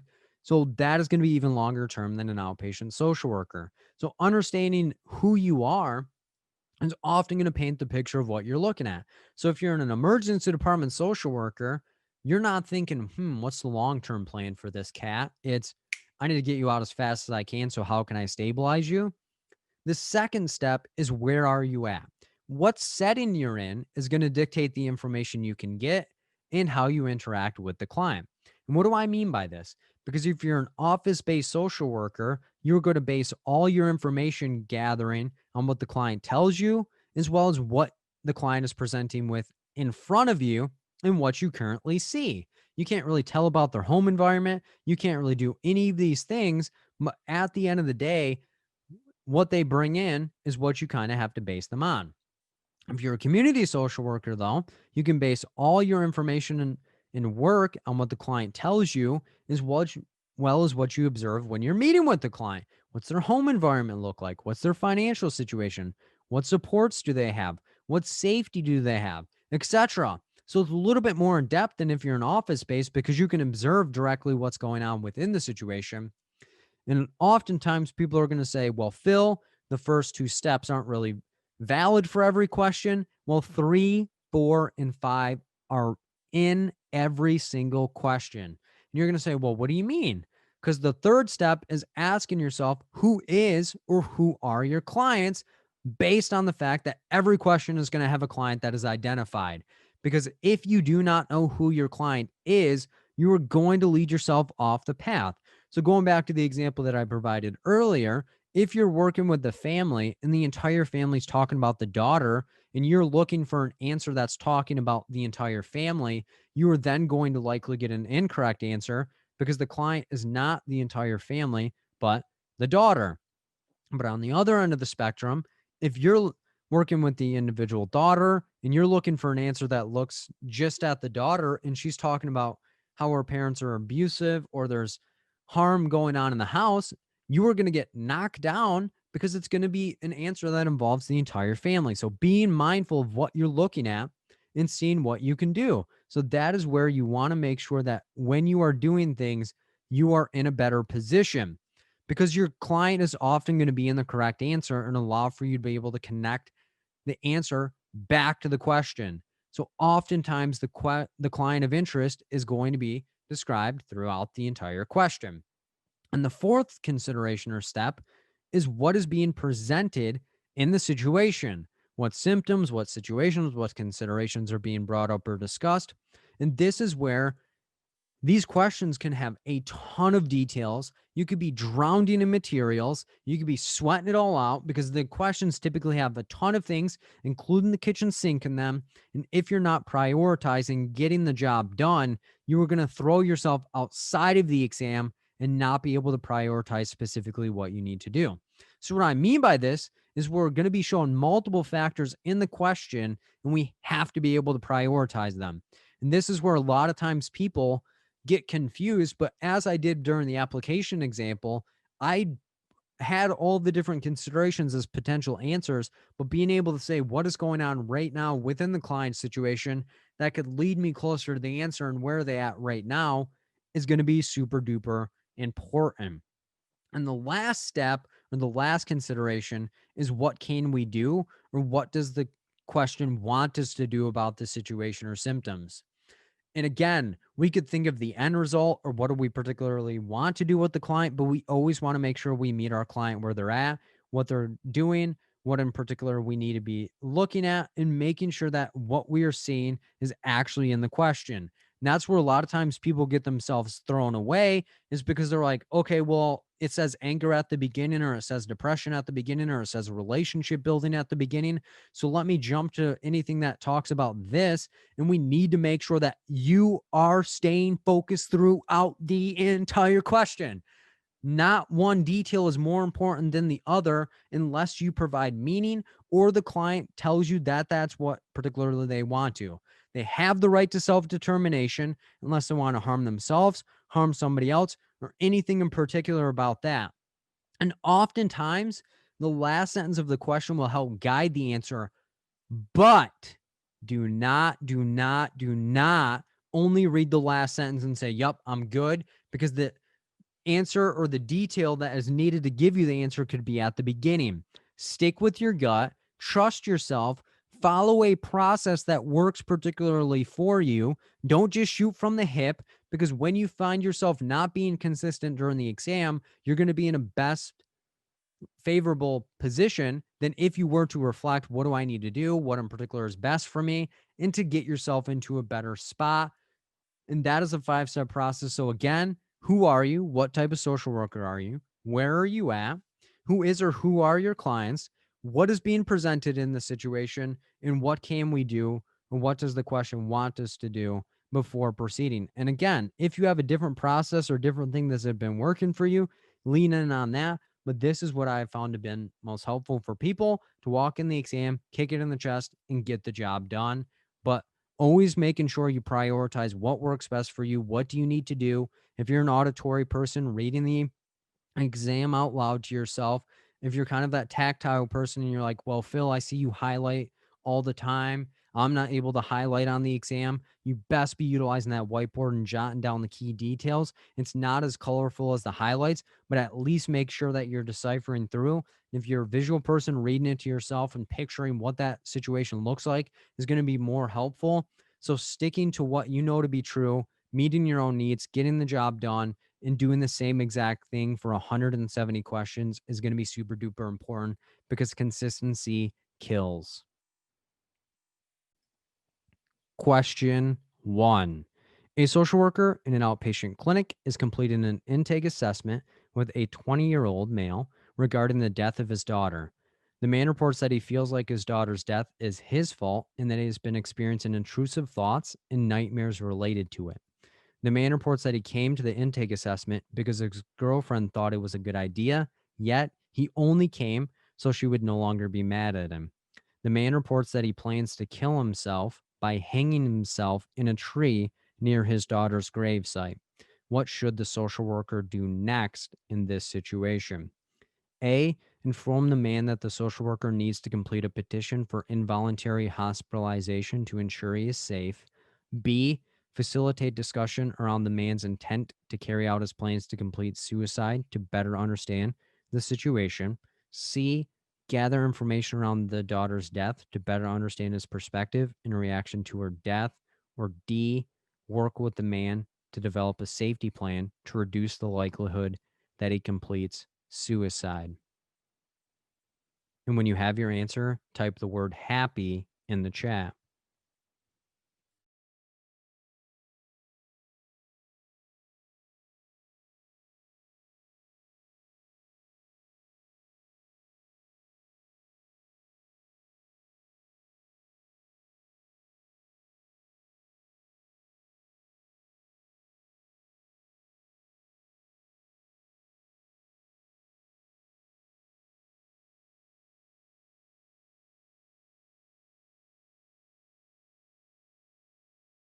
Opening the polls.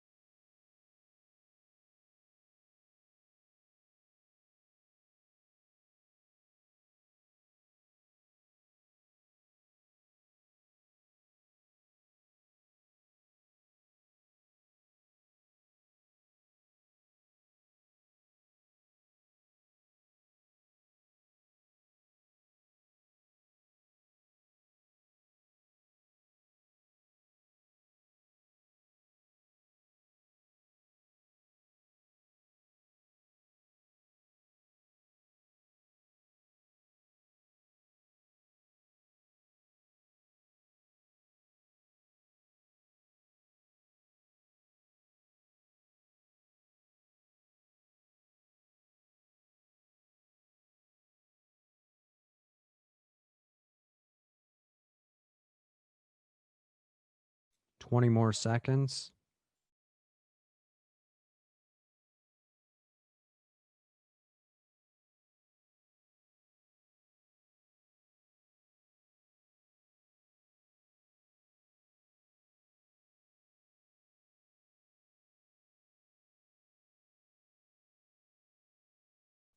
Shutting down the polls.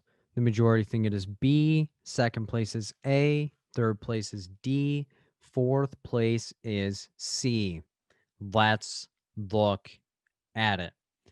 We're a social worker in an outpatient clinic, so that's who we are and where we are at.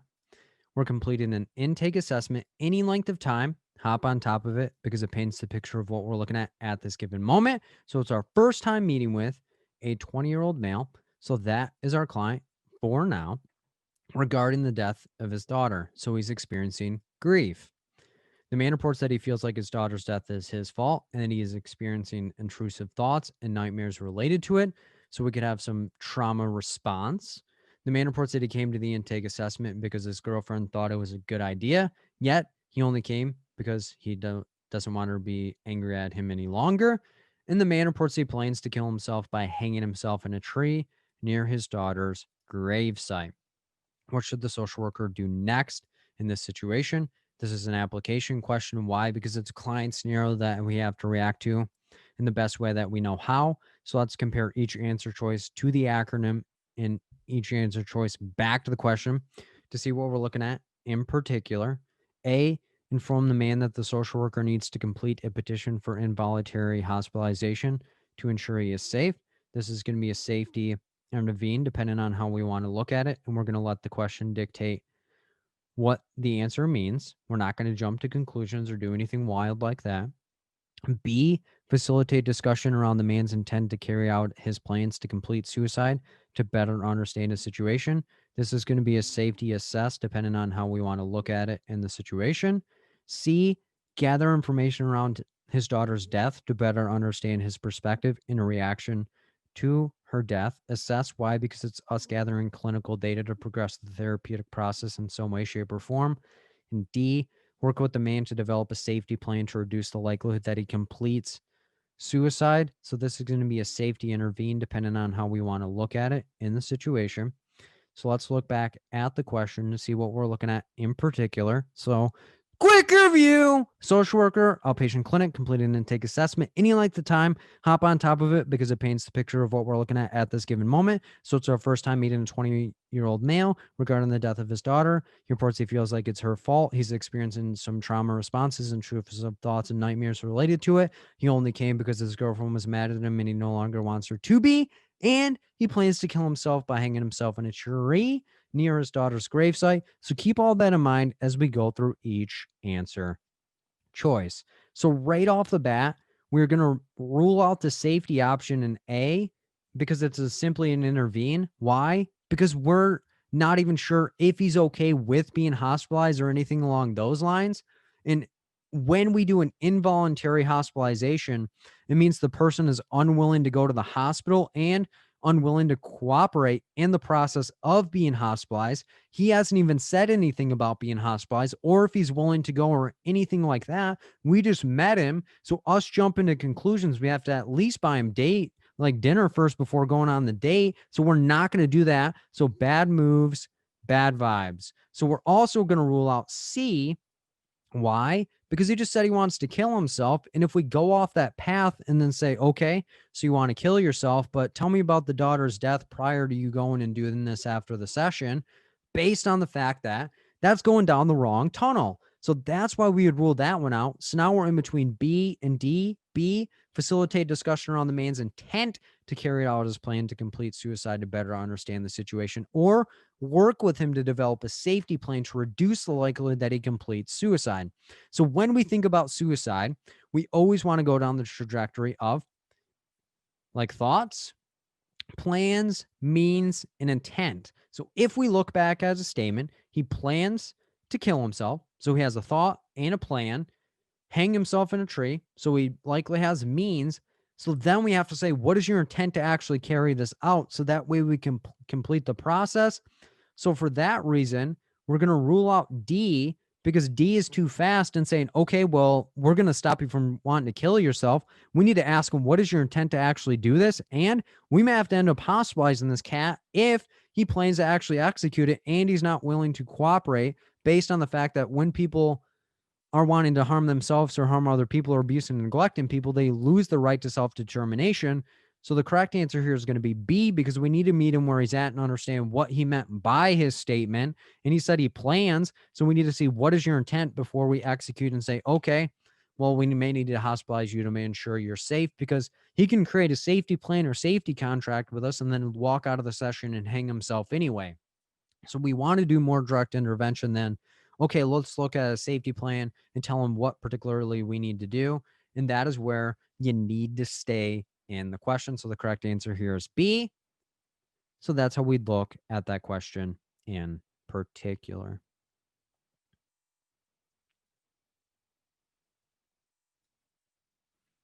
Question 2. A hospital social worker is meeting with a 32-year-old mother and her infant for discharge planning after the mother's stay as a result of being physically harmed by her boyfriend last week.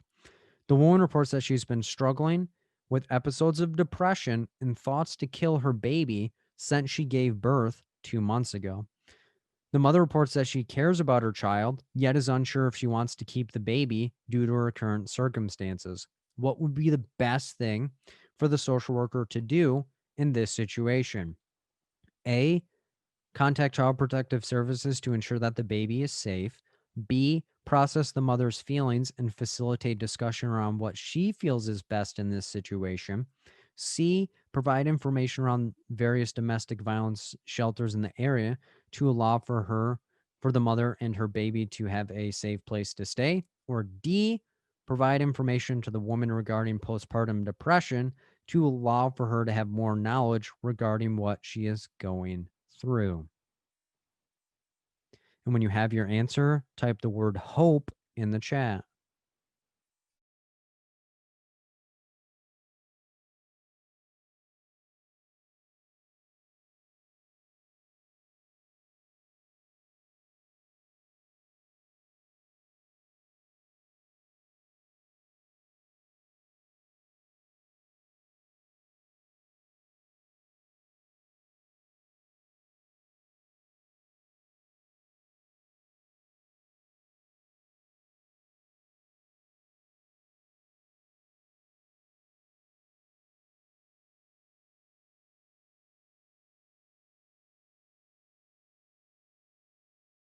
Opening the polls.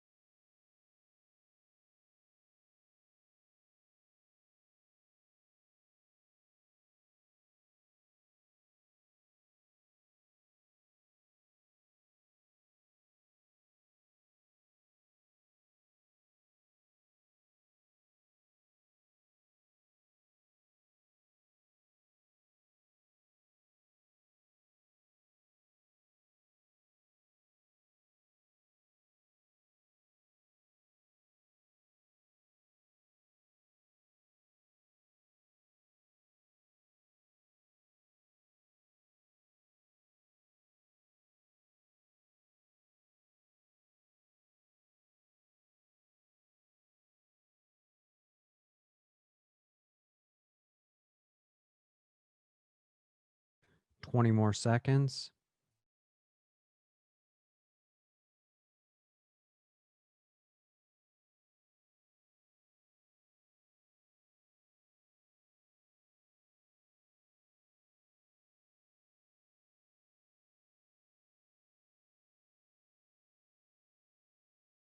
Shutting down the polls. The majority think it is B. Second place is A.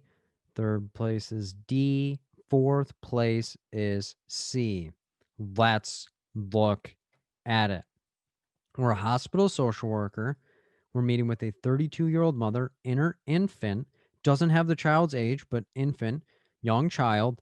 And the purpose is for discharge planning after the mother's stay. And she was in the hospital because she was physically harmed by her boyfriend last week, any length of time.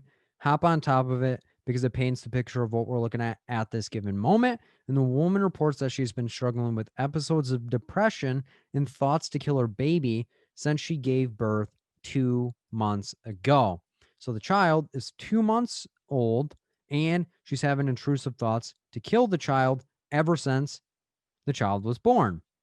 And the mother reports that she cares about her child, yet is unsure if she wants to keep the child due to her current circumstances. What would be the best thing for the social worker to do in this situation?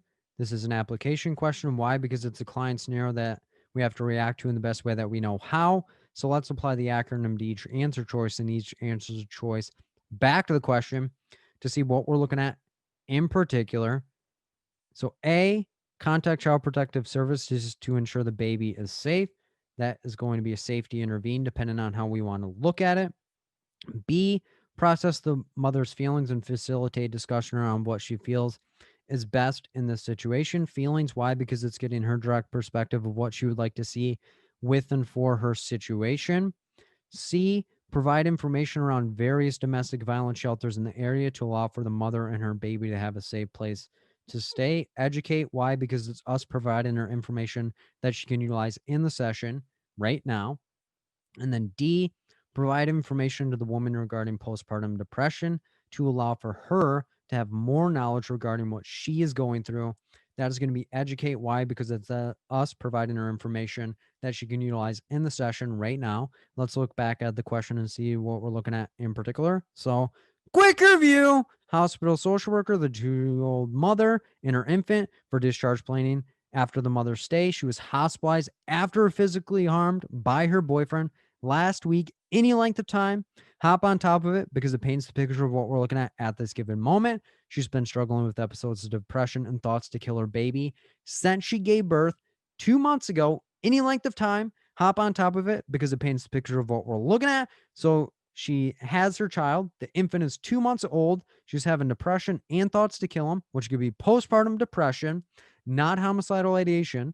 In the mother reports she cares about her child, yet is unsure if she wants to keep the baby due to her current circumstances. So keep all of that in mind as we go through each answer choice. So right off the bat, we're going to rule out C.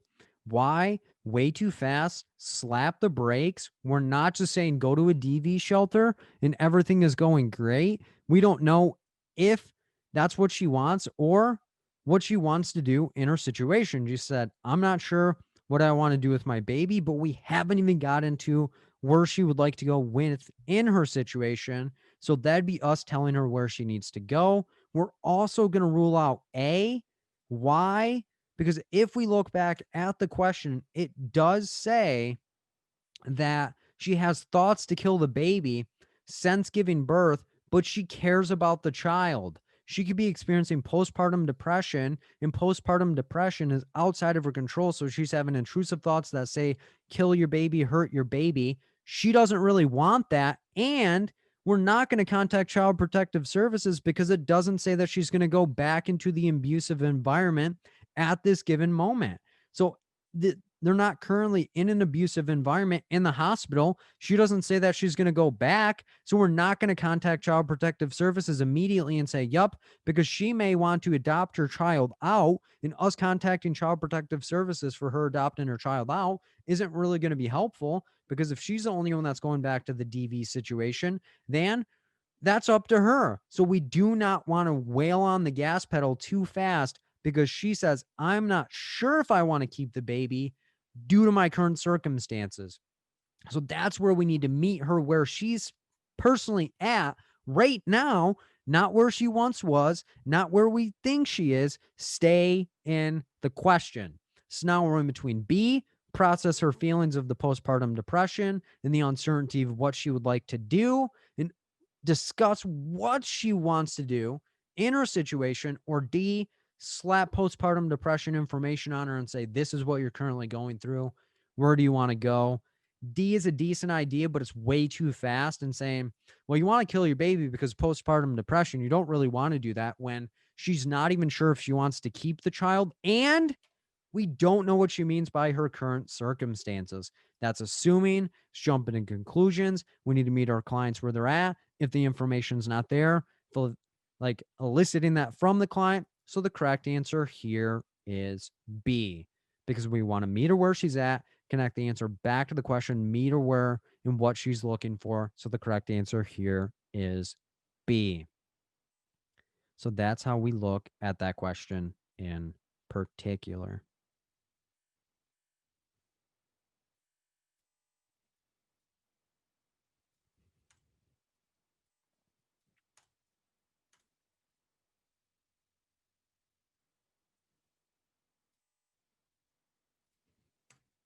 Question 3. A social worker in a community mental health clinic has been working with a 52-year-old male for biweekly sessions for the past 6 months to help cope with his recent divorce. Throughout treatment, the man has been exploring the role he played in the divorce to help him develop healthier relationships in the future. During the most recent session, the man reports that he has a date with an old friend later in the week and that he feels confident that they are meant to be together. 2 days prior to the man's next session, the social worker receives a call that the date did not go well and the man plans to punish the social worker further advice. What is the most likely thing for the social worker to do in this situation? A, contact the local authorities and inform them about the man's call to ensure that he does not act on his threat. B, seek supervision regarding the call to ensure that the social worker makes the most ethical decision. C, contact the man regarding his call and gather information around his comment to better understand the situation. Or D, wait until the man's next session and process his feelings regarding the date to meet him where he is at in treatment. And when you have your answer, type the word tricky in the chat.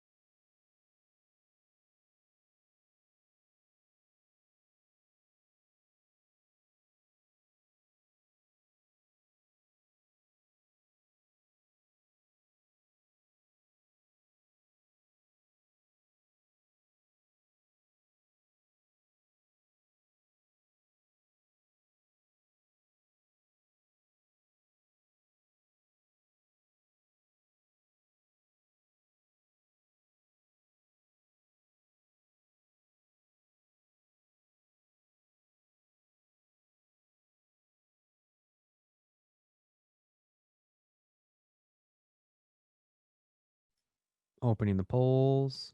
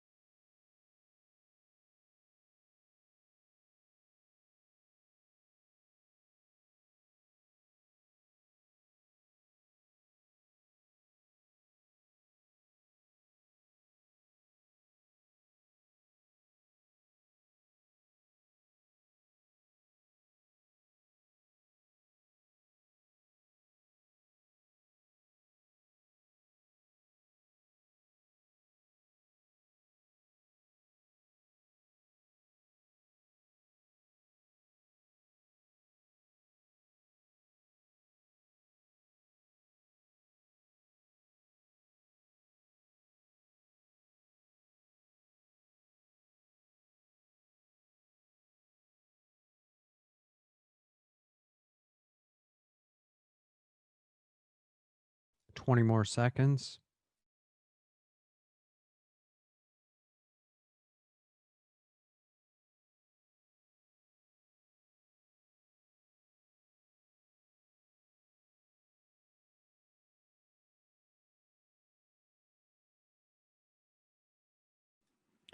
Shutting down the polls. The majority think it is C. Second place is B.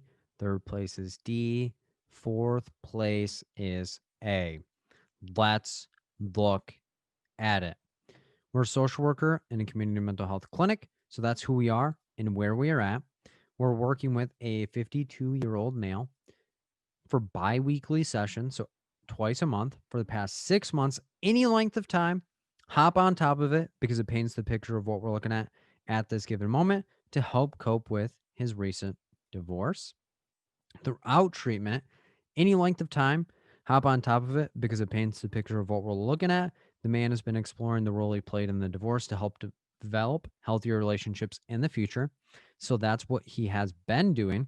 During the most recent session, any length of time, hop on top of it because it paints a picture of what we're looking at. The man reports that he had a date with an old friend later in the week and that he feels confident that they are meant to be together.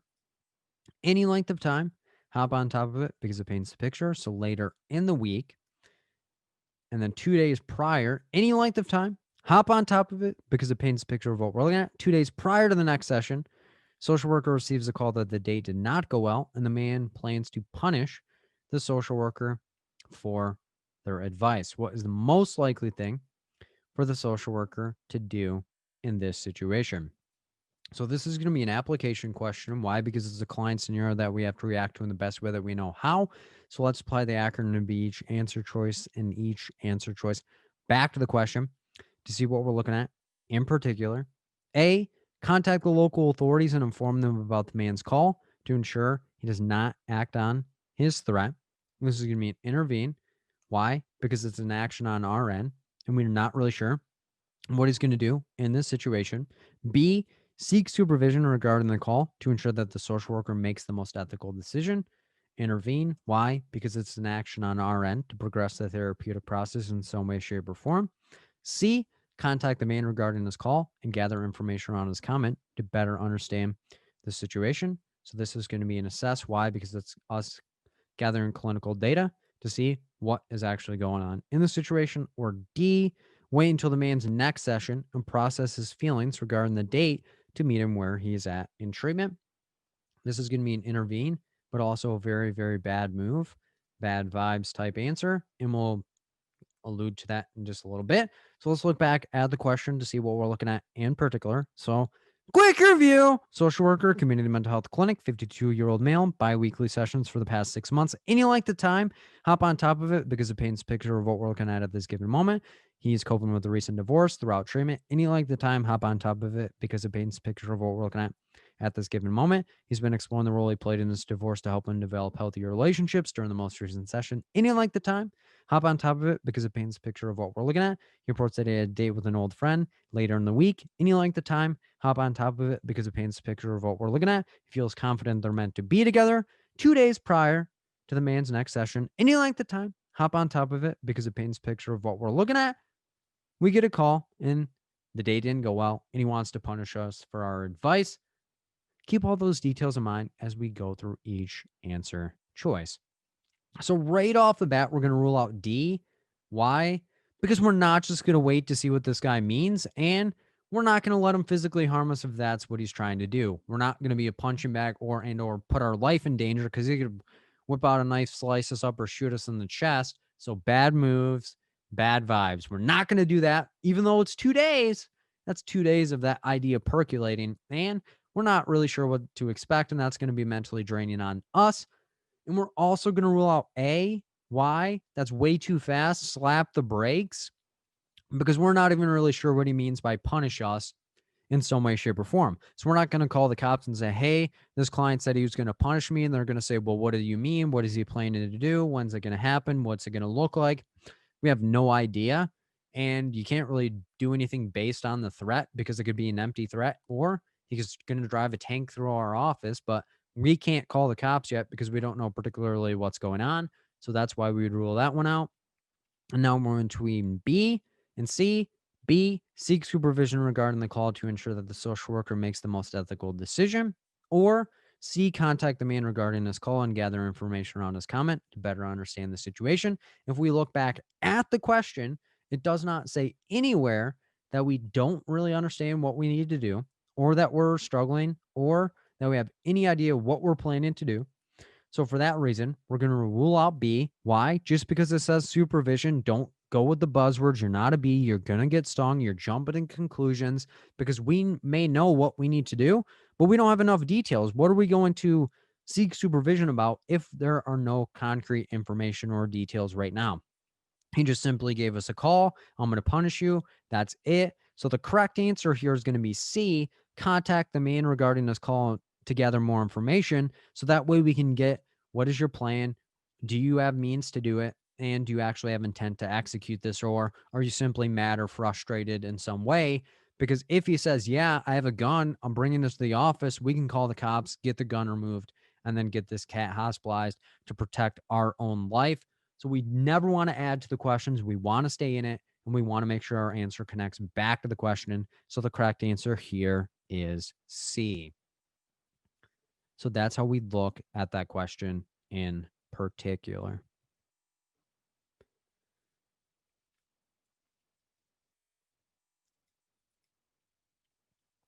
Question 4. A social worker in a family agency has been working with a 7-year-old girl for the past 3 months regarding episodes of anger associated with her feeling unheard.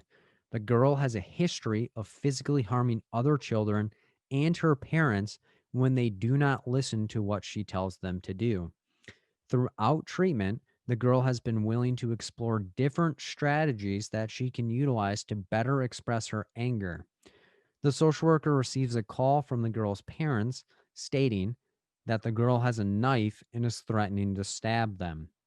What is the first thing for the social worker to do in this situation? A, gather information from the girl's parents regarding the events that led up to the girl threatening them to better understand the situation. B, ask the girl's parents to put the social worker on speakerphone so that she can speak with the girl to better understand the situation. C, inform the girl's parents that the social worker is going to contact the local authorities to ensure that they are safe. Or D, recommend that the girl's parents hide in their bedroom to allow for the girl to calm down and discuss her feelings to ensure that she feels heard. And when you have your answer, type the word water in the chat.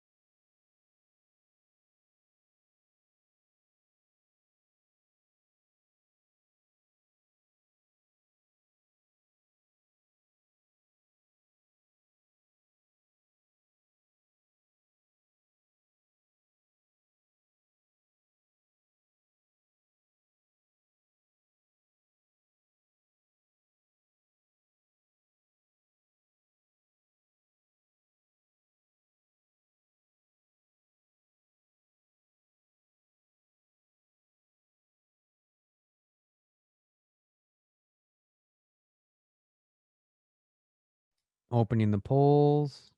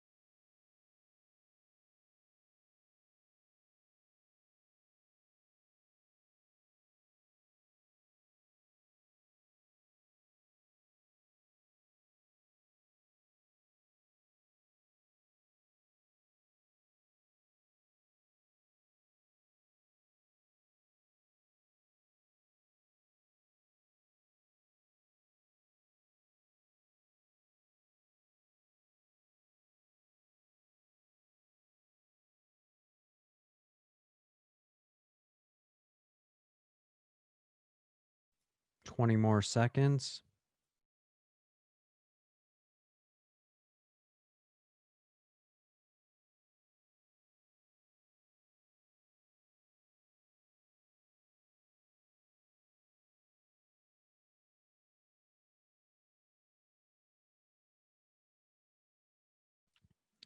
Shutting down the polls. The majority think it is C.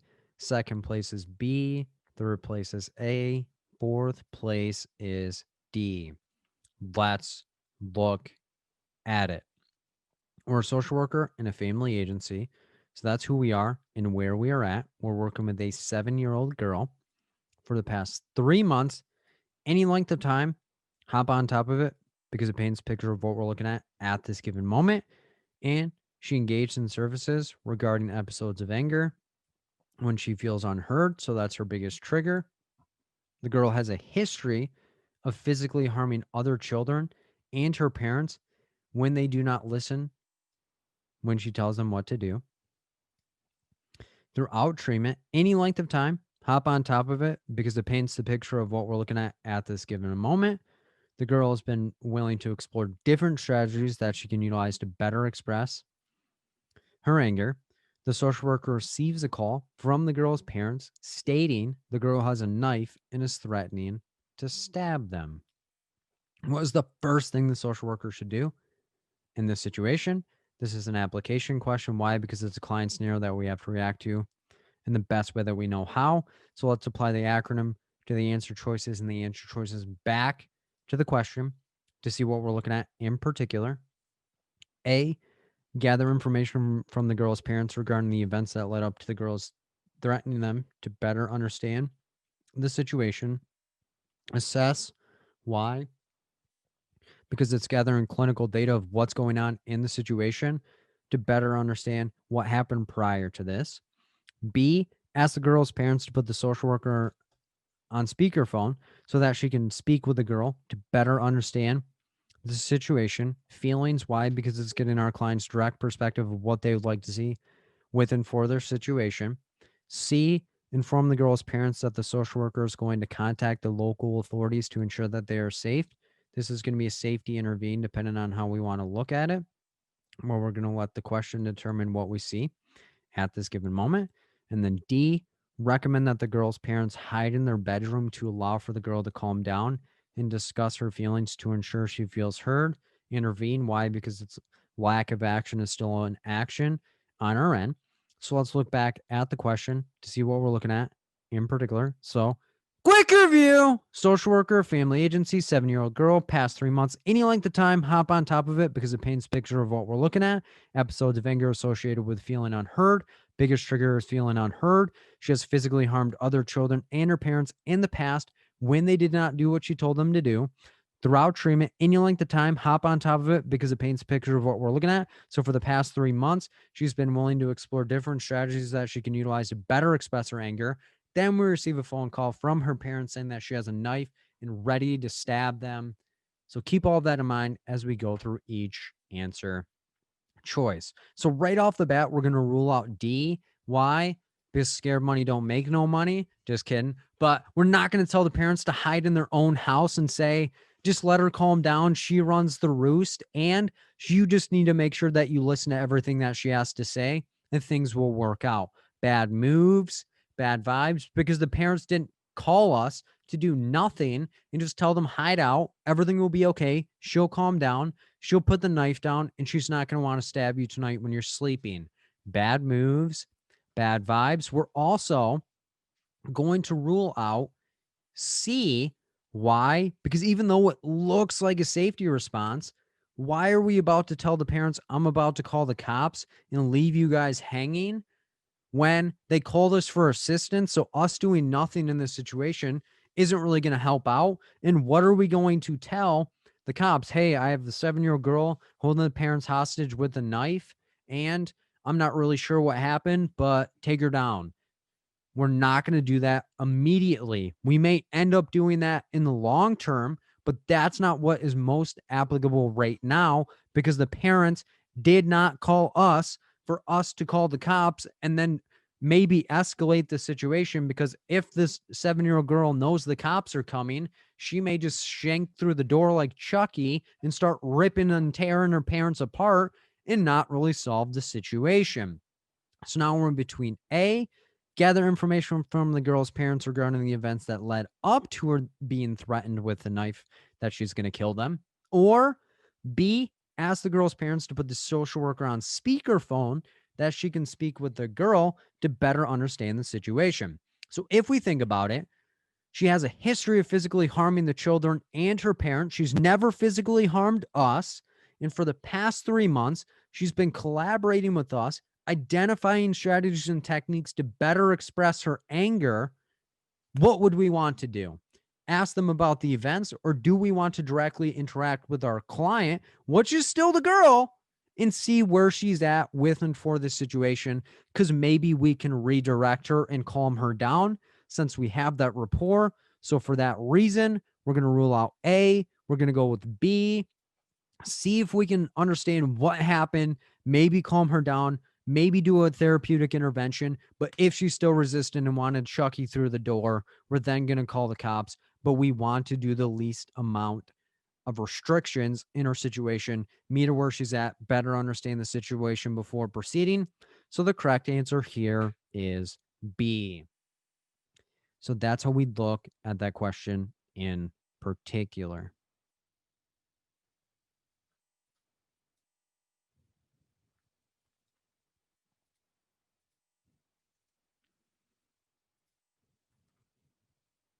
Question 5.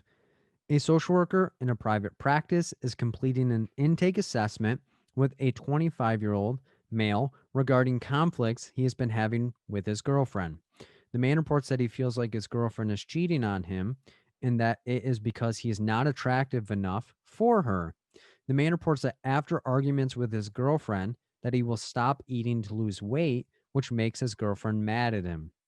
And the man reports that he is unsure what to do because he loves his girlfriend, yet he feels like he cannot trust her. The social worker feels like the man may have an eating disorder. What is the best thing for the social worker to do to help the man? A, inquire about any suicidal ideations that the man may be experiencing to ensure that he is safe. B, work with the man to develop goals for treatment to ensure that the social worker is focusing on what the man wants. C, provide information regarding eating disorders to the man and gauge his motivation in pursuing treatment for his behavior. Or D, gather information regarding the man's relationship to better understand how he can improve it in the future. And when you have your answer, type the word Michigan in the chat.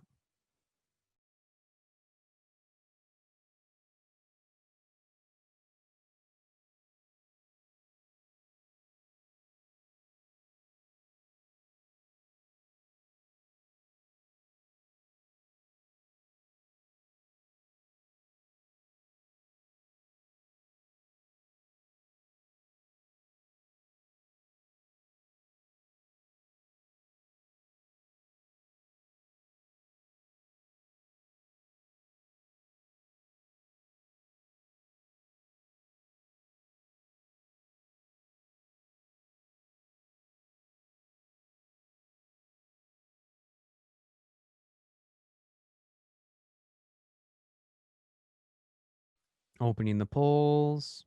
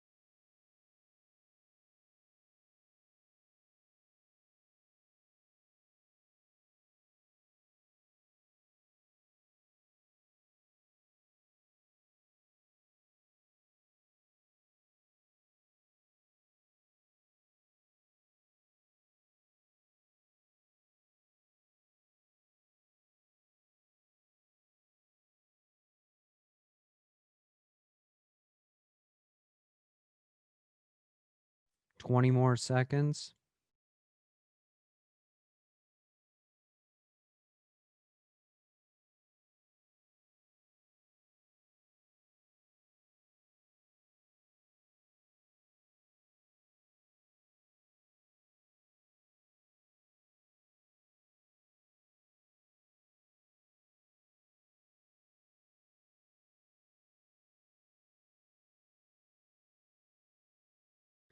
Shutting down the polls. The majority think it is B. Second place is D. Third place is C. Fourth place is A.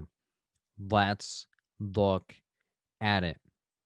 We're a social worker in a private practice, so that's who we are and where we are at. We're completing an intake assessment. Any length of time, hop on top of it because it paints the picture of what we're looking at this given moment. So it's our first time meeting with a 25-year-old male. So that is our client. And he engaged in services regarding conflicts that he's been having with his girlfriend. The man reports that he feels like his girlfriend is cheating on him. So that's his belief. And that it's because he's not attractive enough for her. So there are some self-image issues. The man reports that after arguments with his girlfriend, he'll stop eating to lose weight, which makes his girlfriend even more angry. The man reports that he's unsure what to do because he loves his girlfriend, yet feels like he cannot trust her. The social worker feels like the man has an eating disorder. What is the best thing for the social worker to do to help the man? This is an application question. Why? Because it's a client scenario that we have to react to in the best way that we know how. So let's apply the acronym to each answer choice and each answer choice. Back to the question to see what we're looking at. In particular, A, inquire about any suicidal ideations that the man may be experiencing to ensure that he is safe. This is a safety intervene, depending on how we want to look at it. But we'll let the question determine what we see at this given moment. B, work with the man to develop goals for treatment to ensure that the social worker is focused on what the man wants. Feelings, why? Because it's getting his direct perspective of what he would like to see with and for his situation. C, provide information regarding eating disorders to the man and gauge his motivation in pursuing treatment for his behavior. This is going to be a safety educate, depending on how we want to look at it, but we'll let the question understand what we're seeing. And then D, gather information regarding the man's relationship to better understand how we can improve it in the future. This is going to be an assess. Why? Because it's getting further clinical data from him. So that way we can focus particularly what do you want to see. So keep that all in mind as we look back at the question. So quick review. Social worker, private practice, completed an intake assessment. Any length of time, hop on top of it because it paints a picture of what we're looking at this given moment. So it's our first time meeting a 25-year-old male. So that's our client. He came in regarding conflicts he's been having with his girlfriend. He reports he feels like his girlfriend's cheating on him and that it's because he's not attracted enough for her. He reports after arguments with his girlfriend, he'll stop eating to lose weight, which makes her even more angry. And the man reports he's unsure what to do because he loves his girlfriend, but he doesn't feel like he can trust her. And we feel like the man may have an eating disorder. So keep all that in mind as we go through each answer choice. So right off the bat, we're going to take out safety off of A and call that an intervene and rule it out. Why? Because there's no any indications that he wants to kill himself or hurt himself in any way, shape, or form. So we don't want to assume the worst about our client. So we want to make sure that what we're doing is particularly focused on what our client wants to do. So if he's having conflicts and saying like, I'm restricting my eating, I feel like she's cheating on me, I don't feel I can trust her, and we immediately rifle off, hey, do you want to kill yourself? We've almost unheard everything that he has said, and we're not meeting him directly where he's at. We're adding things and assuming things that aren't particularly there. We also want to rule out D. Why? Because that's way too fast, because he told us about it and we already have enough information to focus on what in particular we want to do, because that's assuming that we're directly going to be working on the relationship. But if we look closely, he did come in for conflicts with his girlfriend, but don't fall asleep at the wheel because it could cause you to run off the road and roll the car and get yourself off the path, because he said he feels like his girlfriend's cheating on him. There's no actual evidence, and it's all based on the fact that he feels like he's not attracted enough to her. She's not made that claim. And then he says he'll get into arguments with his girlfriend, which predicated him coming in. And then he will restrict his eating as a coping skill, which makes his girlfriend even more mad. So it's kind of like a cyclical nature. He's accusing her of her cheating. They're getting into arguments. He's restricting the eating. She becomes more mad. They have another argument, and then he's restricting the eating. And it's like a snowball rolling down a hill. And then he says, I'm unsure what to do. I care about her. And then we feel like he has an eating disorder. So now we're in between B and C. B, work with him to develop goals for treatment to ensure that it's focused on what the man wants. Or C, provide information regarding eating disorders when we feel he already has an eating disorder to gauge his motivation to pursue treatment in that way, because it doesn't say that we specialize in eating disorders. So it doesn't mean that we can treat him. So if he wants to focus on that, we may have to refer him out. We need to make sure we have informed consent. For that reason, we're going to rule out B and we're going to go with C, based on the fact that if we feel like he has an eating disorder and we feel like it's going down that path, we'd want to ask him and make sure, hey, is this what you're experiencing? Are there other things related to this? So that way we can refer him and get him to the best possible treatment before assuming, because if he's like, I want to focus on this, this, this, and this, and this, and the underlying thing is an eating disorder, are we actually addressing and assessing particularly what he wants to do? No, we're not. So we want to make sure that, since it's the intake assessment, because the goal of the intake assessment is to gather information and then put him into the best services that we can. So we want to provide him the information if we already feel like he has it, to see if that's where he wants to go. And if not, we would then go back to what he wants. But if he is currently struggling with an eating disorder, he could be a danger to himself. So we want to start there before proceeding. So the correct answer here is C. So that's how we'd look at that question in particular.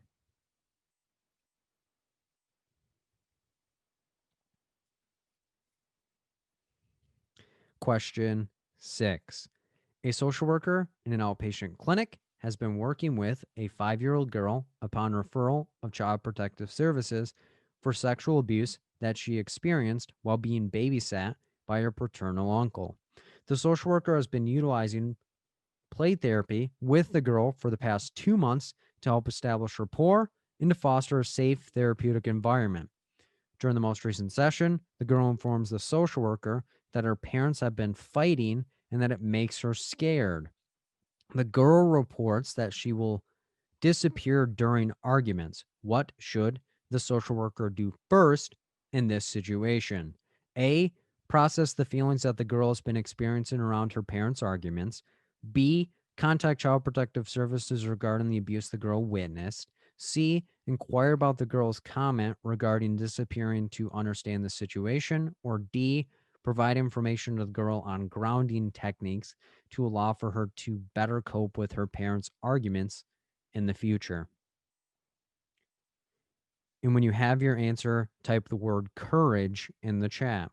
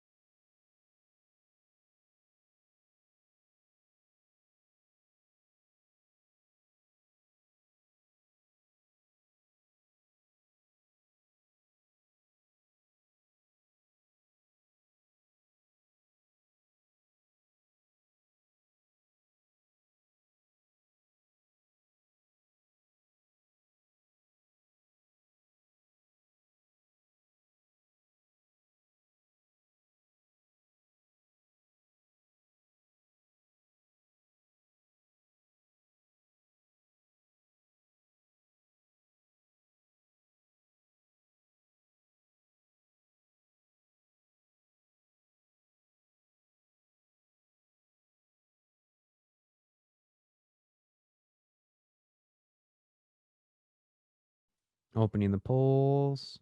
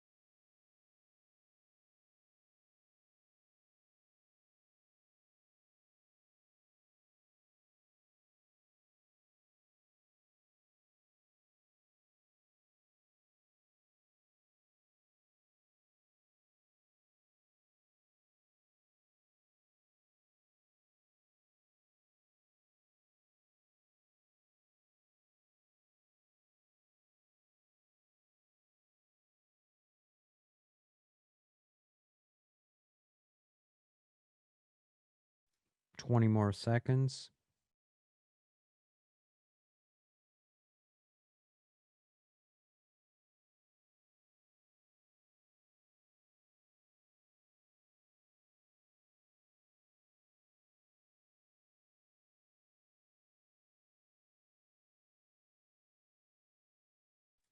Shutting down the polls. The majority think it is C. Second place is A. Third place is B and D. Let's look at it. We're a social worker in an outpatient clinic. So that's who we are and where we are at. We've been working with a 5-year-old girl. So that is our client.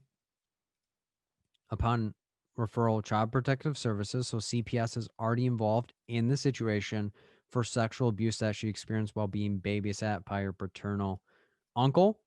The social worker has been utilizing play therapy with the girl for the past 2 months to help establish rapport and to foster a safe therapeutic environment. any length of time, hop on top of it because it paints a picture of what we're looking at. So that's 2 months that we've been working with this 5-year-old girl. During the most recent session, any length of time, hop on top of it because it paints the picture of what we're looking at. The girl informs the social worker that her parents have been fighting and it makes her scared. So she's a little bit of afraid what's going on in the situation. And the girl reports that she will disappear during arguments.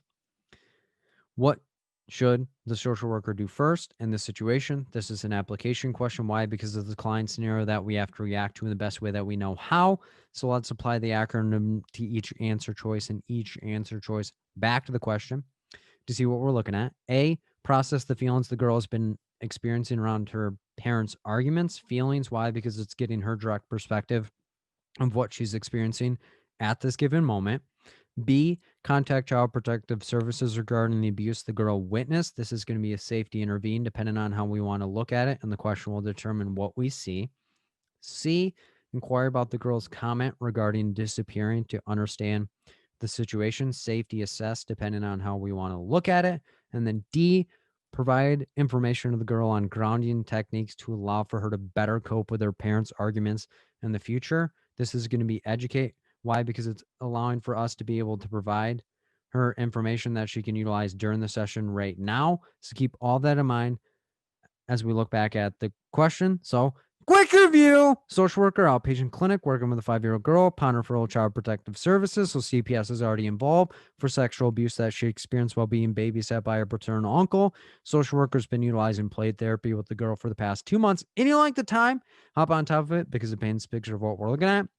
It's helped to establish rapport and to foster a safe therapeutic environment during the most recent session. Any length of time, hop on top of it because it paints a picture of what we're looking at. The girl informs the social worker that her parents have been fighting and it makes her feel scared.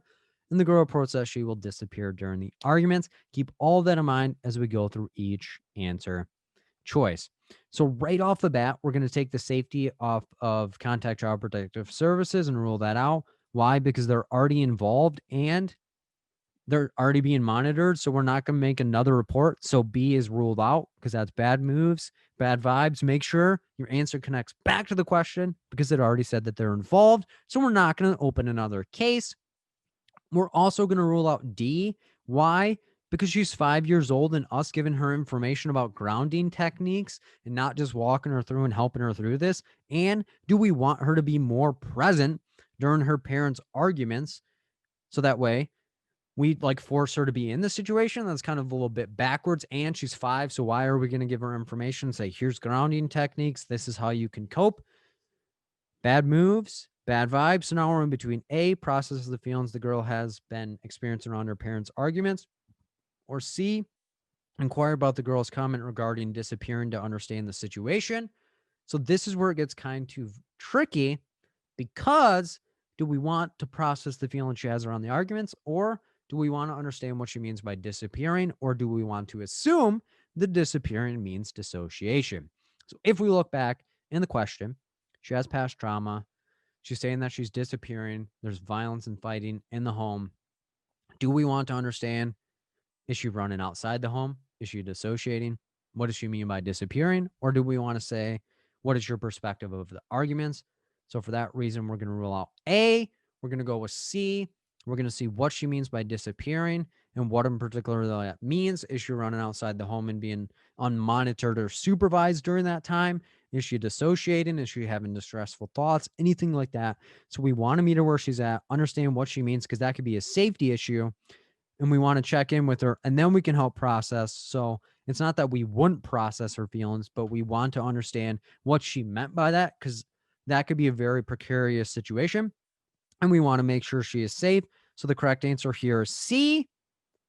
So that's how we look at that question in particular.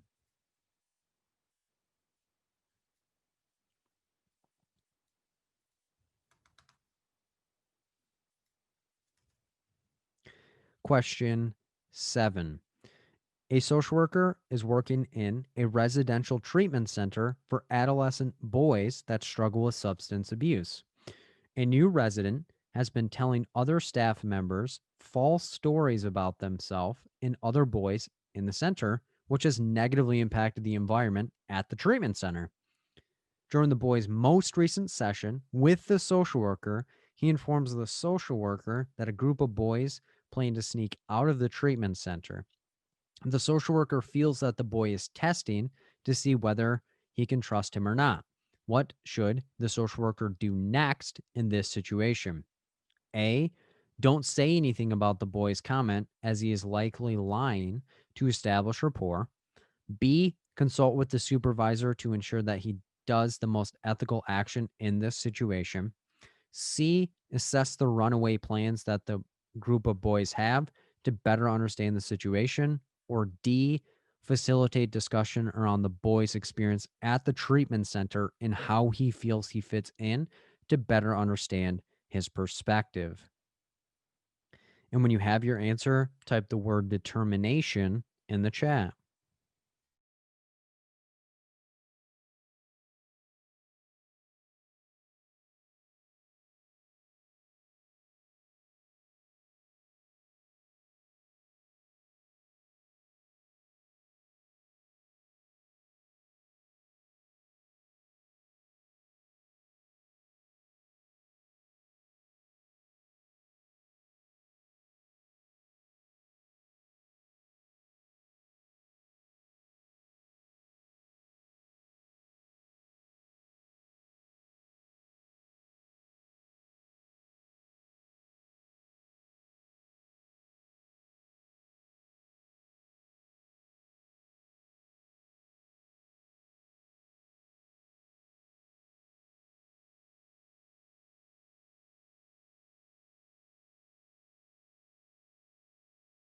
Opening the polls.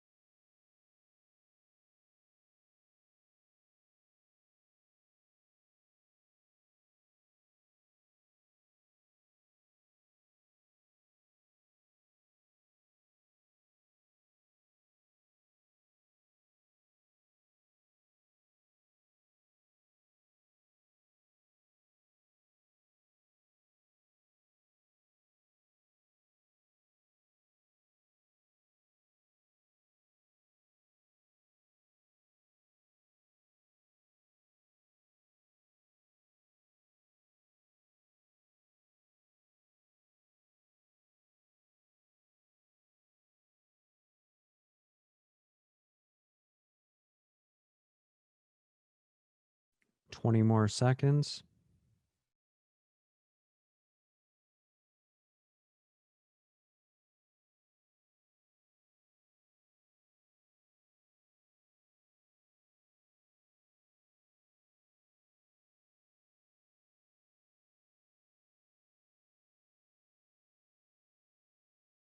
Shutting down the polls. The majority think it is D. Second place is C. Third place is B. Fourth place is A. Let's look at it. We're a social worker working in a residential treatment center. So that's who we are and where we are at. Our population are adolescent boys that struggle with substance abuse. A new resident has been telling other staff members false stories about themselves and other boys in the center, which has negatively impacted the environment of the treatment center.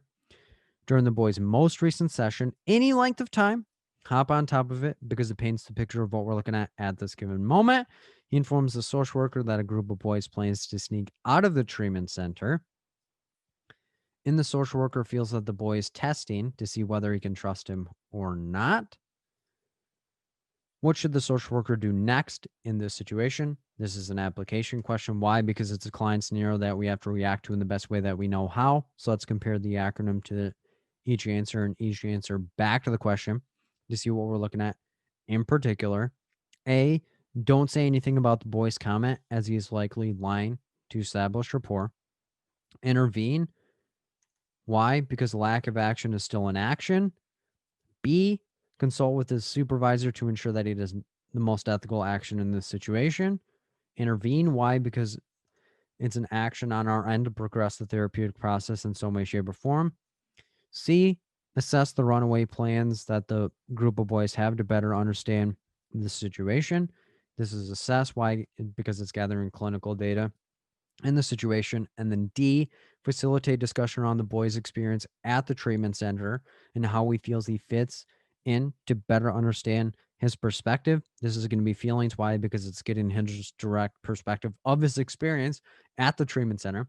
So keep all that in mind as we look back at the question to see what we're looking at in particular. So, quick review: social worker residential treatment center for adolescent boys that struggle with substance abuse. So, those are our clients. A new resident is telling other staff members false things about him and other people, which has negatively impacted the environment during the boys' most recent session. Any length of time, hop on top of it because it paints the picture of what we're looking at this given moment. He informs the social worker that a group of boys plans to sneak out of the treatment center, and we feel that he is lying and just trying to test to see if he can trust us. So keep all that in mind as we go through each answer choice. So right off the bat, A is going to be incorrect. Why? Bad moves, bad vibes, because that's doing nothing. And if he's telling the truth, we're going to have some people that are riding outside and they're just going to be roaming around and doing whatever they feel is best within the situation. So that's not going to be the most positive situation based on the fact that if he's telling the truth, that we have some people that have snuck out and now they're runaways. And if it comes back and it's like, well, I told you about it and we did nothing, our hands are tied and our license is just floating in the wind because we've lost it and have done an unethical action. We're also going to rule out B. Why? Because picture how that would look like. We just stand up in the middle of the session, go and talk to the supervisor and say, hey, this boy said this. What in particular are we looking at? And we don't really have a whole lot of information because the supervisor would likely tell us to assess more, understand the validity of it, and then we can go from there. So now we're in between C, assess the runaway plans that the group of boys have to better understand the situation, or D, facilitate discussion on the boy's experience at the treatment center and how he feels he fits in.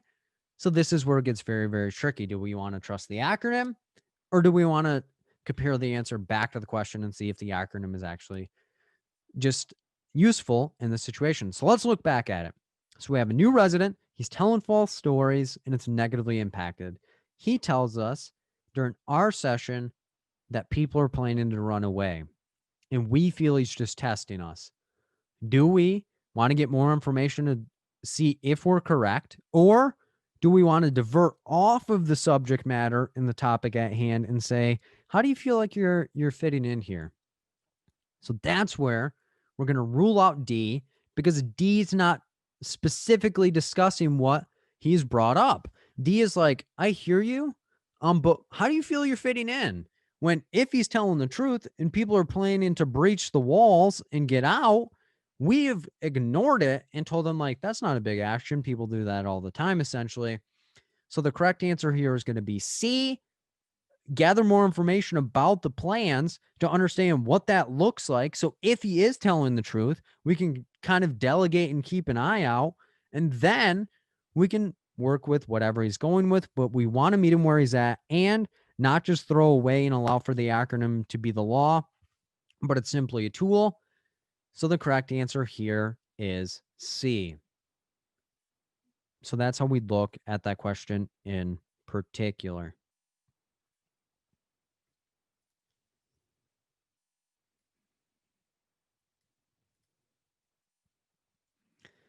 Question 8.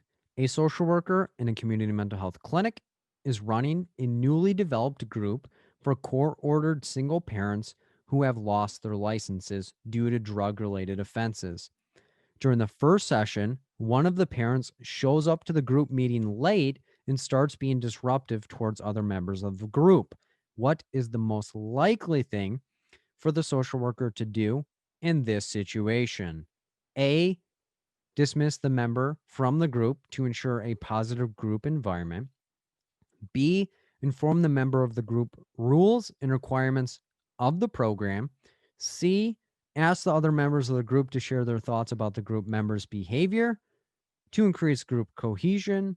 Or D, ignore the group member yet after the session, inform the court of the group member's behavior. And when you have your answer, type the word strength in the chat.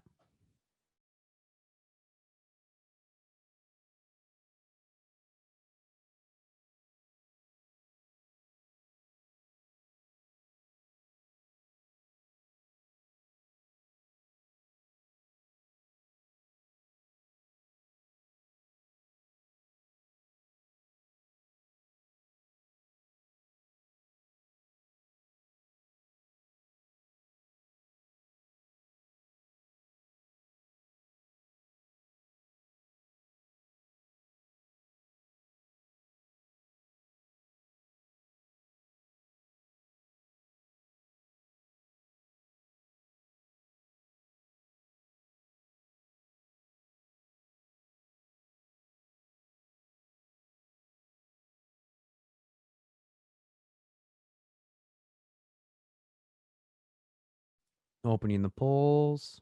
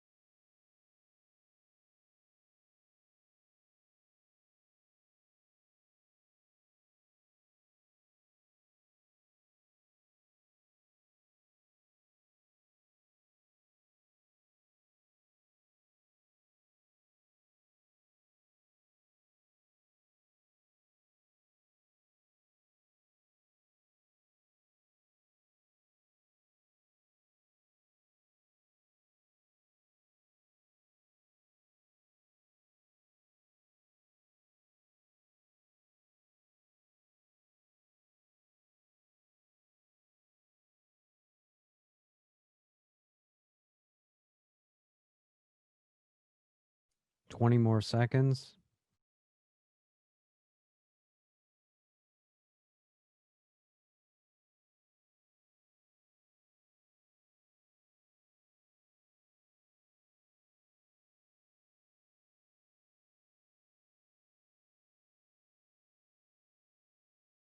Shutting down the polls. The majority think it is B. Second place is C.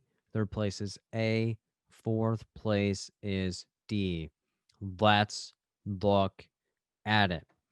We're a social worker in a community mental health clinic. So that's who we are and where we are at. We're running a newly developed group for court-ordered single parents who have lost their licenses due to drug-related offenses. So it's a new group. So during the first session, any length of time, hop on top of it because it paints the picture of what we're looking at this given moment. So one of the parents shows up to the group meeting late and starts being disruptive towards other members of the group. What is the most likely thing for the social worker to do in this situation?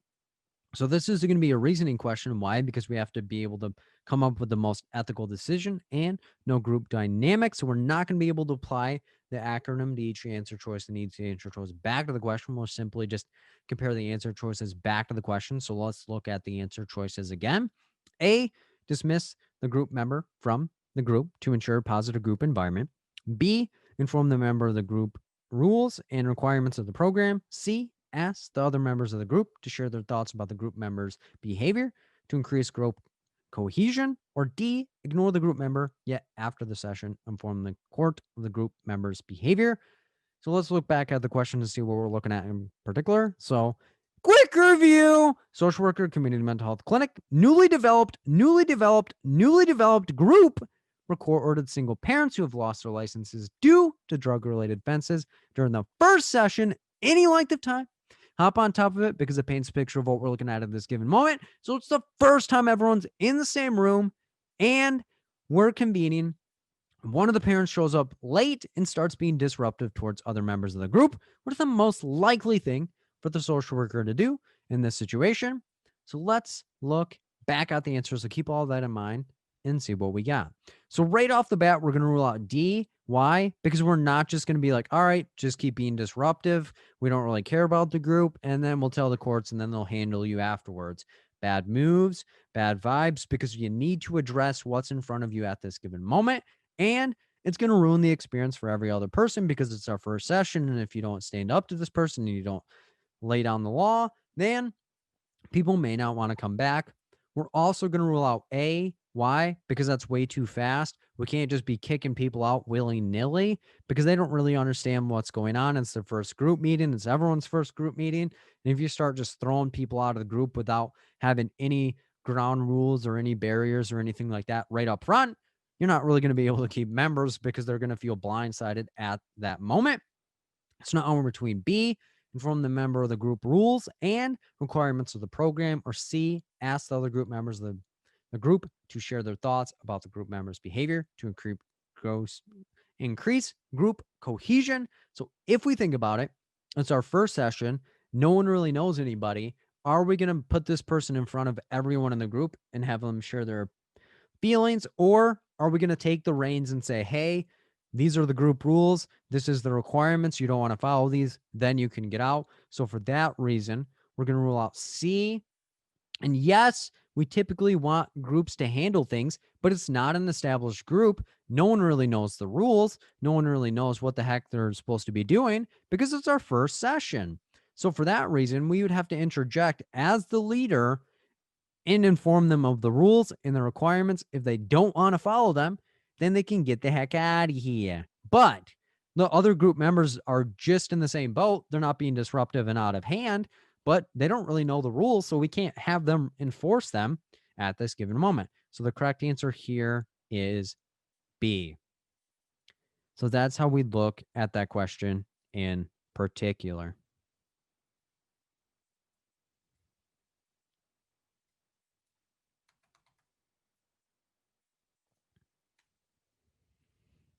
Question 9. A social worker in a private practice has been working with an Asian male around trust issues for the past 3 months. Throughout treatment, the man has tried dating multiple people, yet has not been able to sustain a relationship, which has negatively impacted his self esteem. During the most recent session, the man shares that he has been reflecting on his life and that he wants to transition to be a female. The man reports that he fears his parents' reaction. What should the social worker do next in this situation to help the man? A. Explore the man's cultural beliefs and work with him to identify the impact it has on his fear. B. Assist the man with telling his parents about wanting to transition to increase his confidence in being able to work through his fear.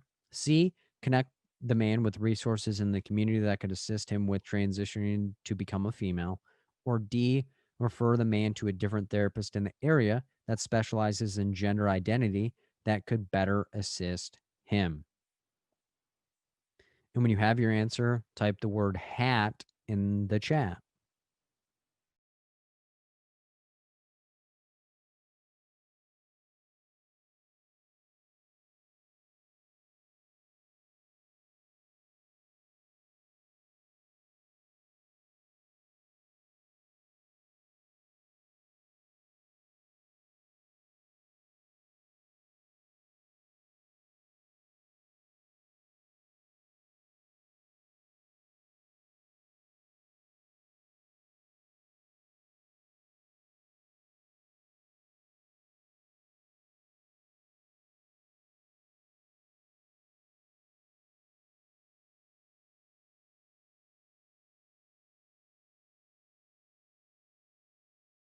Opening the polls.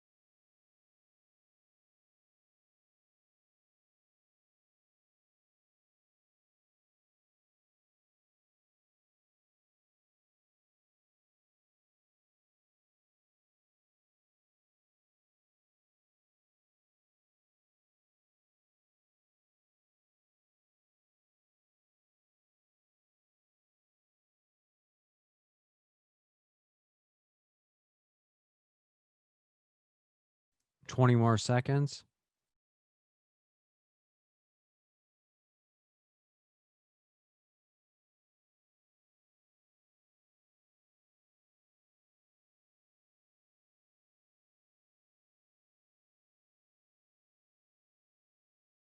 Shutting down the polls. The majority think it is A. Second place is B and D. Third place is C. Let's look at it. We're a social worker in a private practice, so that's who we are and where we're at. We're working with an Asian male, so that is our client. Around trust issues for the past 3 months, any length of time. Hop on top of it because it paints a picture of what we're looking at this given moment. Throughout treatment, any length of time. Hop on top of it because it paints a picture of what we're looking at. So for the past 3 months, the man has tried dating multiple people, yet has not been able to sustain a relationship, which has negatively impacted his self-esteem. During the most recent session, any length of time, hop on top of it because it paints a picture of what we're looking at. He shares that he has been reflecting on his life and he wants to transition to be a female. The man reports that he fears his parents' reaction. What should the social worker do next in this situation to help the man? This is going to be an application question. Why? Because it's a client scenario that we have to react to in the best way that we know how.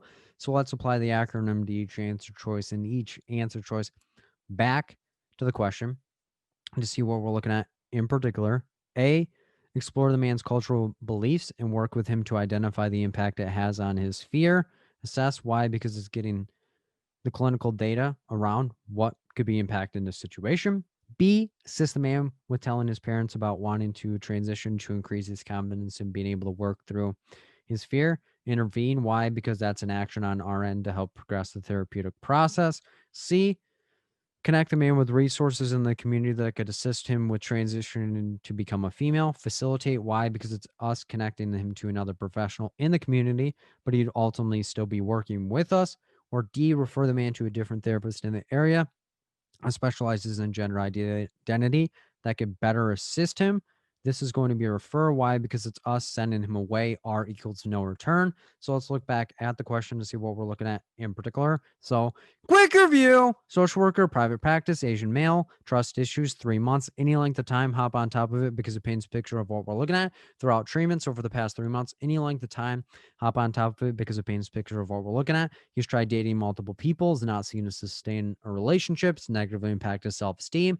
During the most recent session, any length of time, hop on top of it because it paints a picture of what we're looking at. He shares that he's been reflecting on his life and that he wants to transition to be a female, and that he fears his parents' judgment. So keep all that in mind as we go through each answer choice. So right off the bat, we're going to rule out D. Why? Because that's way too fast. He said he came in here for trust issues. So us throwing him into a new therapist may not be the best situation. And we're not really sure what in particular he would like to focus on and how that would interwove into treatment. And we don't want to push him into something that we feel is best for him. So we want to meet him where he's at. We're also going to rule out C. Why? Because that's putting 100 miles an hour on the situation. He says he's just been thinking about the situation, not that he wants to get it done or that he needs this situation or materials or resources. So we have to make sure we go at the client's pace, understand what in particular they want to see because they said they want to do it, but they fear their parents' judgment or their reaction. So are we just going to throttle down and be like, yep, you can totally do this. This is over. Nope. Meet them where they're at. Stay in our lane. So do we want to explore the cultural beliefs and work with him to identify the impact it has on his fear, or assist him with telling his parents and saying, you're doing this anyway? So for that reason, we're going to rule out B. We're going to go with A. We're going to see what in particular it looks like for him. Is this impacting what he's doing or what he would like to see? Meet him where he's at, understand. So that way we understand what is within that fear and what's influencing it. So the correct answer here is A. So that's how we look at that question in particular.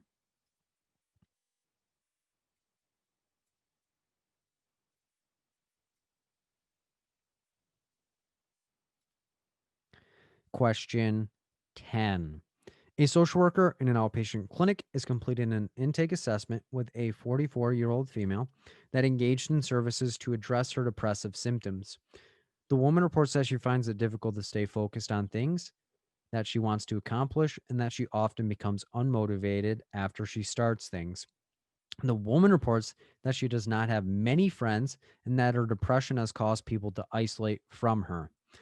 The woman reports that she has a history of self harm and that she has a strong urge to complete suicide to stop the pain she is experiencing. The social worker feels that the woman could benefit from inpatient services, yet the woman denies wanting the services. What should the social worker do first in this situation? A, force the woman to go inpatient anyway and complete a petition for involuntary hospitalization to ensure that she is safe. B, respect the woman's right to self determination and develop a safety plan with the woman to reduce the likelihood that she completes suicide. C, respect the woman's right to self determination and work with the woman to identify protective factors to reduce the likelihood that she completes suicide. Or D, facilitate why the woman does not want to inpatient services to better understand the situation. And when you have your answer, type the word pen in the chat.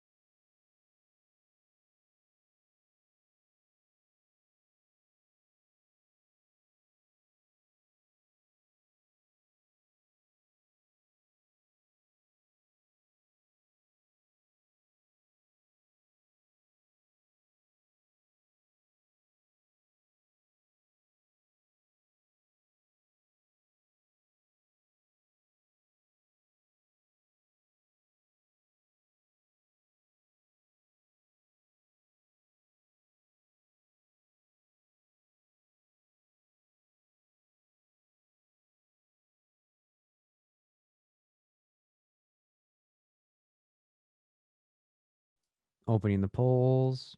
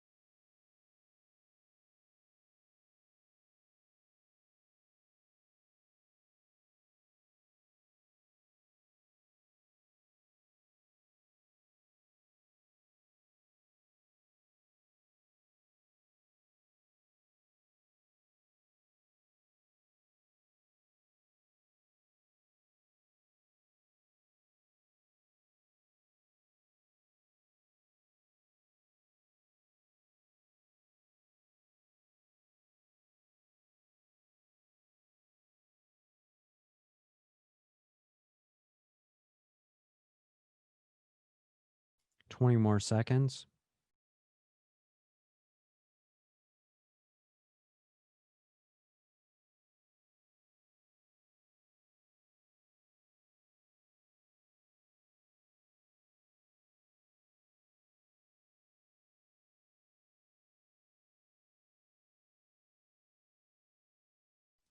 Shutting down the polls. The majority think it is D. Second place is B. Third place is C. Fourth place is A. Let's look at it. We're a social worker, outpatient clinic, so that's who we are and where we're at. We're completing an intake assessment. Any length of time, hop on top of it because it paints a picture of what we're looking at. We have a 40-year-old female, so that as our client. She engaged in services to address her depressive symptoms, so that's what she would like to focus on. She reports she finds it difficult to stay focused on things, and her motivation waxes and wanes.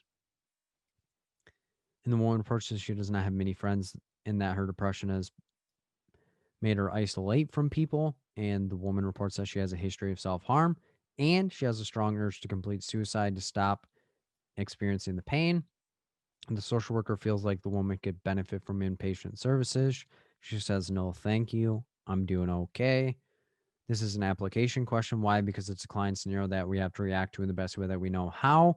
So let's apply the acronym to each answer choice and each answer choice back to the question to see what we're looking at in particular. A, force the woman to go inpatient anyway and complete a petition for involuntary hospitalization to ensure that she is safe. This is a safety intervene, depending on how we want to look at it, and we'll let the question decide. B, respect the woman's right to self-determination and develop a safety plan with the woman to reduce the likelihood that she completes suicide. This is going to be a safety intervene, depending on how we want to look at it. C, respect the woman's right to self-determination and work with the woman to identify protective factors to reduce the likelihood that she completes suicide. This is going to be a safety intervene, depending on how we want to look at it. And then D, facilitate discussion around why the woman does not want inpatient services to better understand the situation. This one is going to be safety feelings, depending on how we want to look at it. So let's look back at the question to see what we're looking at in particular. So, quick review. Social worker, outpatient clinic, completed an intake assessment. Any length of time, hop on top of it because it paints a picture of what we're looking at this given moment. So it's our first time working with a 44-year-old female. She came to address her depressive symptoms. She finds it difficult to stay focused, so lack of concentration and wax and wane in motivation. So lost interest in things that she would have normally enjoyed. She doesn't have many friends, and her depression has caused people to isolate from her. She says she has a history of self-harm, and she has a strong urge to complete suicide. We feel like she'd be better served in inpatient. So what would we need to do? So keep all that in mind as we go through each answer choice. So right off the bat, we're going to rule out A, and we'll take out the safety element. Why? Because we can't force her to do anything. Because if you remember earlier, we have to follow the trajectory.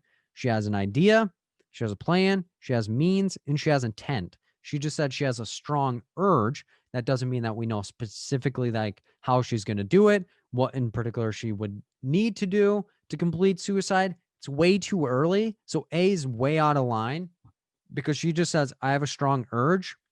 But if she has no actual plans, means, or actual intent to execute, we're not going to be able to do anything. So we're not going to be like, yep, you're inpatient now, because she's like, well, screw you, I'm gone. And if she gets put in to a hospital setting and they're assessing her and there's no actual plans, means, and intent, then we're not really going to have a substantial situation to have her be hospitalized. And in general, we're also going to rule out B. Why? Because yes, we want to respect her right to self-determination, but to immediately develop a safety plan to reduce the likelihood she completes suicide, we're not even sure what in particular it looks like, what she needs, and why we need to have this go on. So we're automatically jumping way too quick and saying like, okay, so what would you like to see? How can we get this done? And move on. Way too quick, way too fast, because it's like, yep, you need a safety plan when we don't even know if she needs that safety plan based on the fact that we don't know what's the likelihood of her executing it. Does she actually have the means, or are they just fleeting thoughts? So now we're in between C, respect the woman's right to self-determination and work with the woman to identify protective factors to reduce the likelihood that she completes suicide, or do we want to facilitate discussion around why she does not want inpatient services to better understand the situation? So this is where it gets very, very tricky, and we have to understand what the question is saying.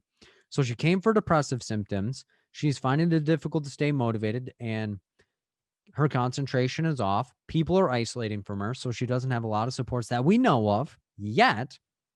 And she's saying that she has a history and a strong urge to complete suicide to stop the pain that she's experiencing. And we feel she could benefit from inpatient services. She says, I do not want inpatient right now. So that's where we want to ask her, what is preventing you from going inpatient? Or do we want to ask her, what are some protective factors that you have? What are some resources? What are some strategies that you know of that could be helpful within your services? So for that reason, we're going to take out the safety element of D. It moves down to a feelings. We're going to respect her right to self-determination because we don't know if she is going to harm herself at this given moment. She says, I have a strong urge to, but before us being like, well, why don't you want inpatient services? We need to understand, are they actually in need? Because We feel she needs them based on the fact that she has a strong urge, but we have to meet her where she's at. Because if she denies actually wanting to harm herself right now or having plans and means and intent to do it, we can't really put her into an inpatient setting, because just because we feel like it's a good idea doesn't mean it is actually meeting her where she's at. And if she's like, I have no protective factors and I'm just going to do it, then we would have to supersede that. But the correct answer here is C. So that's how we'd look at that question in particular.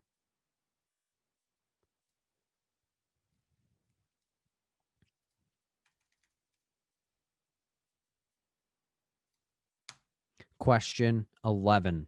A social worker in a community mental health clinic has been working with a 23-year-old female for the past 2 months regarding anger issues. Throughout treatment, the woman has been working on communicating her needs with people and utilizing anger management techniques to better express her feelings. During the most recent session, the woman informs the social worker that she got into a physical altercation with her new boyfriend, who is 67 years old, that she met 2 weeks ago. The woman wants to identify ways to improve the relationship. What should the social worker do first in this situation? A, contact Adult Protective Services regarding the abuse that the woman shared. B, facilitate discussion around how the woman met her new boyfriend to better understand the situation. C, inquire about the argument that the woman had with her new boyfriend to better understand the situation before contacting Adult Protective Services. Or D, gather information around the woman's new relationship and work with her to identify strategies she can utilize to improve the relationship. And when you have your answer, type the word joy into the chat.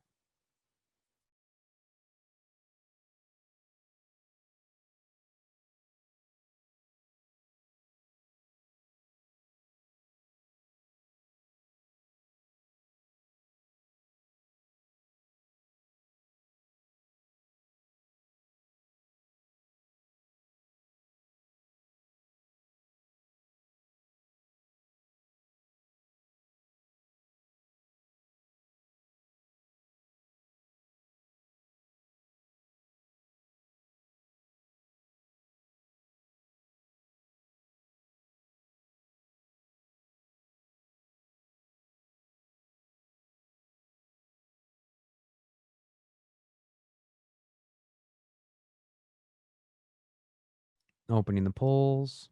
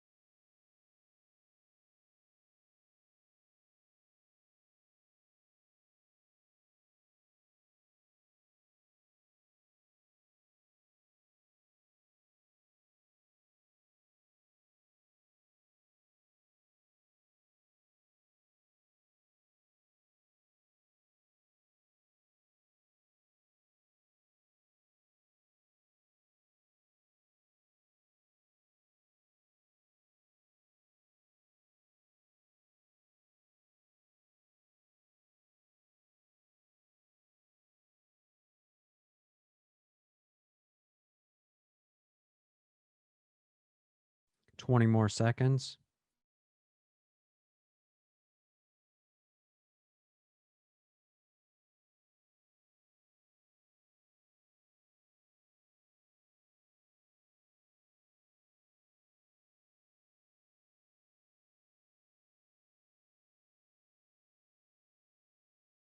Shutting down the polls. The majority think it is D. Second place is C. Third place is A. Fourth place is B. Let's look at it. We're a social worker in a community mental health clinic, so that's who we are and where we are at. We've been working with a 23-year-old female, so that is our client for the past 2 months. Any length of time, hop on top of it because it paints a picture of what we're looking at regarding anger issues throughout treatment. Any length of time, hop on top of it because it paints a picture of what we're looking at this given moment. The woman has been working on communicating her needs with people and utilizing anger management techniques to better express her feelings. During the most recent session, any length of time, hop on top of it because it paints a picture of what we're looking at. The woman informs the social worker that she got into a physical altercation with her new boyfriend. The new boyfriend is 67 years old, and she met him 2 weeks ago. Any length of time, hop on top of it because it paints a picture of what we're looking at. And the woman wants to identify ways to improve the relationship. What should the social worker do first in this situation? This is an application question. Why? Because it's a client scenario that we have to react to in the best way that we know how. So let's apply the acronym to each answer choice and each answer choice back to the question to see what we're looking at. In particular, A, contact adult protective services regarding the abuse that the woman shared. This is going to be a safety intervene depending on how we want to look at it. B, facilitate discussion around how the woman met her new boyfriend to better understand the situation. Assess why, because it's getting clinical data to better understand the situation.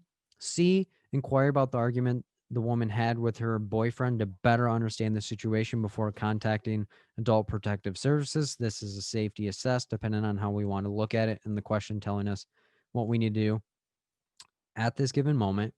And then D, gather information around the woman's new relationship and work with her to identify strategies she can utilize to improve the relationship. This is going to be feelings. Why? Because it's getting her direct perspective of what she is experiencing at this given moment.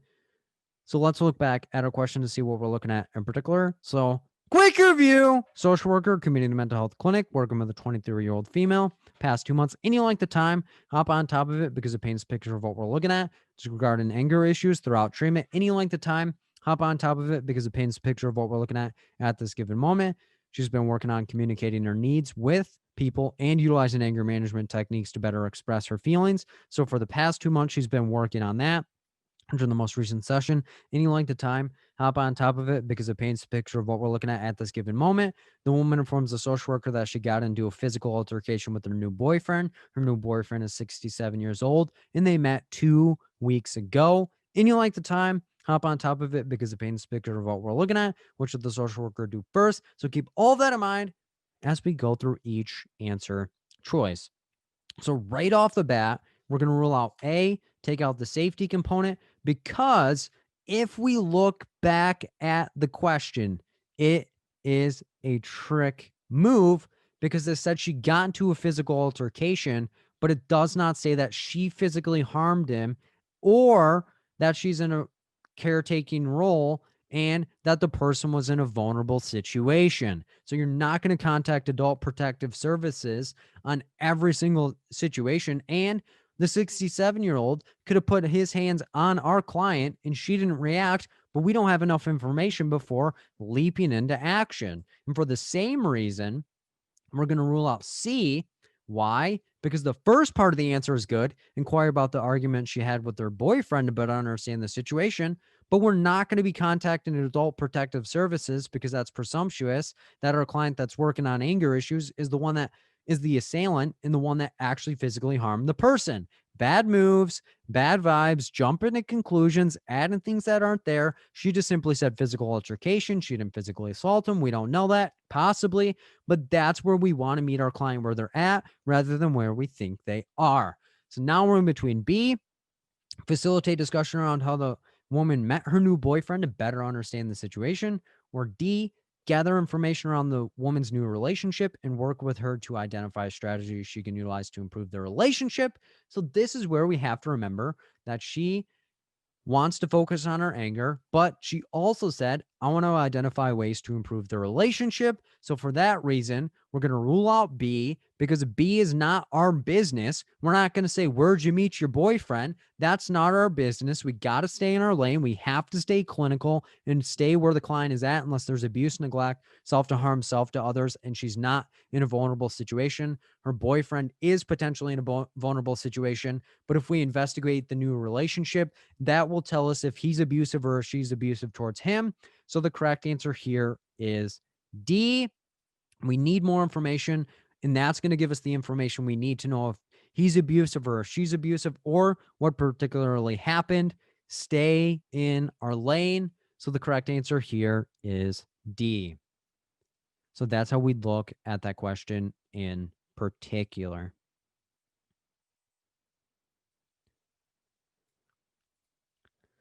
Question 12. A social worker in a family agency has been working with an 18-year-old male for the past 4 months to help cope with abuse that he experienced. During his intake assessment, the man reported that he went to a party with some friends, and when someone found out that he was gay, they attacked him and continued to beat on him for hours. Throughout treatment, the man has been utilizing coping skills to cope with his flashbacks and intrusive thoughts and has been slowly developing trust for men again. And during the most recent session, the man reports that he started dating someone and gave the social worker a card to show his appreciation for their role in it. What is the best thing for the social worker to do in this situation? A, thank the man for the card, yet inform him why it would be unethical to accept the gift. B, thank the man for the card and gather information around the meaning of the card. C, thank the man for the card and accept it as it shows the progress the man has made in treatment, and it would be detrimental to decline the gift. Or D, facilitate discussion around the man's new relationship to better understand the situation before proceeding. And when you have your answer, type the word ethics in the chat.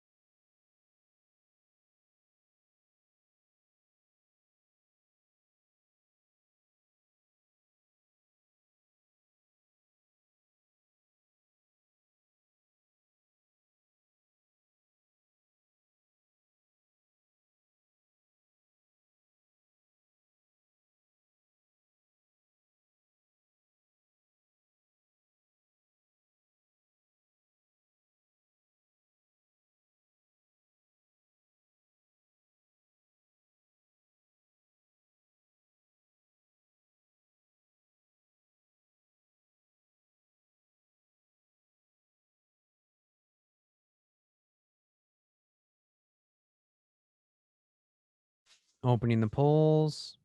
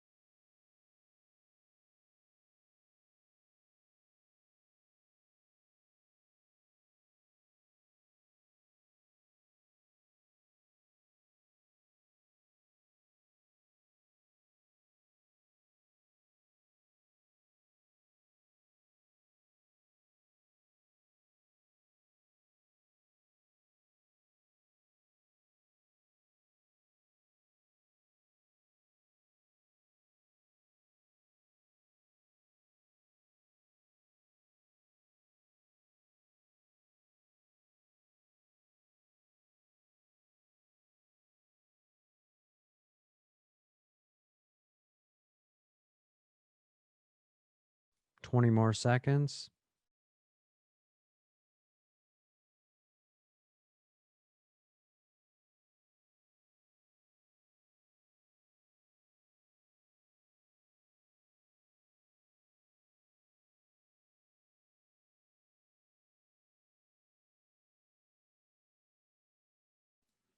Shutting down the polls. The majority think it is B. Second place is A. Third place is C. Fourth place is D.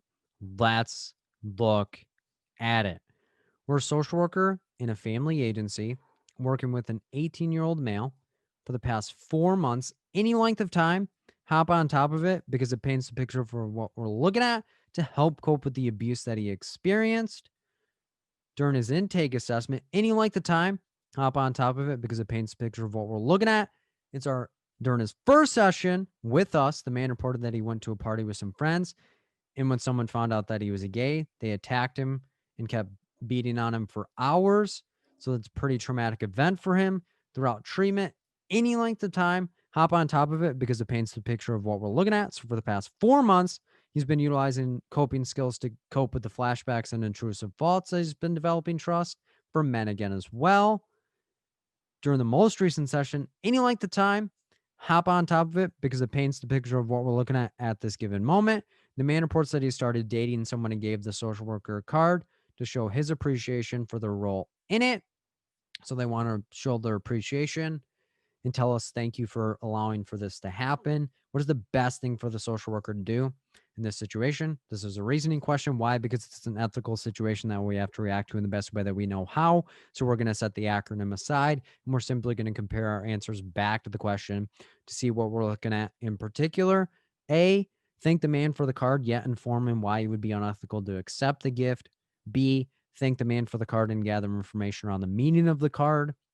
C, thank the man for the card and accept it as it shows the progress the man has made in treatment and would be detrimental to decline the gift. Or D, facilitate discussion around the man's new relationship to better understand the situation before proceeding. So let's look back at the question to see what we're looking at in particular. So quick review: social worker, family agency, 18-year-old male, past 4 months, any length of time, hop on top of it because it paints a picture of what we're looking at. He engaged in services to cope with the abuse that he experienced because during his intake assessment, any length of time, hop on top of it because it paints a picture of what we're looking at. So 4 months ago, he said that he was attacked at a party and people were beating on him because of his sexual identity. And then throughout treatment, any length of time, hop on top of it because it paints a picture of what we're looking at. The man has been utilizing coping skills to cope with his flashbacks and intrusive thoughts and has been slowly developing trust for men again during the most recent session.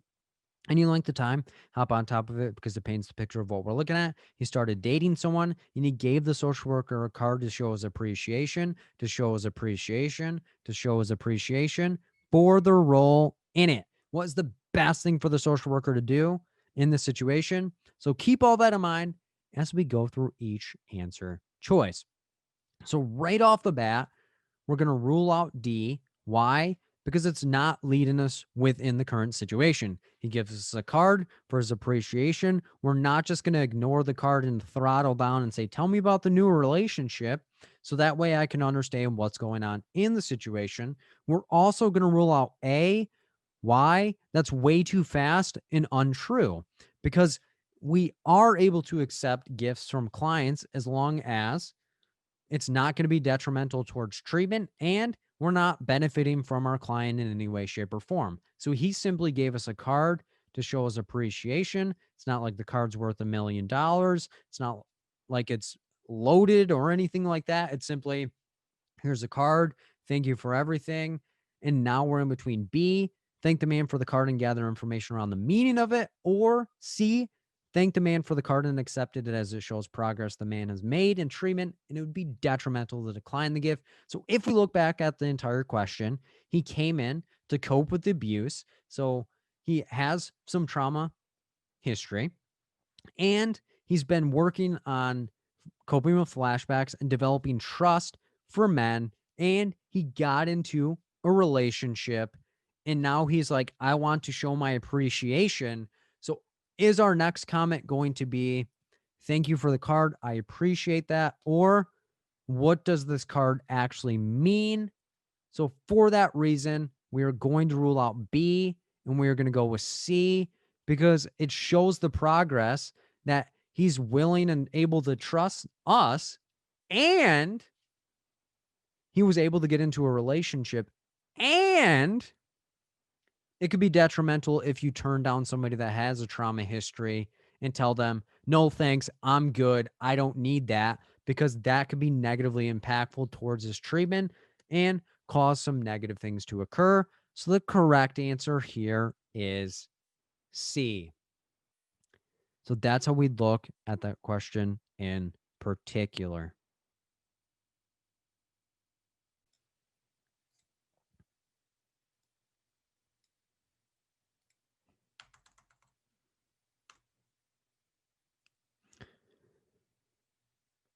Question 13. 18. A social worker in a community mental health clinic is completing an intake assessment with a 39-year-old female regarding relationship issues.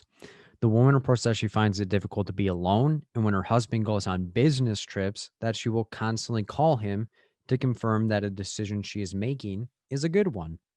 The woman reports that she's often volunteers to watch her friends' children, which has caused her to lose multiple jobs in the past, but she feels as if she says no to people that they will leave her.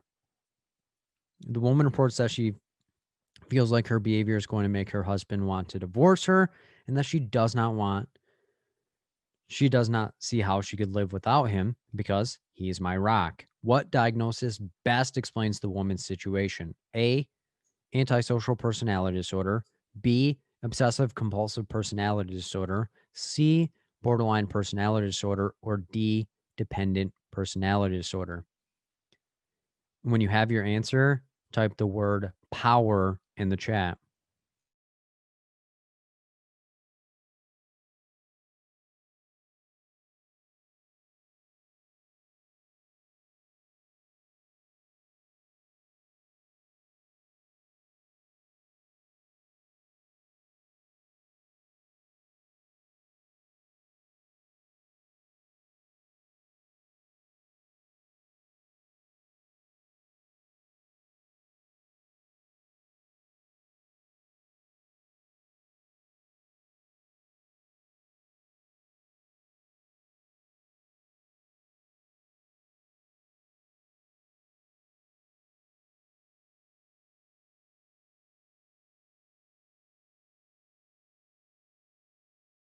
Opening the polls.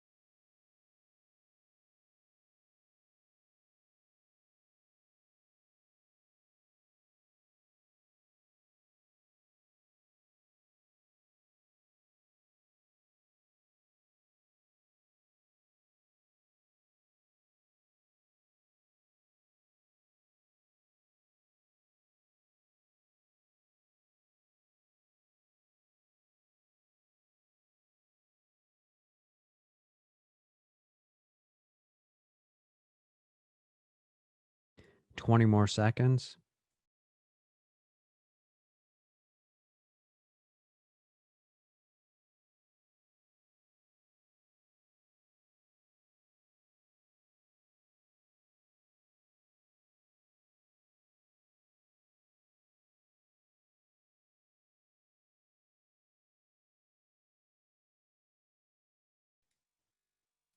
Shutting down the polls. The majority think it is D. Second place is C. Third place is B. Fourth place is A. Let's look at it. We're a social worker in a community mental health clinic. So that's who we are and where we are at. We're completing an intake assessment any length of time. Hop on top of it because it paints the picture of what we're looking at. So it's our first time meeting with a 39-year-old female. So that is our client regarding relationship issues. So that's why she came in. And then the woman reports that she finds it difficult to be alone. And when her husband goes on business trips, that she constantly calls him to confirm a decision that she's making is a good one. So she needs reassurance in her own behaviors. The woman reports that she often volunteers to watch her friends' children, which just caused her to lose multiple jobs, but she feels like people are going to leave her if she doesn't sacrifice herself for them. And the woman reports that she feels like her behavior is going to make her husband want to divorce her and that she does not see how she could live without him since he is my rock. What diagnosis best explains the woman's situation? This is a recall question. Why? Because if one worded answer that we'd have to be able to understand the diagnosis to be able to navigate it. So let's break down each diagnosis, compare it back to the question to see what we're looking at in particular. A, antisocial personality disorder is when someone will lack remorse, try to benefit from other people in some way by manipulating them.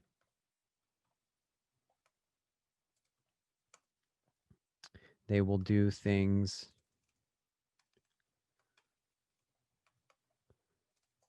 that are grounds for arrest, and they do not care about others.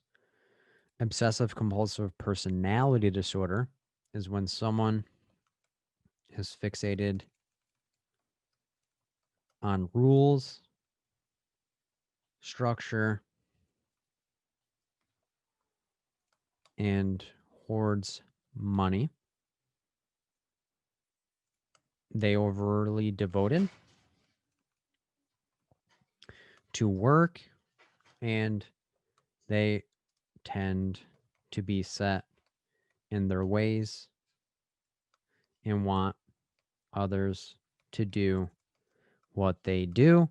Borderline personality disorder is when someone will engage in relationships and will do anything to initiate and sustain them,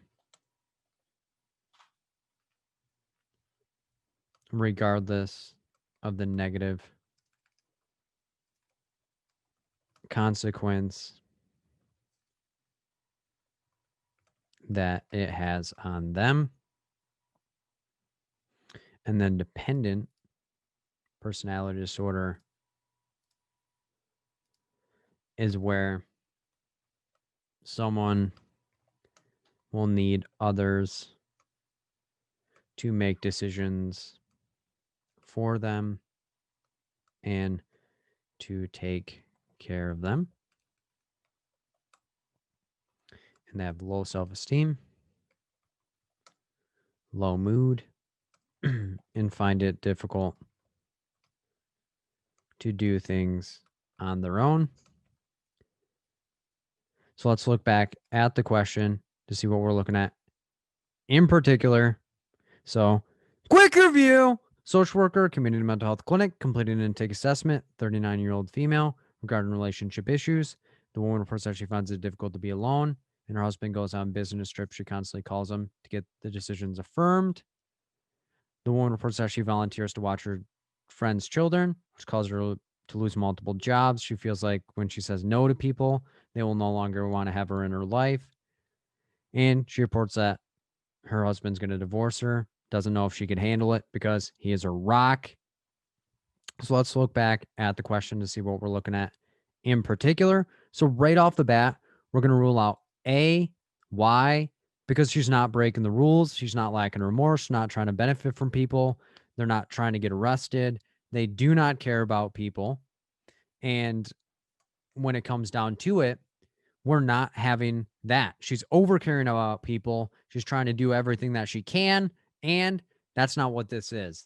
If anything, it's total opposite. She's giving away everything and hoping everyone else stays around and isn't trying to manipulate her in any way, shape, or form. We're also going to rule out B. Why? Because obsessive compulsive personality disorder. She's not really fixated on rules, structure. She's not hoarding money. She's not overly devoted to work and not doing everything that they have to in the situation. Borderline personality disorder and dependent personality disorder tend to be pretty similar. But again, we have to remember the differences between them are very stark when it comes down to one wants to sustain love and will do anything for the relationship. The other just simply wants a relationship in order for people to take care of them. So when we look back at the question, we have all of these different things of she's not able to make a decision when her husband's not around. She's doing things for other people in order to maintain the relationship because she doesn't want them to leave her. And then she says, my husband's going to divorce me and I don't think I can live without him. So if we think about that, we're going to rule out C and we're going to go with D. Why? Because she's not on the border of one relationship and trying to go to the next. She doesn't fear the abandonment. She needs that reassurance. She's dependent on her husband and other people to survive and thrive. And she just simply is like, wow, please don't leave me. And we'll do anything to make that happen. When borderline personality disorder would have more mood fluctuations, they'd have more impulsivity, they'd have all these different things that they could do to make that happen. So the correct answer here is D. So that's how we'd look at that question in particular.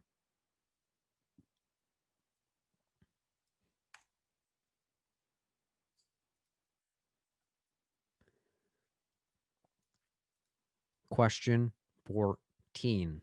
A social worker in a private practice is completing an intake assessment with a 58-year-old male upon request of his best friend. The man reports that he has never been to therapy before and that he does not feel like he has any issues.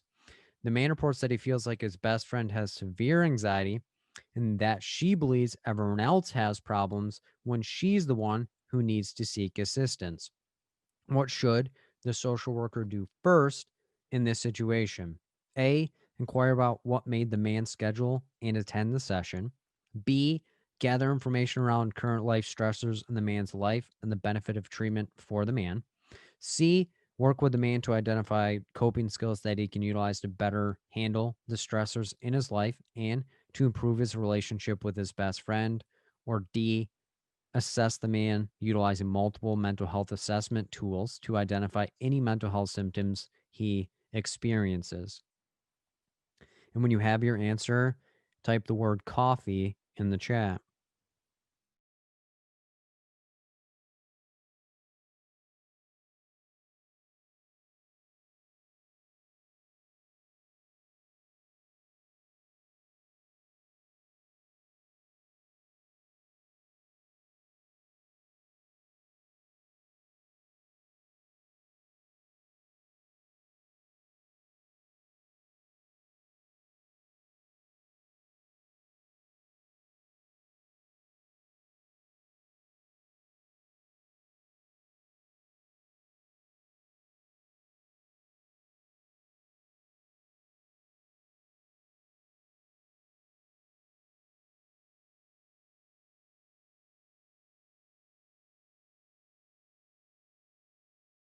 Opening the polls.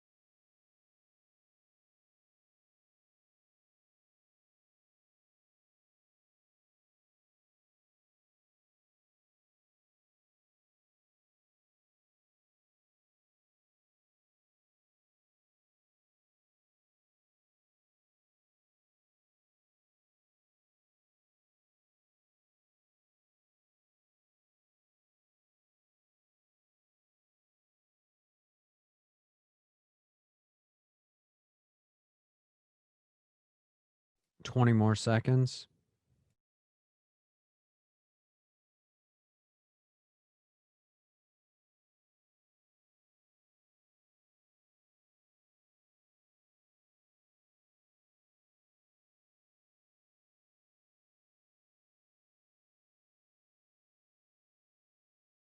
Shutting down the polls.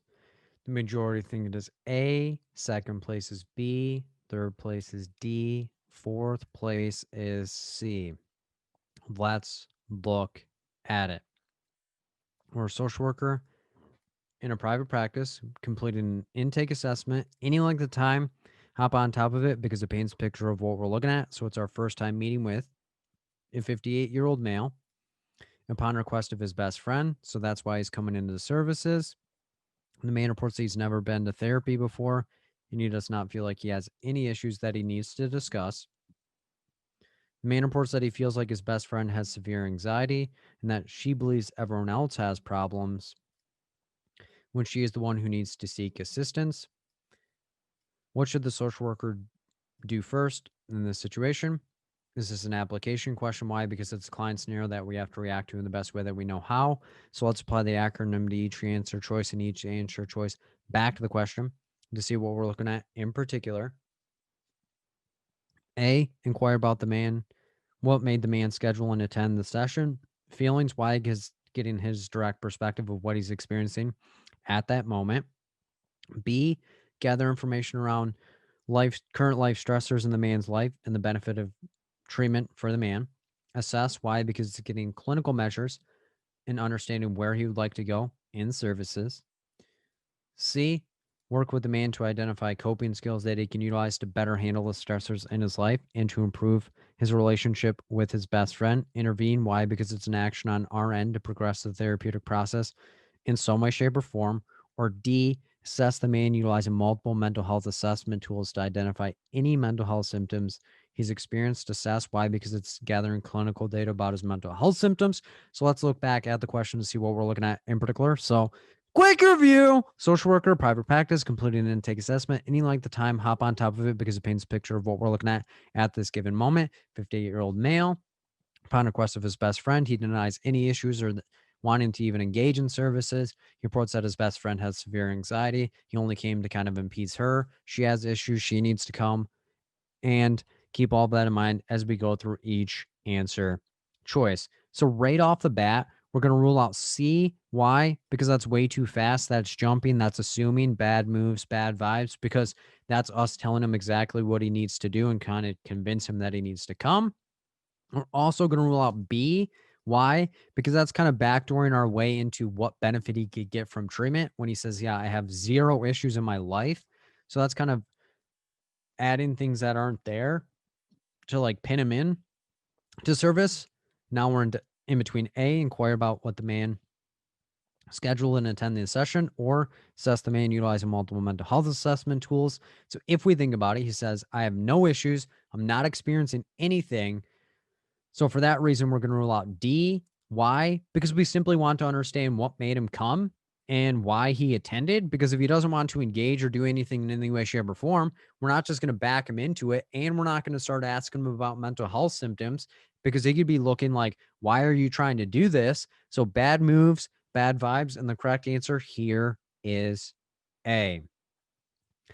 So that's how we look at that question in particular.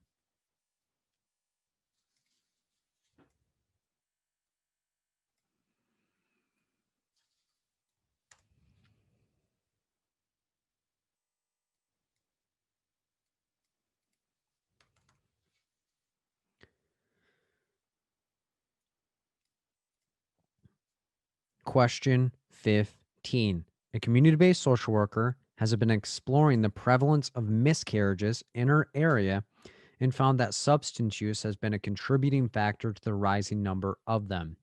The social worker has partnered with multiple health clinics and hospitals in the area to identify the needs of the women who have miscarried and found that loneliness and lack of aftercare options were the most common responses. The social worker has decided to start a support group for women who have miscarried to help address the needs in her area. What should she do next to form the support group? A, provide information to the health clinics and hospitals in the area to raise awareness about her group. B, reach out to women who have miscarried in the area to raise awareness about her group. C, start hosting the group to create a consistent schedule for the group and to raise awareness around it. Or D, hand out flyers in the community to allow for women to start attending the support group. And when you have your answer, type the word community in the chat.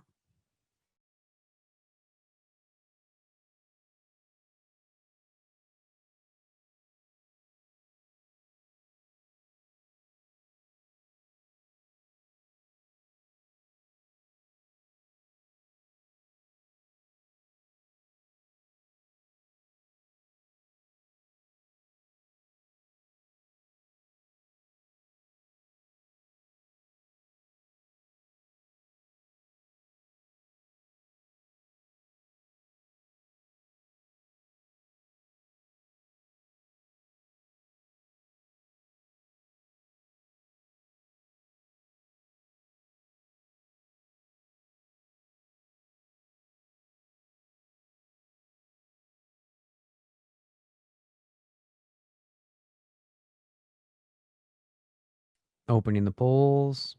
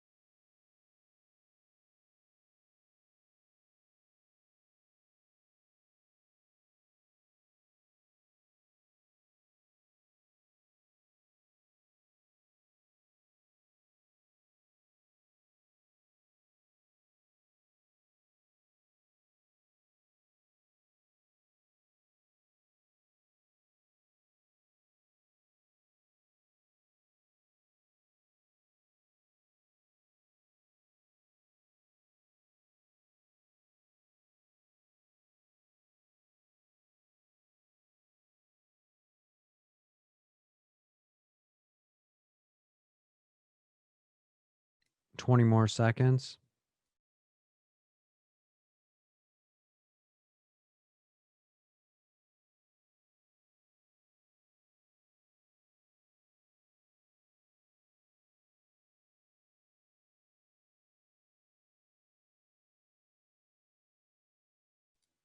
Shutting down the polls. The majority think it is A. Second place is B and D. Third place is C. Let's look at it. We're a community-based social worker, so that's who we are and what our role is. We've been exploring the prevalence of miscarriages in the area and found substance use has been a contributing factor to the miscarriages. The social worker has partnered with multiple health clinics and hospitals in the area to identify the needs of the women. So we've kind of established rapport and a connection. And we found that loneliness and aftercare options or lack of aftercare options were the most common responses. So, like, how can we fill the void within the situation? And then we had decided to start a support group for women who have miscarried to help address the needs in her area. What would be the next thing to do?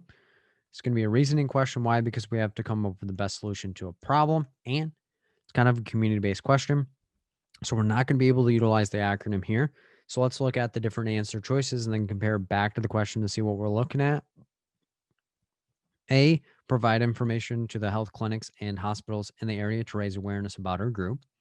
B, reach out to women who have miscarried in the area to raise awareness about our group.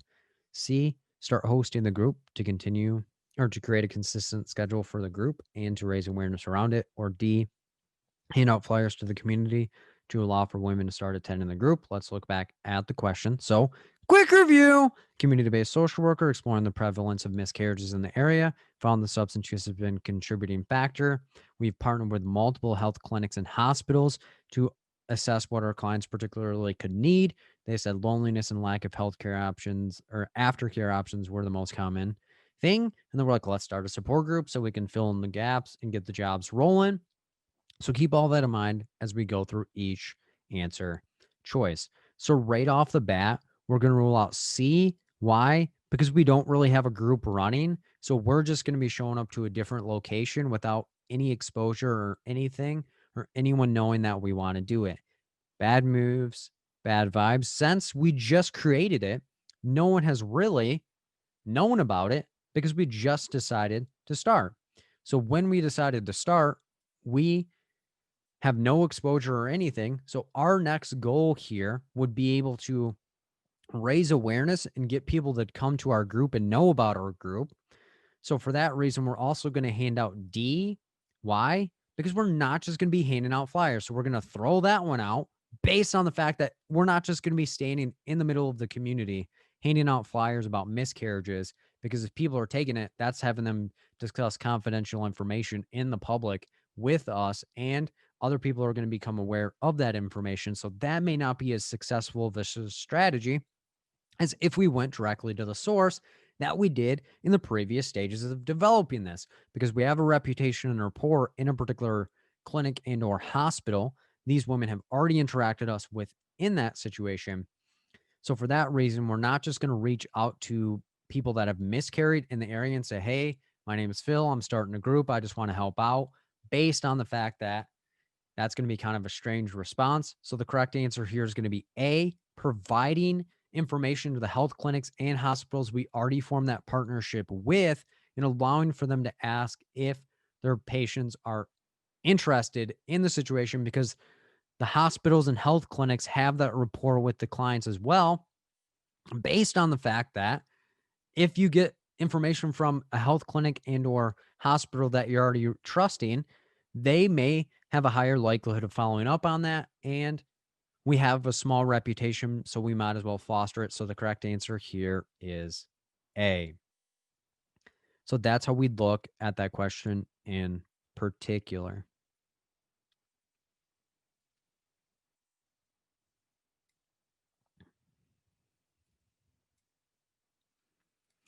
Question 16. A social worker in a community mental health clinic is meeting with a 26-year-old female around issues she is having in her current relationship. The woman reports that her husband has been yelling at her about not making enough money and that she's been looking for employment to raise her income.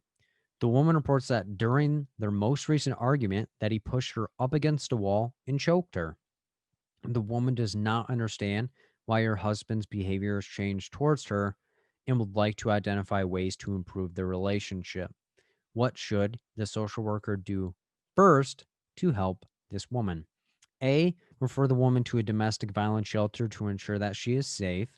B, provide the woman information regarding the cycle of abuse. C, provide the woman information on domestic violence groups that she can attend at the agency to increase her support system. Or D, identify the pros and cons of the woman's current relationship to help the woman understand why she has stayed in the relationship. And when you have your answer, type the word motivation in the chat.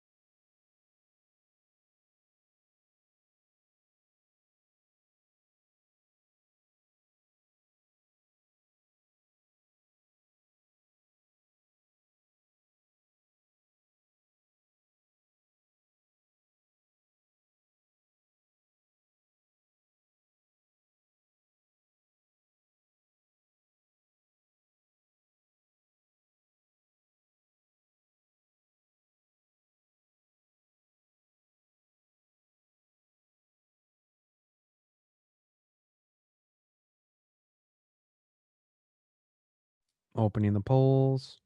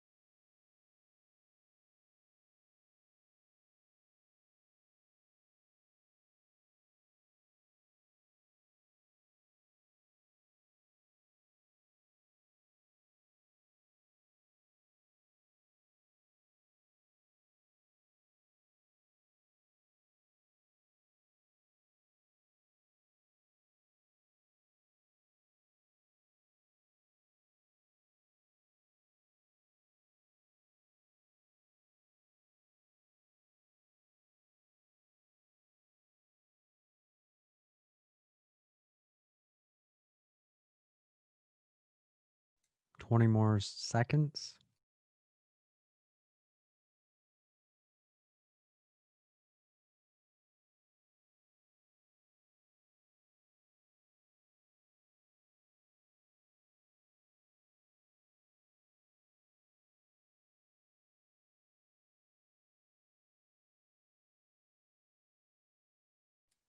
Shutting down the polls. The majority think it is D. Second place is B. Third place is A. fourth place is C. Let's look at it. We're a social worker in a community mental health clinic. So that's who we are and where we are at. We're meeting with a 26-year-old female. So that is our client. And it's around issues she's having in her current relationship. The woman reports that her husband has been yelling at her about not making enough money and that she's looking at employment to raise her income. So she's looking for different ways to become independent. The woman reports that during the most recent argument that he pushed her up against a wall and choked her. So he physically harmed her. And the woman does not understand why her husband's behavior changed towards her and would like to identify ways to improve the relationship. What should the social worker do first to help this woman? This is an application question. Why? Because it's a client scenario that we have to react to in the best way that we know how. So let's apply the acronym to each answer choice and each answer choice back to the question. See what we're looking at in particular. A, refer the woman to a domestic violence shelter to ensure that she is safe. This is going to be a refer. Why? Because it's us sending her to a different place and we'd no longer be working with her. B, provide the woman information regarding the cycle of abuse. This is going to be educate. Why? Because it's giving her information that she can utilize right now to make an informed decision.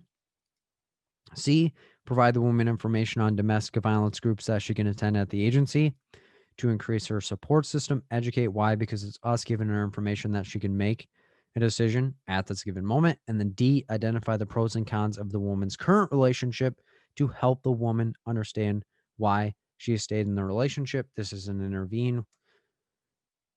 So keep all that in mind as we look back at the question. So quick review. Social worker, community mental health clinic, 26-year-old female, around issues she's having in her current relationship. She reports her husband's been yelling at her for not making enough money. She's trying her best by looking for employment. She reports during the most recent argument that she pushed her up against a wall and choked her. She does not understand why her husband's behavior has changed towards her.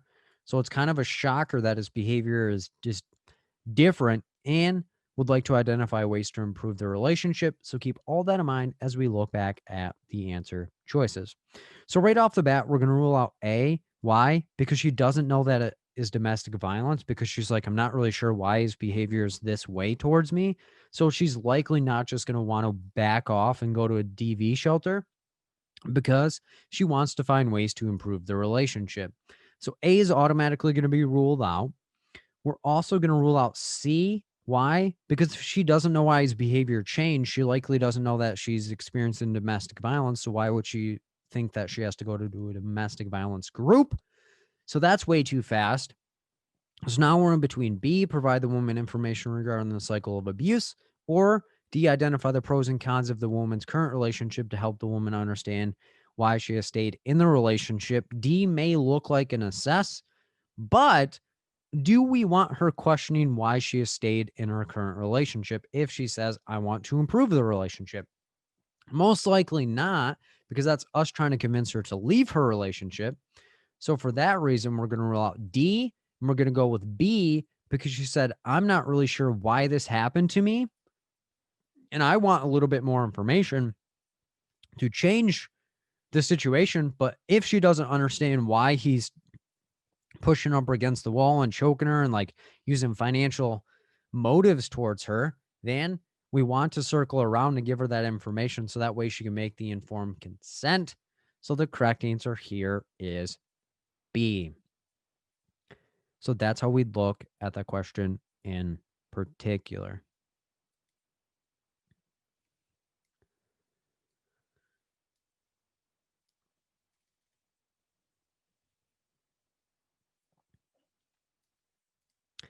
Question 17. A community-based social worker has been conducting research to explore the impact that trauma has on people's tendency to overwork.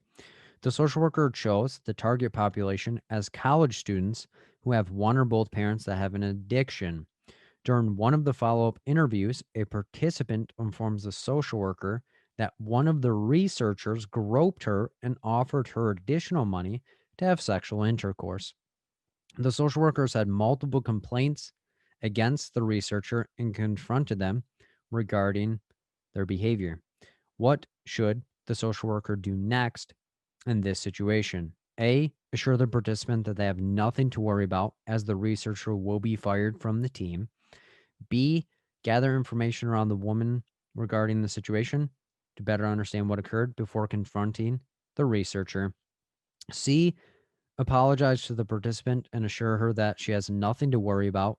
And after the meeting, contact the NASW regarding the researcher's conduct. Or D, gather information from the woman regarding the situation and provide her information regarding community resources that can help her cope with the situation. And when you have your answer, type the word seal in the chat.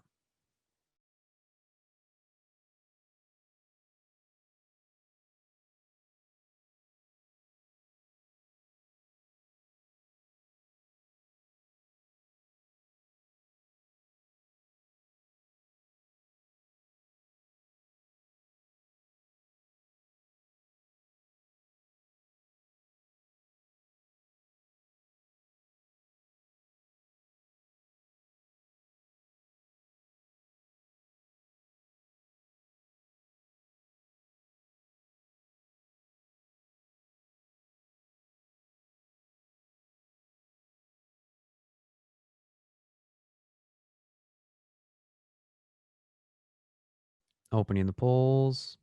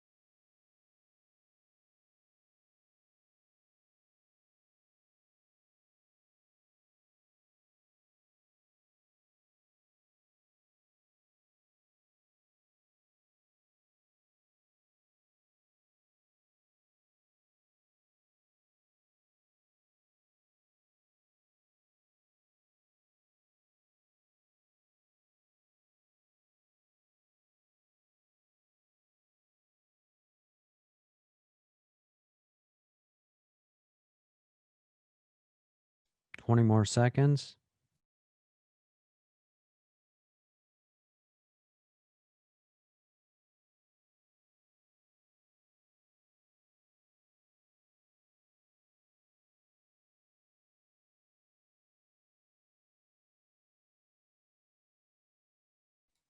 Shutting down the polls. The majority think it is B. Second place is C. Third place is D. Fourth place is A. Let's look at it. We're a community based social worker, so that's who we are and where we are at. We've been conducting research to explore the impact that trauma has on people's tendency to overwork. So that is our purpose. The social worker chose the target population as college students who have one or both parents who have an addiction. So those are the people that we are working with during one of the follow-up interviews, any length of time. Hop on top of it because it paints a picture of what we're looking at. So during one of them, a single participant informs the social worker that one of the researchers groped her and offered her additional money to have sexual intercourse. So that is what we're thinking. We have a group of people. Now we have one person. And the social workers had multiple complaints against the researcher and confronted them regarding their behavior. What should the social worker do next in this situation? This is going to be a reasoning question. Why? Because it's an ethical situation that we have to respond to in the best way that we know how. So we're not going to be able to utilize the acronym. So let's review the answers and then compare it back to the question. A, assure the participant that they have nothing to worry about as the researcher will be fired from the team. B, gather information from the woman regarding the situation to better understand what occurred before confronting the researcher. C, apologize to the participant and assure that she has nothing to worry about after the meeting. Contact the NSW regarding the researcher's conduct. Or D, gather information from the woman regarding the situation and provide her information regarding community resources that she can help cope her with the situation. So let's look back at the question to see what we're looking at in particular. So Quick review. Community-based social worker conducting research to explore the impact that trauma has on people's tendency to overwork. We chose to target populations of college students that have one or both parents that have an addiction. During one of the follow-up interviews, any length of time, hop on top of it because it paints a picture of what we're looking at. We have a single participant that informs us that the social worker, that one of the researchers groped her and offered her additional money to have sexual intercourse. Social workers had multiple complaints against the researcher and confronted them regarding their behavior. So keep all that in mind as we go through each answer choice. So right off the bat, we're not going to go with A. Why? Because that's pretty invalidating and saying you have nothing to worry about. They're going off the team. Let's continue on, because it ignores exactly what she said, that, hey, I had a traumatic event and situation. And just because they're gone doesn't mean that what happened to me is gone out of my mind. We're also going to rule out C. Why? Because we're not just going to simply apologize and say you have nothing to worry about again, and then contact the NASW regarding the researcher's conduct based on the fact that it does nothing for our particular client, which is the participant that had this interaction. So we have to keep in mind who our client is. Do we want to do B, gather information from the woman regarding the situation to better understand what occurred before confronting the researcher? Or do we want to gather information around what she experienced and then provide her information around things that she can utilize to help her situation? So if we think back, we need to get our head off of just going with the chain of command and saying, okay, well, my goal is to gun for this researcher, because at the end of the day, we're not just going to gather information about a traumatic event from somebody and then give them nothing, because the code of ethics also says that if we are a researcher, that we need to provide information and resources to our participants, because if they have physical, mental, or emotional pain during our study, that we have to supplement that. So the correct answer here is going to be D, gather information from the woman regarding the situation and provide information regarding community resources that can help her cope with the situation to ensure that we meet her needs. And if she declines them, that is up to her, but we at least have to offer it, because as a researcher, we have to make sure our participants are being protected. And if there's any damage happening, that we provide some resolve in the situation. So the correct answer here is D. So that's how we'd look at that question in particular.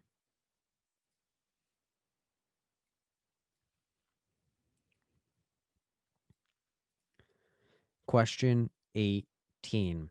A social worker in a temporary domestic violence shelter has been working with a 32-year-old father of two who left his abusive relationship 3 months ago.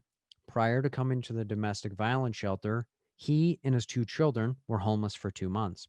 While working with the social worker, the man has been working on boundary setting and processing about the abuse he experienced in his relationship. During the most recent session, the man reports that he spoke with his wife and that he plans to return home with his children. What is the most likely thing for the social worker to do in this situation? A, commend the man for reflecting on what he feels is best for him and his children and respect his right to self-determination.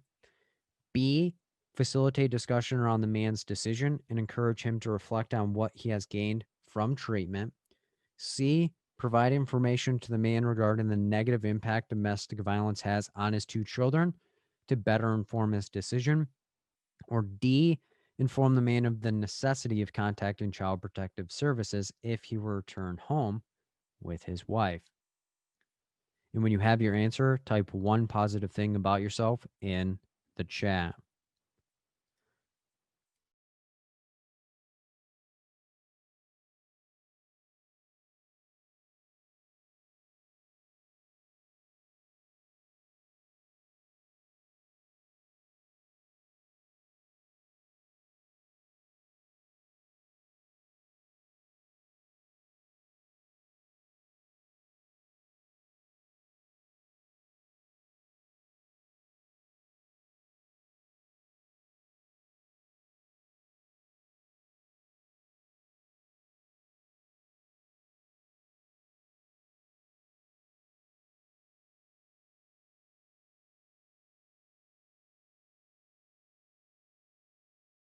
Opening the polls.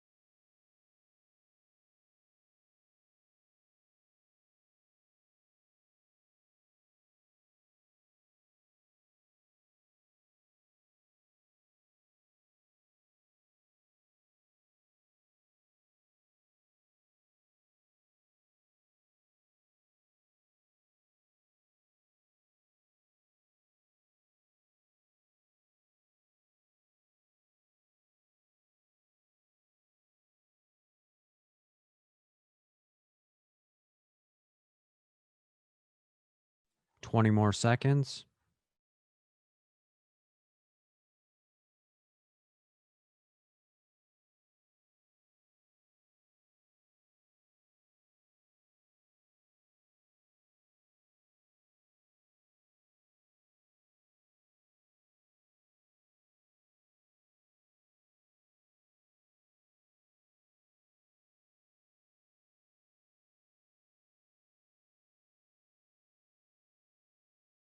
Shutting down the polls. The majority think it is B. Second place is A. Third place is C. Fourth place is D. Let's look at it. We're a social worker in a temporary domestic violence shelter. We're working with a 32-year-old father of two. So we're working with three people, and he left his abusive relationship 3 months ago. Any length of time, hop on top of it because it paints the picture of what we're looking at. Prior to coming to the domestic violence shelter, any length of time, hop on top of it because it paints a picture of what we're looking at. So prior to coming to see us, he and his two children were homeless for 2 months. Any length of time, hop on top of it because it paints a picture of what we're looking at. So 2 months ago, he's kind of homeless. While working with the social worker, the man has been working on boundary setting and processing about the abuse he experienced in his relationship. During the most recent session, any length of time, hop on top of it because it paints a picture of what we're looking at this given moment. The man reports that he spoke with his wife and he plans to return home with his children. What is the most likely thing for the social worker to do in this situation? This is an application question. Why? Because it's a decline scenario that we have to react to in the best way that we know how. So let's apply the acronym to each answer choice and each answer choice back to the question to see what we're looking at. A, commend the man for reflecting on what he feels is best for him and his children and respect his right to self-determination. Feelings, why? Because it's getting his direct perspective and honoring what he would like to do with and for his situation. B, facilitate discussion around the man's decision to encourage him to reflect on what he has gained from treatment. That's an intervene. Why? Because that's us facilitating a discussion and saying, what can you do in the situation? And how is this going to impact your services? C, provide information to the man regarding the negative impact domestic violence has on his two children to better inform his decision. Educate, why? Because it's providing him information that he can utilize in this situation to make a more sound decision. Or D, inform the man of the necessity of contacting Child Protective Services if he were to return home with his wife. That is going to be an intervene and bad move. And then we'll find out why in just a little bit. So let's look back at the question to see what we're looking at in particular. So, quick review: social worker, temporary domestic violence shelter, working with a 32-year-old father of two. So we're working with three people, left his domestic violence abusive relationship 3 months ago. Any length of time, hop on top of it because it paints a picture of what we're looking at this given moment. Prior to coming to the domestic violence shelter, any length of time, hop on top of it because it paints a picture of what we're looking at. So prior to coming to see us, he and his two children were homeless for 2 months. Any length of time, hop on top of it because it paints a picture of what we're looking at. While working with the social worker, the man has been working on boundary setting and processing about the abuse he experienced in his relationship. And during the most recent session, any length of time, hop on top of it because it paints a picture of what we're looking at. The man reports that he spoke with his wife and that he plans to return home with his children. So keep all that in mind as we look back at the answer choices. So right off the bat, we're going to rule out D. Why? Because it says that he was in an abusive relationship, but she wasn't abusing the kids. It doesn't say anything like that. So we cannot add and say, yeah, she was abusive towards you and the children, and the kids are in a dangerous situation, because that's not what the question says. So D is a bad moves, bad vibes, because it's jumping to conclusions and assuming things that are not actually there. We're also going to rule out B. Why? Because B is saying, okay, tell me a little bit more about your decision, and then encourage him to reflect on what he's gained from treatment. So it's almost like, okay, so how was you going home, working on your boundary setting and processing the trauma that you went through? So that's us trying to convince him what he should do with and for his situation, which is bad moves, bad vibes, based on the fact we want to understand a little bit more about his decision. But we're not going to say you should probably reflect on what we've been doing in treatment, because that's us trying to convince him not to go home. So now we're in between A, commend the man for reflecting on what he feels is best for him and his children and respect his right to self determination, or C, provide information to the man regarding the negative impact domestic violence has on his two children to better inform his decision. So if we look back at the question, it doesn't say anything about the kids being abused, or that he doesn't know the negative impacts of it, or he wouldn't have left the relationship and come to the shelter. And we want to make sure that if somebody has been in an abusive situation or experienced trauma, that they have control within their situation, and we're allowing for them to decide what they'd like to see for themselves, because our job as a social worker is not to tell people what to do, but to allow for them to decide what they would like to see with and for their situation. So for that reason, we're going to rule out C. Why? Because that's indirectly trying to convince them as well of like, hey, if you go back, this could be all of the negative things that happen to your children. So the correct answer here is going to be A. I'm glad that you're willing to look and decide what you'd like to see for yourself. And it's totally up to you what you decide to do, because that is our job as a social worker, is to allow people to make the right, have their decisions made, unless they're a harm to self, harm to others, and abuse and neglect. But none of that's going on that we know of at this given moment. So the correct answer here is A. So that's how we look at that question in particular.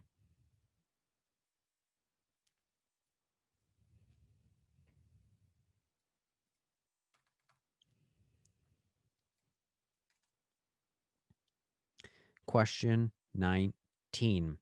A social worker in a family agency has been working with a 14-year-old boy around issues with anger for the past 3 months.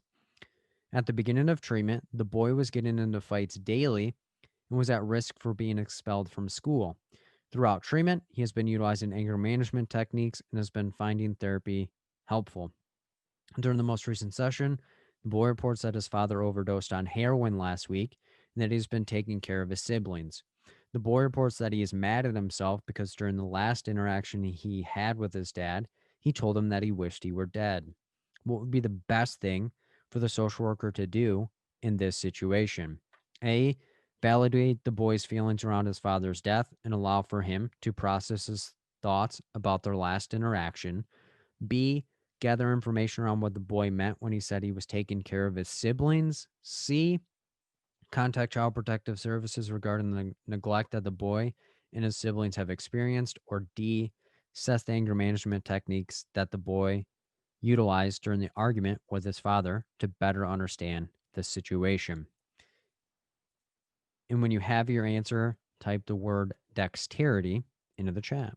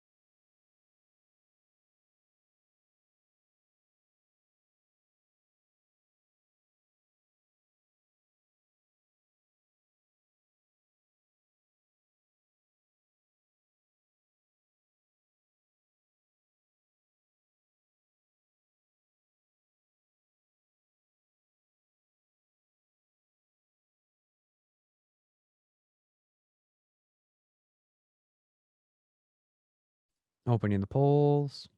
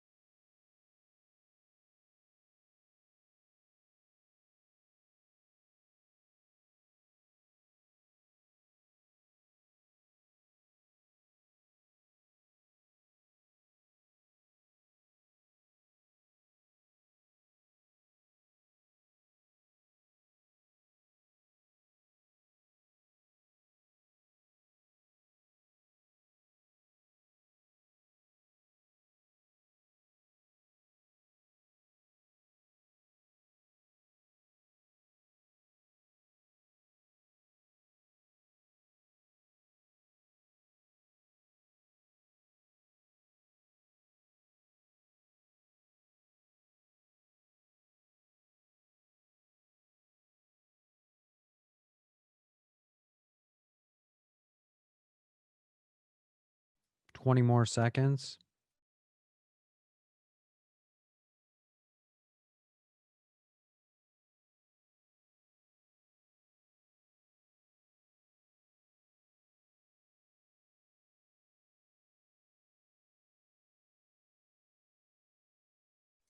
Shutting down the polls. The majority think it is A. Second place is B. Third place is C. Fourth place is D. Let's look at it. We're a social worker in a family agency. So that's who we are and where we are at. We've been working with a 14-year-old boy. So that is our client. And he is focusing on issues with anger for the past 3 months, any length of time.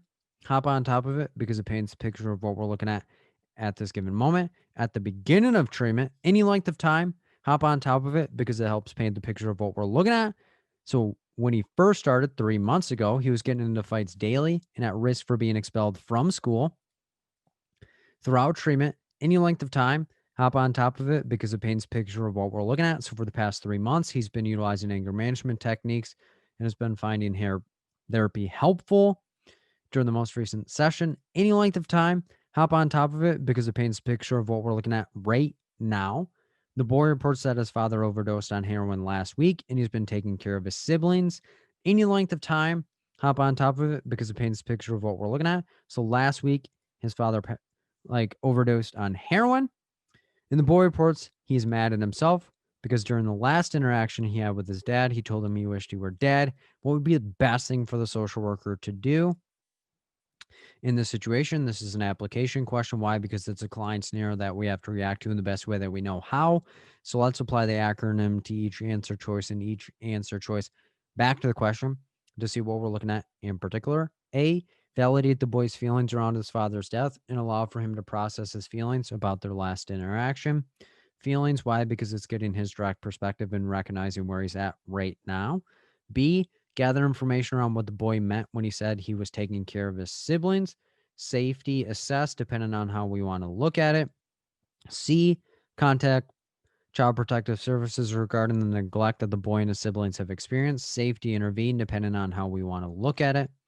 And then D, assess anger management techniques that the boy utilized during the last argument with his father to better understand the situation.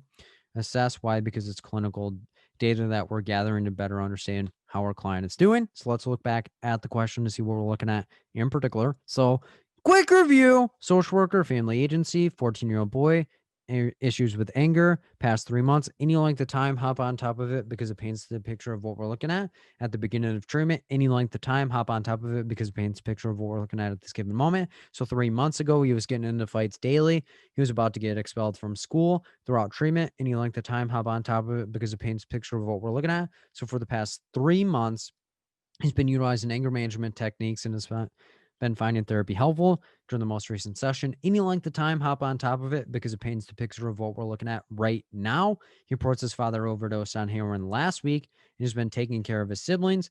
And he reports he's mad at himself because during the last interaction, he told his father he wished he were dead. So keep all of that in mind as we go through each answer choice. So right off the bat, we're going to rule out D. Why? because we don't really want to say, hey, what anger management techniques could you have utilized during the argument with your dad when you told him you wish you were dead, when he is pretty beaten up about it because his father overdosed on heroin last week. So it's kind of putting salt in the wound. Not a good idea. It's not meeting him where he's at, and it's not starting particularly where he would like to go. We'll also rule out C. Why? Because it's too fast and we're not really sure what's going on in the situation.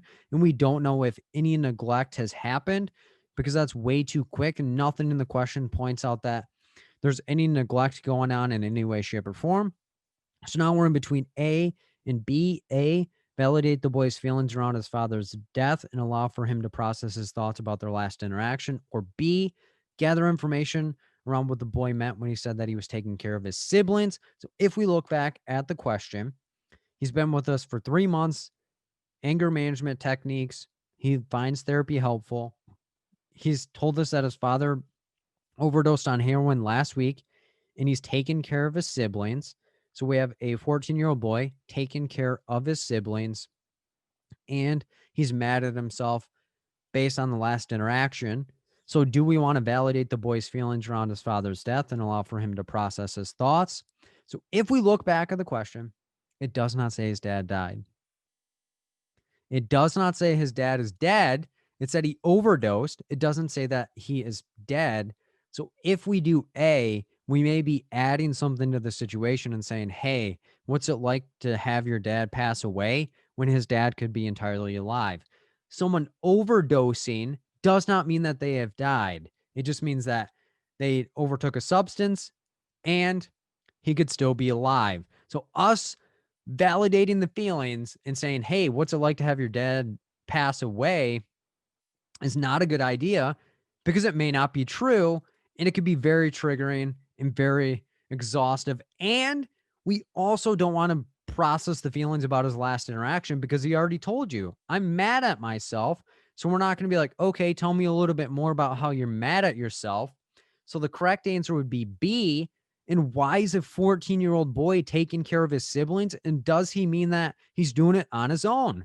Because if that's the case, we need to get the reinforcements. We don't know where the father is, and we don't know if the mother's involved in the situation. So you do not want to jump to buzzwords because just because it says process the feelings does not mean that is meeting him where he's at. And it doesn't say that father has passed away. So we're not going to go with an answer that says, hey, your dad is dead. So the correct answer here is B. Stay in the question. So that's how we'd look at that question in particular.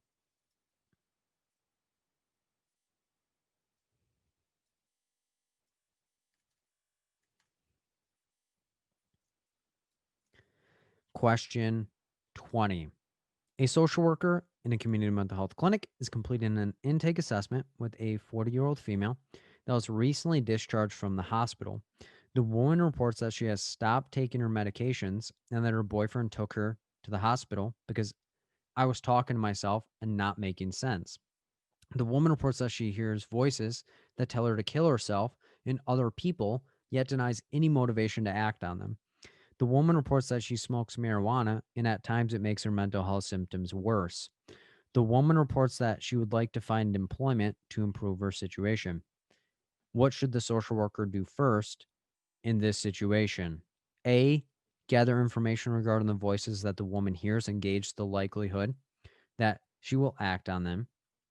B, gather information regarding the woman's marijuana use to better understand her situation. C, provide the woman a list of employment services that she can utilize to obtain employment. Or D, work with the woman to identify strategies that she can utilize to cope with her mental health symptoms to improve her situation. And when you have your answer, type the word CAP in the chat.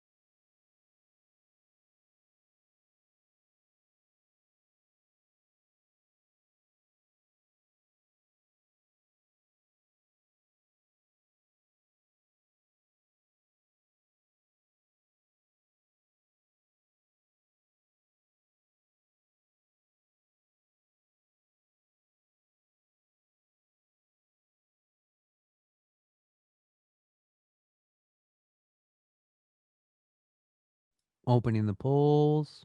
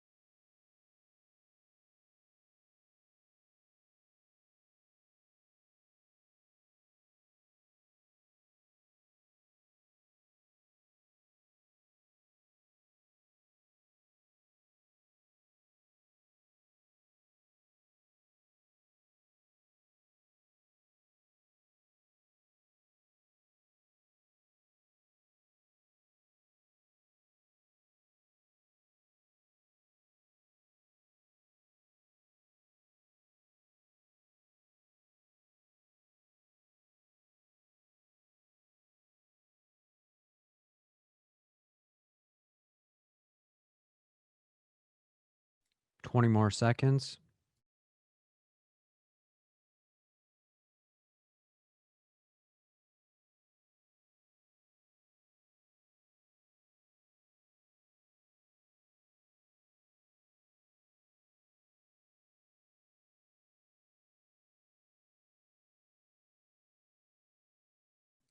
Shutting down the polls. The majority think it is B. Second place is A. Third place is D. Fourth place is C. Let's look at it. We're a social worker in a community mental health clinic, so that's who we are and where we are at. We're completing an intake assessment any length of time. Hop on top of it because it paints the picture of what we're looking at this given moment. So it's our first time meeting with a 40-year-old female. So that is our client. And then she was recently discharged from the hospital. So she was admitted into the hospital. The woman reports she stopped taking her medications and that her boyfriend took her to the hospital because I was talking to myself and not making sense. So that was prior to getting into the hospital, but she's been discharged. The woman reports that she hears voices that tell her to kill herself, yet denies any motivation to act on them. So she doesn't want to act on the voices that tell her to kill herself. And the woman reports that she smokes marijuana and at times it makes her mental health symptoms worse. And the woman reports that she would like to find employment to improve her situation. What should the social worker do first in this situation? This is an application question. Why? Because it's a client scenario that we have to react to in the best way that we know how. So let's apply the acronym to each answer choice and each answer choice back to the question. See what we're looking at in particular. A, gather information regarding the voices that the woman hears and gauge the likelihood that she will act on them. That is going to be an assess. Why? Because it's gathering clinical data about the client's situation that could better inform us. B, gather information regarding the woman's marijuana use to better understand her situation. Assess. Why? Because it's gathering clinical data, which is her substance use. C, provide the woman a list of employment services that she can utilize to obtain employment. Advocate. Why? Because it's us giving her something that she can utilize outside into the community, but she would ultimately still work with us. And D, work with the woman to identify strategies that she can utilize to cope with her mental health symptoms to improve her situation. Intervene. Why? Because it's us doing something in the situation to progress the therapeutic situation at this time. So let's look back at the question to see what we're looking at in particular. So, quick review. Social worker, community mental health clinic, completed an intake assessment. Any length of time, hop on top of it because it paints the picture of what we're looking at this given moment. Our client's a 40-year-old female. She was recently discharged from the hospital. She reports that she stopped taking her meds and that her boyfriend took her to the hospital because she was talking to herself and not making sense. So that was prior to going to the hospital, but she's already been stabilized and discharged. The woman reports that she hears voices that tell her to kill herself and other people, yet denies any motivation to act on them, yet denies any motivation to act on them, yet denies any motivation to act on them. The woman reports that she smokes marijuana and at times it makes her mental health symptoms worse. So her mental health symptoms have gotten worse when she smokes. And the woman reports she would like to find employment services. So keep all that in mind as we go through each answer choice. So right off the bat, we're going to rule out A. Why? Because she denies any motivation to act on the voices. So if we gather more information about the voices and gauge the likelihood she acts on them, she already told you, I have no motivation to act on them. So that would be invalidating and not meeting in where she's at. So that's bad moves, bad vibes. We're also going to rule out D. Why? Because that's too fast. In an intake assessment, we just met her. So how are we about to tell her how she can cope with her mental health symptoms in any way, shape, or form? Bad moves, bad vibes. That's just a first interaction. So now we're in between B, gather information regarding the woman's marijuana use to better understand her situation, or C, provide the woman a list of employment services that she can utilize to obtain employment. So right off the get-go, in between these two, we're going to rule out C because we need to understand what she means that her mental health symptoms have gotten worse, because it doesn't amplify her auditory hallucinations or anything like that. And C, we can do, but we need to make sure that we understand if she's a danger to herself or danger to other people. And we need to make sure that if her mental health symptoms are getting worse, what that looks like and is that a potential dangerous situation. So the correct answer here is B. We got to meet her where she's at and make sure that she is entirely safe. So that's how we look at that question in particular.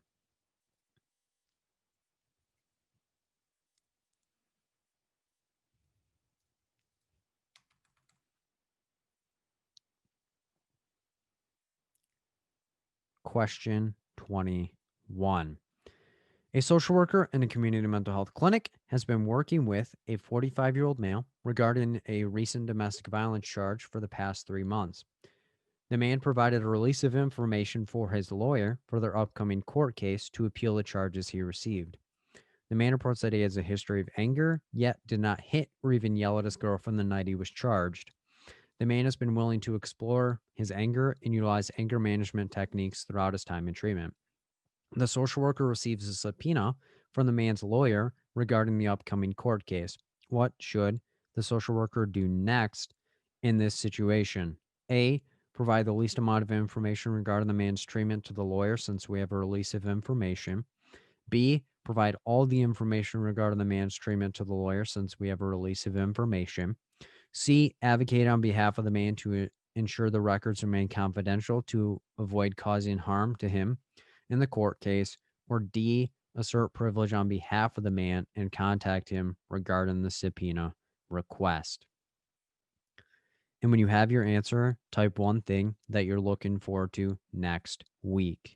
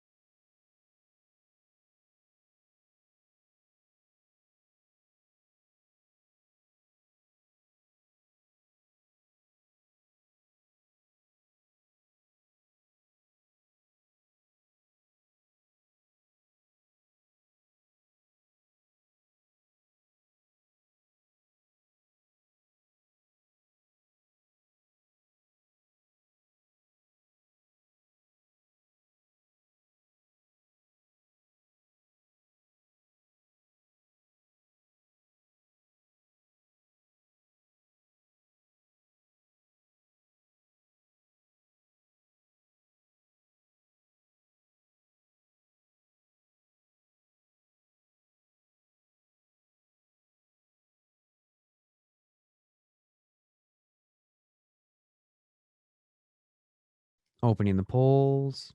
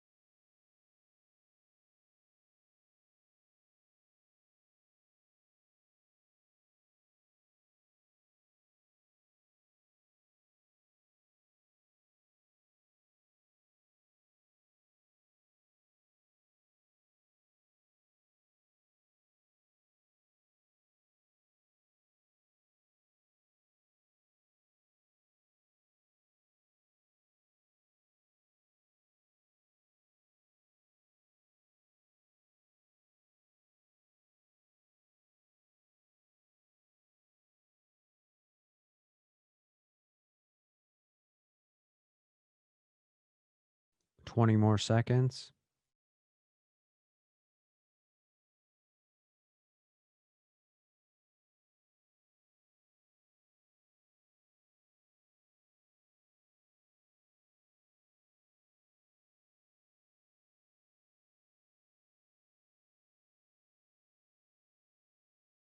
Shutting down the polls. The majority think it is A. Second place is D. Third place is B and C. Let's look at it. We're a social worker in a community mental health clinic. We've been working with a 45-year-old male. So that is our client regarding a recent domestic violence charge for the past 3 months. Any length of time, hop on top of it because it paints the picture of what we're looking at this given moment. The man provided the release of information for his lawyer regarding the upcoming court case to appeal the charges that he received. So we have a release for his lawyer for the upcoming court case. And the man reports that he has a history of anger, yet didn't even hit or yell at his girlfriend the night that he was charged. So maybe previous nights, but not this one in particular.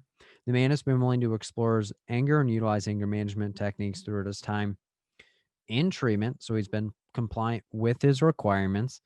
And then the social worker receives a subpoena from the man's lawyer regarding his upcoming court case.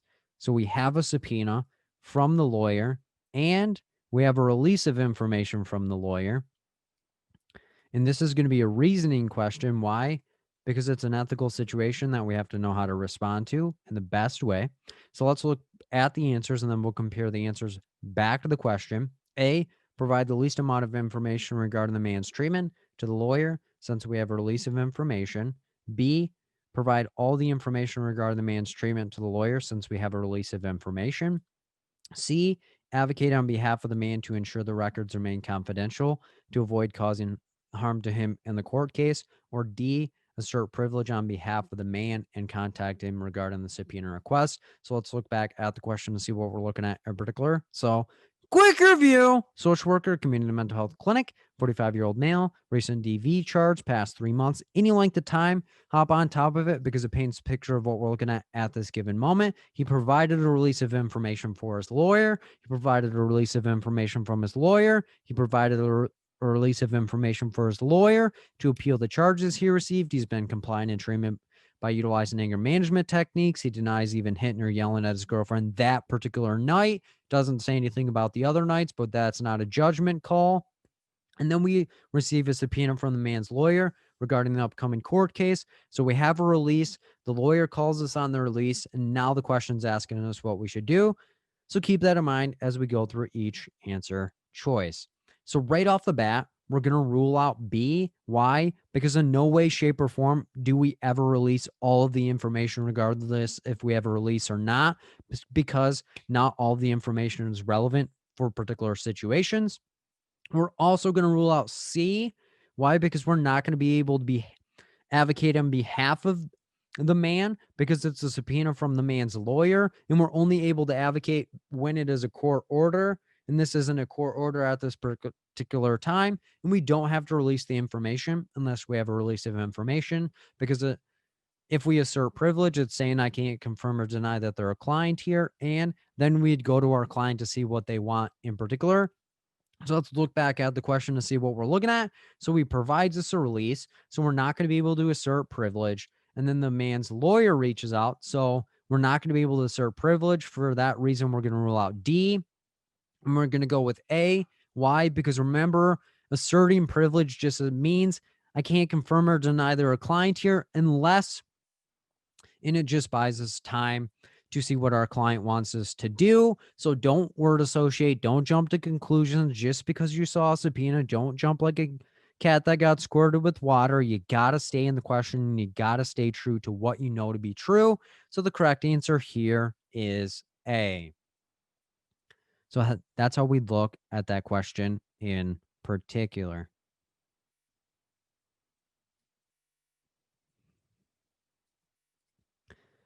Question 22. A social worker in a family agency has been working with a 32-year-old male for the past 2 months regarding work-related stress. Throughout his time in treatment, the man has been utilizing multiple strategies he has learned in therapy to reduce his stress. During the most recent session, the man has a black eye and scratches all over his arms. The social worker starts to sweat and feel her heart pound heavily. The man begins to explain what happened to him, yet the social worker finds it difficult to focus on what he is saying. What should the social worker do next in this situation? A, stop the session and inform the man that he needs to reschedule since the social worker is not feeling well. B, inform the man that the social worker needs to step out of the session for a moment and ask and speak with her supervisor regarding her physical reactions. C, ask the man clarifying questions about what he has said to ensure that she understands the situation. Or D, utilize progressive muscle relaxation techniques during the session to allow for her to stay grounded in the situation. And when you have your answer, type one thing that you're blessed to have in your situation right now.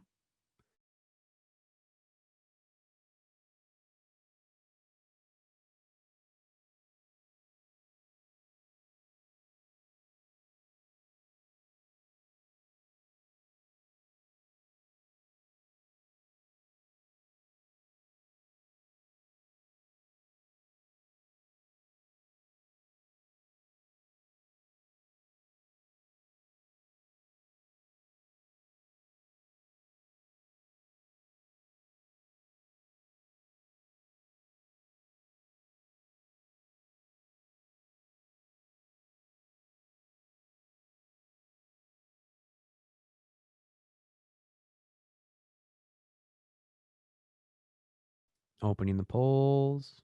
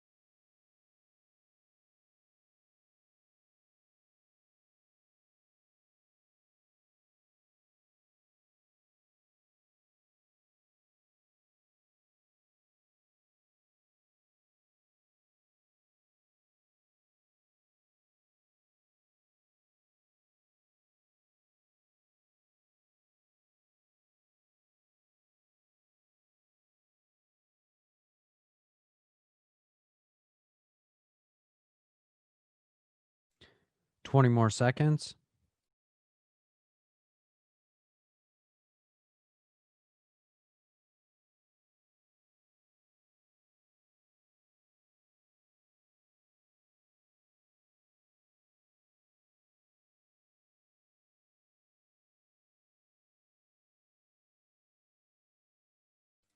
Shutting down the polls. The majority think it is B and D. Second place is C. Third place is A. Let's look at it. We are a social worker in a family agency where we have been working with a 32-year-old male. So that is our client for the past 2 months, any length of time. Hop on top of it because it paints a picture of what we're looking at regarding work related stress. So that's why he came into services throughout his time in treatment, any length of time. Hop on top of it because it paints a picture of what we're looking at. So for the past 2 months, he's been utilizing multiple strategies he's learned in therapy to reduce his stress. So he's been improving in services. During the most recent session, any length of time, hop on top of it because it paints a picture of what we're looking at this given moment. He has a black eye and scratches all over his arms, so he might have experienced abuse or something like that. The social worker starts to sweat and feel her heart pound heavily. So we have a physical reaction to seeing the man that way, maybe a trauma response. The man begins to explain what happened, yet the social worker finds it difficult to focus on what he is saying. So we're having a reaction. We're not really able to stay focused. And what should we do next in the situation? So this is an application question. Why? Because it's a client scenario that we have to respond to in the best way that we know how. So let's apply the acronym to each answer choice and each answer choice back to the question to see what we're looking at in particular. A, stop the session, inform the man that he needs to reschedule since the social worker is not feeling well.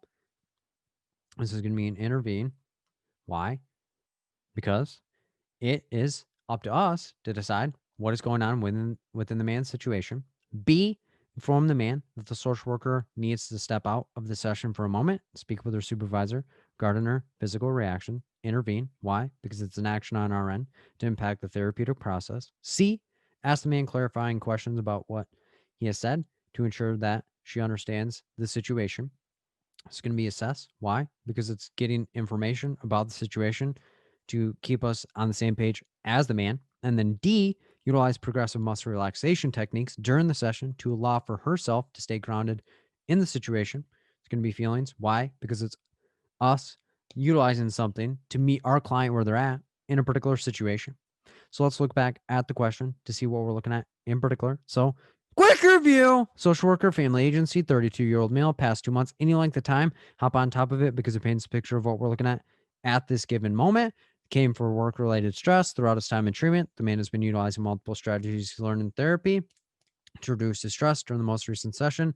Any length of time, hop on top of it because it paints a picture of what we're looking at this given moment. The man has black eye and scratches all over his arm. Social worker starts to sweat and feel her heart pound heavily, and the man begins to explain what happened to him, yet finds it difficult to stay focused on what he is saying. So that is where we have to keep in mind, what do we do when we're having a trauma response to what a client is stating? So let's look back at the answer choices. So right off the bat, we're going to rule out A. Why? Because we're not just going to randomly lie to the client and say, "Yup, it's based on something I'm bringing into the situation that we have to reschedule. I'm feeling sick. Even though you're in a tough spot, I'm going to stop you there and we're going to stop there." We're also going to rule out B. Why? Because why are we going to just randomly pop out of our chair and then start talking to our supervisor and say, "Hey, I'll be right back," and then I'll come back to help you? Because our client may be okay with it, but what are you going to tell your client when you come back and let's say you're gone for 10 minutes and they're like, "So what happened?" Nothing.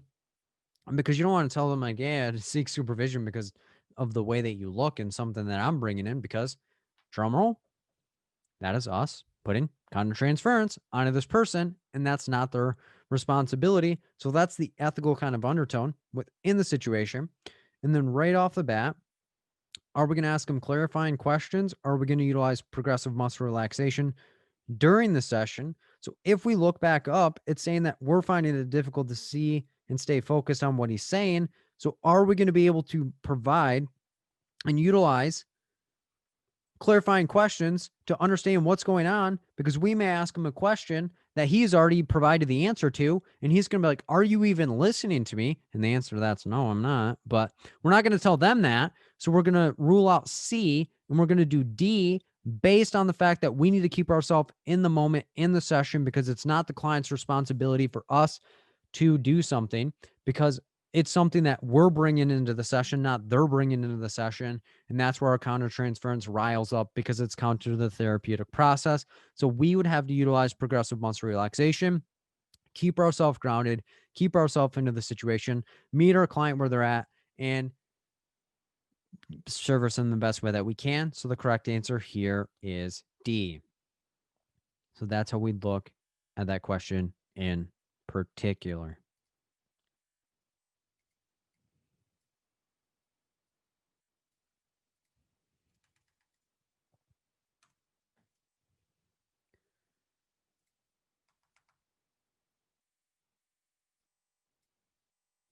Question 23. A hospice social worker is completing her biweekly visit with a 75-year-old male that has been working on ways to improve his mood. The man has been on hospice for the past 2 months after his doctor informed him that he had 6 months to live. During the most recent visit, the social worker sees bruises on the man's arm and asks the man about them. The man reports it is likely from how he has been sleeping. What should the social worker do next in this situation? A. Inform the man that the social worker would need to contact Adult Protective Services to investigate the situation further. B. Review the man's chart to see what medications that he is on to better understand where the bruises came from. C. Ask the man if anyone has physically harmed him since their last visit to better understand where the marks came from. Or D. Document the bruises in the man's chart and assess them next session to understand if the man is being abused. And when you have your answer, type one thing about yourself that is positive.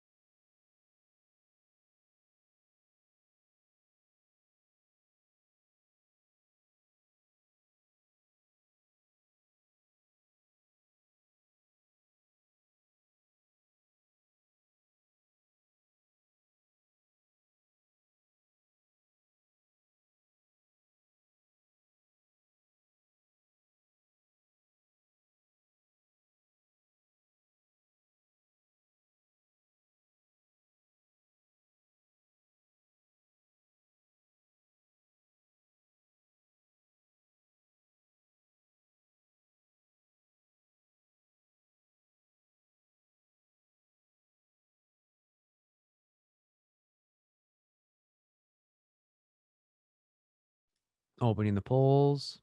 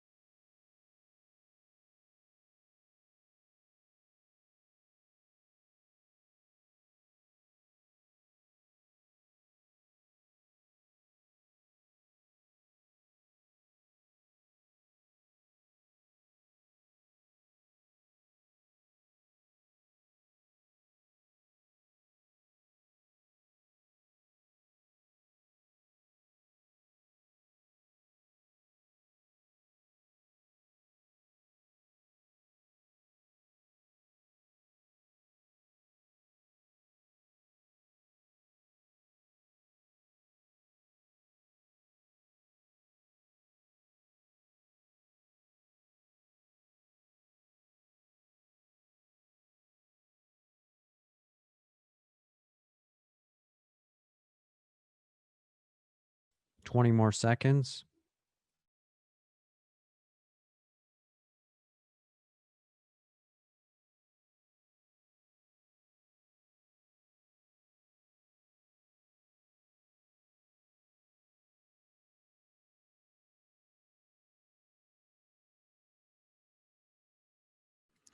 Shutting down the polls.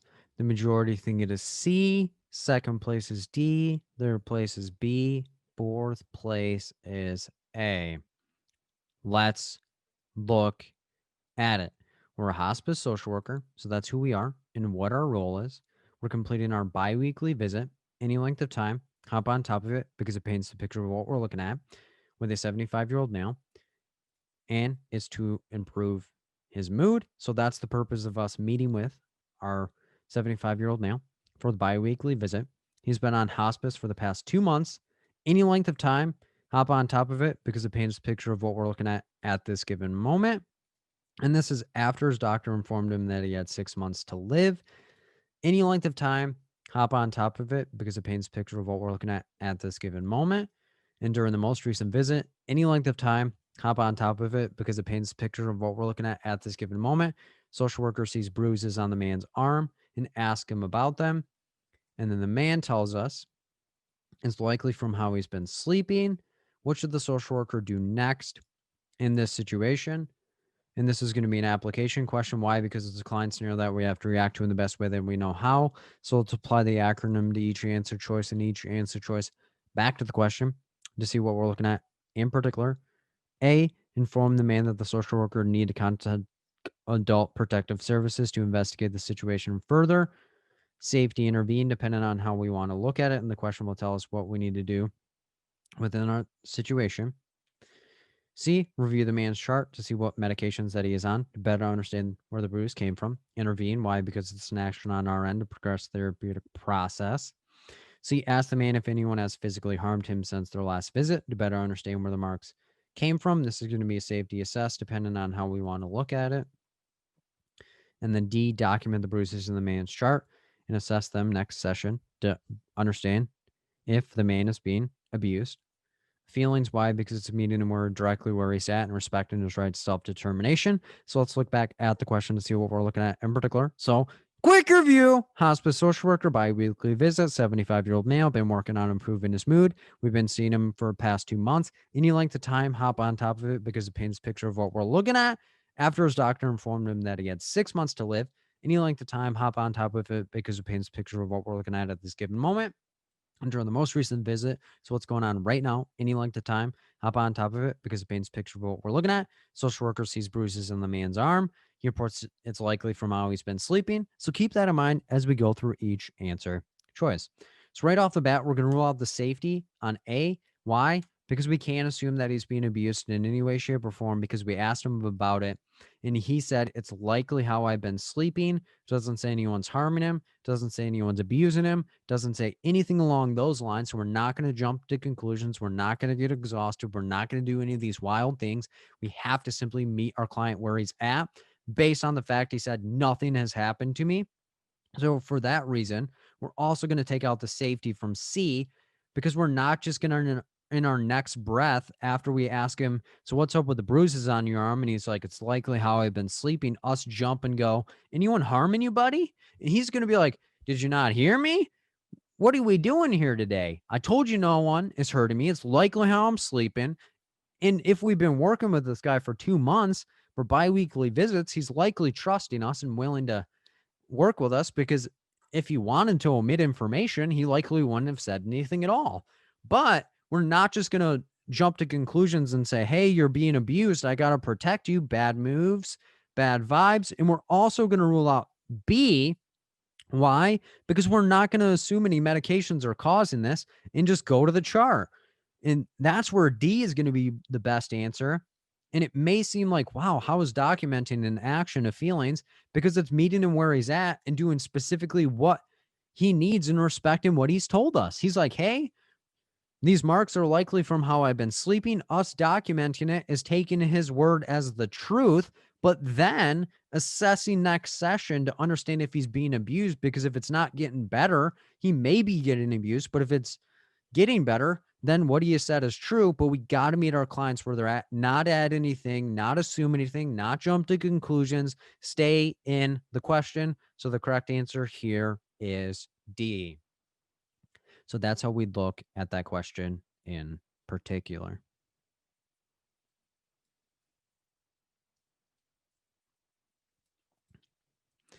Question 24. A social worker in a community mental health agency worked with a 45-year-old female for 6 months to help improve her depressive symptoms. The woman was court-ordered to treatment after she hit a tree while under the influence of alcohol. The woman provided a release of information for her lawyer and was willing to share all information regarding her treatment. The woman successfully completed her treatment 3 months ago. The social worker received a subpoena from a lawyer regarding the woman's upcoming custody case. What should the social worker do next in this situation? A. Provide the least amount of information to the lawyer, since we have a release of information from the woman. B. Provide all information to the lawyer, since we have a release of information from the woman. C. Assert privilege on behalf of the woman and contact her regarding the request. Or D. Seek supervision regarding the subpoena to ensure we follow agency policy regarding it. And when you have your answer, type one thing that you learned from the session tonight.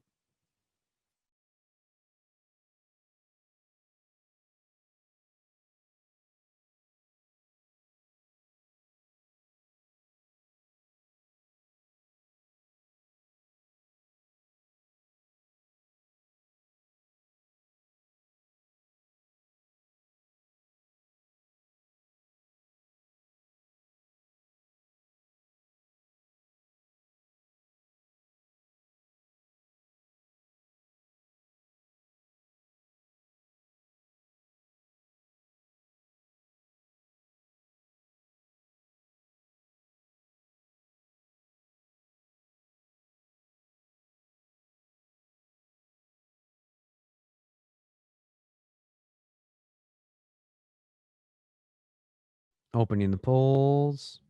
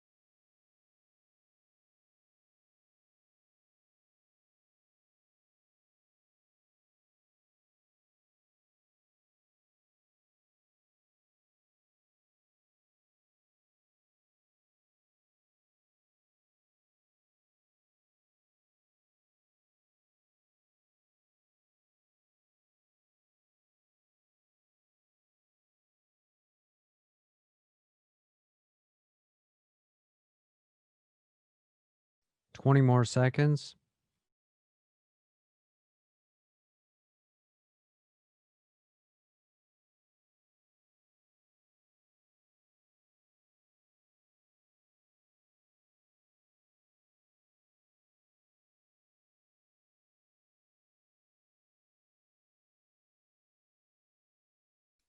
Shutting down the polls. The majority think it is C. Second place is A. Third place is D. Fourth place is B. Let's look at it. We're a social worker and a community mental health agency. So that's who we are and where we are at. We worked with a 45-year-old female.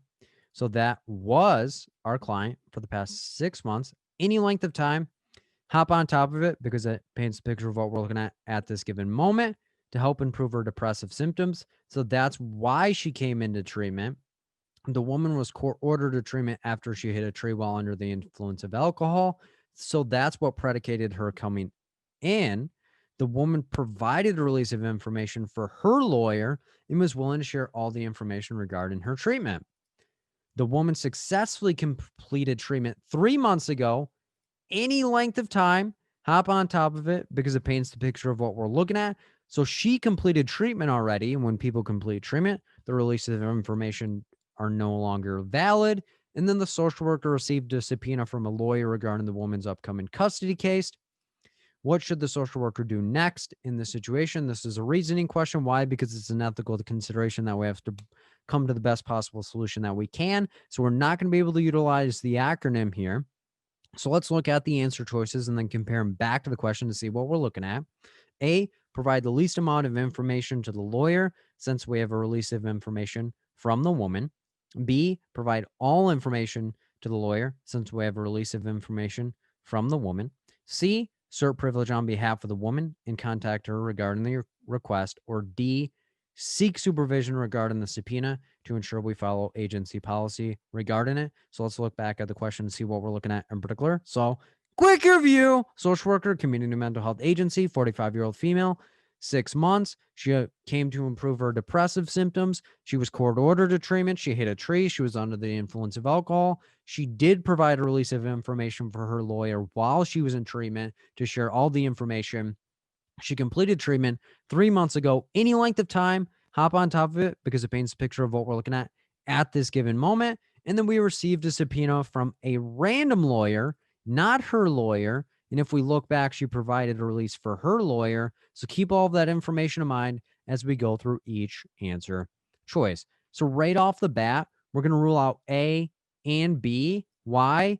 Because it says that we worked with her, not that we're currently working with her, because she completed treatment 3 months ago. And that's why the length of time is important, based on the fact that we're not just going to provide the information, because when people complete treatment, the releases of information are voided out and we're not able to disclose any information. As well as she provided a release of information for her lawyer.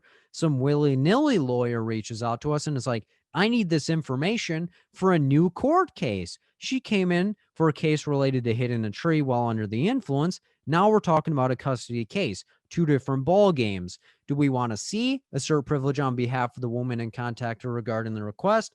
Or do we want to do D, seek supervision regarding the subpoena request to ensure we follow agency policy? So at this given moment, it doesn't say in the question that we don't know what we're doing or that we need assistance. So for that reason, we're going to rule out D and we're going to go with C, assert privilege on behalf of our client to ensure that their needs are met. So that way we're not disclosing information and breaching confidentiality, because at the end of the day, we have to look at it that we did work with her 6 months ago. She completed treatment 3 months ago, and the release of information is no longer active because the release of information was for the lawyer associated with the tree hitting charge, not a custody case. So making sure that just because it says subpoena, yes, subpoena and assert privilege was correct, but understanding why that is correct is the most important part. So the correct answer here is C.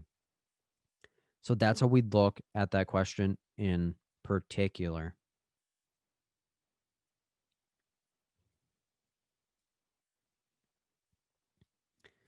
Question 25. A home-based social worker has been working with a mother and her 8-year-old son for the past 6 months to help address the son's anger.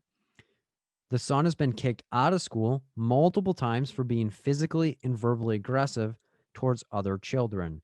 In the past, the mother has told the social worker that her son has hit her and threatened her life. During the most recent session, the son reports that his mother choked him during an argument and that he does not feel safe. What should the social worker do first in this situation? A. Gather more information from the family to better understand the situation. B. File a child protective services report. C. Inquire about the boy's reaction to his mother choking him to better equip the family for future sessions. Or D. Provide information to the family regarding anger management techniques to improve their situation. And when you have your answer, type another thing that you learned from the session today.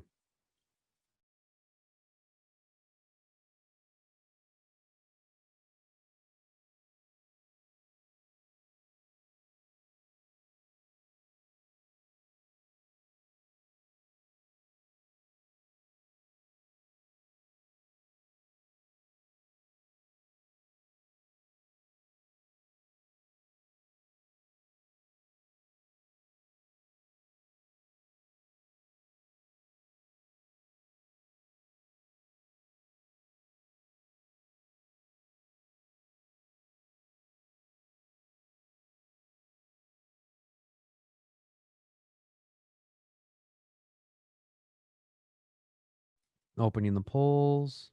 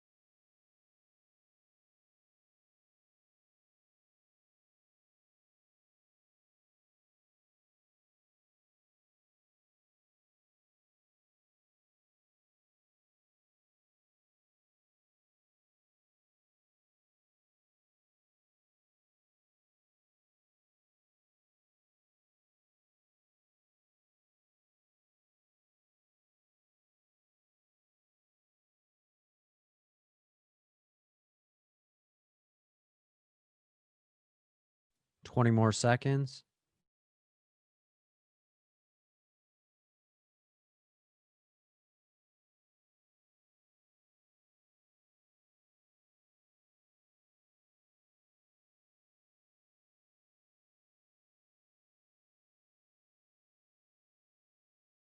Shutting down the polls.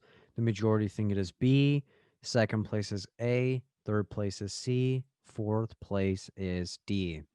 Let's look at it. We're a home-based social worker, so that's who we are and where we are at. We're inside of the family's home because we're working with the mother and her 8-year-old son. So they're both going to be our clients for the past 6 months, any length of time.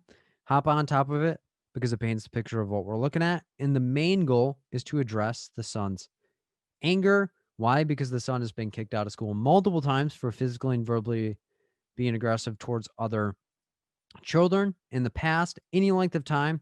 Hop on top of it because it paints a picture of what we're looking at. The mother has told the social worker that her son has hit and threatened her life. So that's what's happened in prior sessions. During the most recent session, any length of time, hop on top of it because it paints the picture of what we're looking at. The son reports that his mother choked him during an argument and that he does not feel safe. What should the social worker do first in this situation? This is an application question. Why? Because this is a client scenario that we have to react to in the best way that we know how. So let's compare the acronym to each answer choice and each answer choice back to the question to see what we're looking at in particular. A, gather more information from the family to better understand the situation.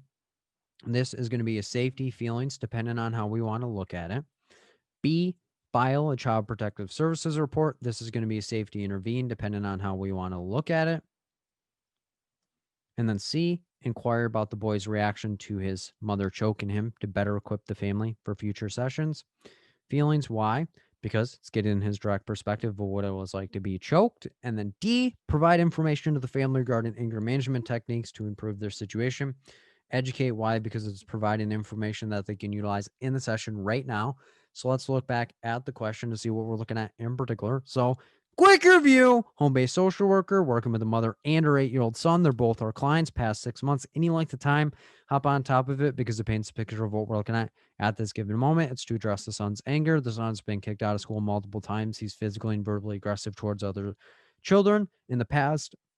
Any length of time, hop on top of it because it paints a picture of what we're looking at. The mother told the social worker her son has hit and threatened her during the most recent session. Any length of time, hop on top of it because it paints a picture of what we're looking at this given moment. The son reports that his mother choked him during an argument and that he does not feel safe. Keep all of that in mind as we go through each answer choice. So right off the bat, we're going to rule out D. Why? Because that doesn't relate to what the son has said. The son's like, my mom choked me. We're not going to say, okay, let's review anger management techniques for everybody. So bad moves, bad vibes. We're also going to rule out C. Why? Because it's only focused on the boy's reaction. And if we look back at the question, our clients are the mother and the 8-year-old son. So they both are going to be the focus within the situation because we've been working with both the mother and the son. So C is going to be ruled out because it's only focused on the son. And is that going to help the family for future sessions? So if we talk about what was it like to be choked, is that helping mom in any way, shape, or form? No, it's not. So we have to stay in our lane. So now we're looking at A, gather information from the family to better understand the situation, or B, follow Child Protective Services report. So if we think back, the mother and son are both our clients. We've been doing this for 6 months. The son has a history of being physically and verbally aggressive towards other children. Mom has been threatened and hit by her son during the most recent session. The son tells us his perspective, but we haven't heard from our other client, which is the mother, about the situation. So for that reason, we're going to rule out B. That doesn't mean that we're not going to file a Child Protective Services report in the future, but we have to understand what is the context of the choking. Did he have a knife up against her neck and ready to slice her in half? What is her perspective? So we're not going to do it based on hearsay. And ultimately, if she's like, yeah, he had a knife up to my neck and I choked him to get him away from me, we're going to contact Child Protective Services, but he's going to be removed from the home for an entirely different reason for that. Or if she just randomly choked him out of malice, that would be a totally different situation. So for that correct reason, we would need to go with A, gather more information from the family about the situation to better understand before jumping on hearsay and blanket statements and anything like that.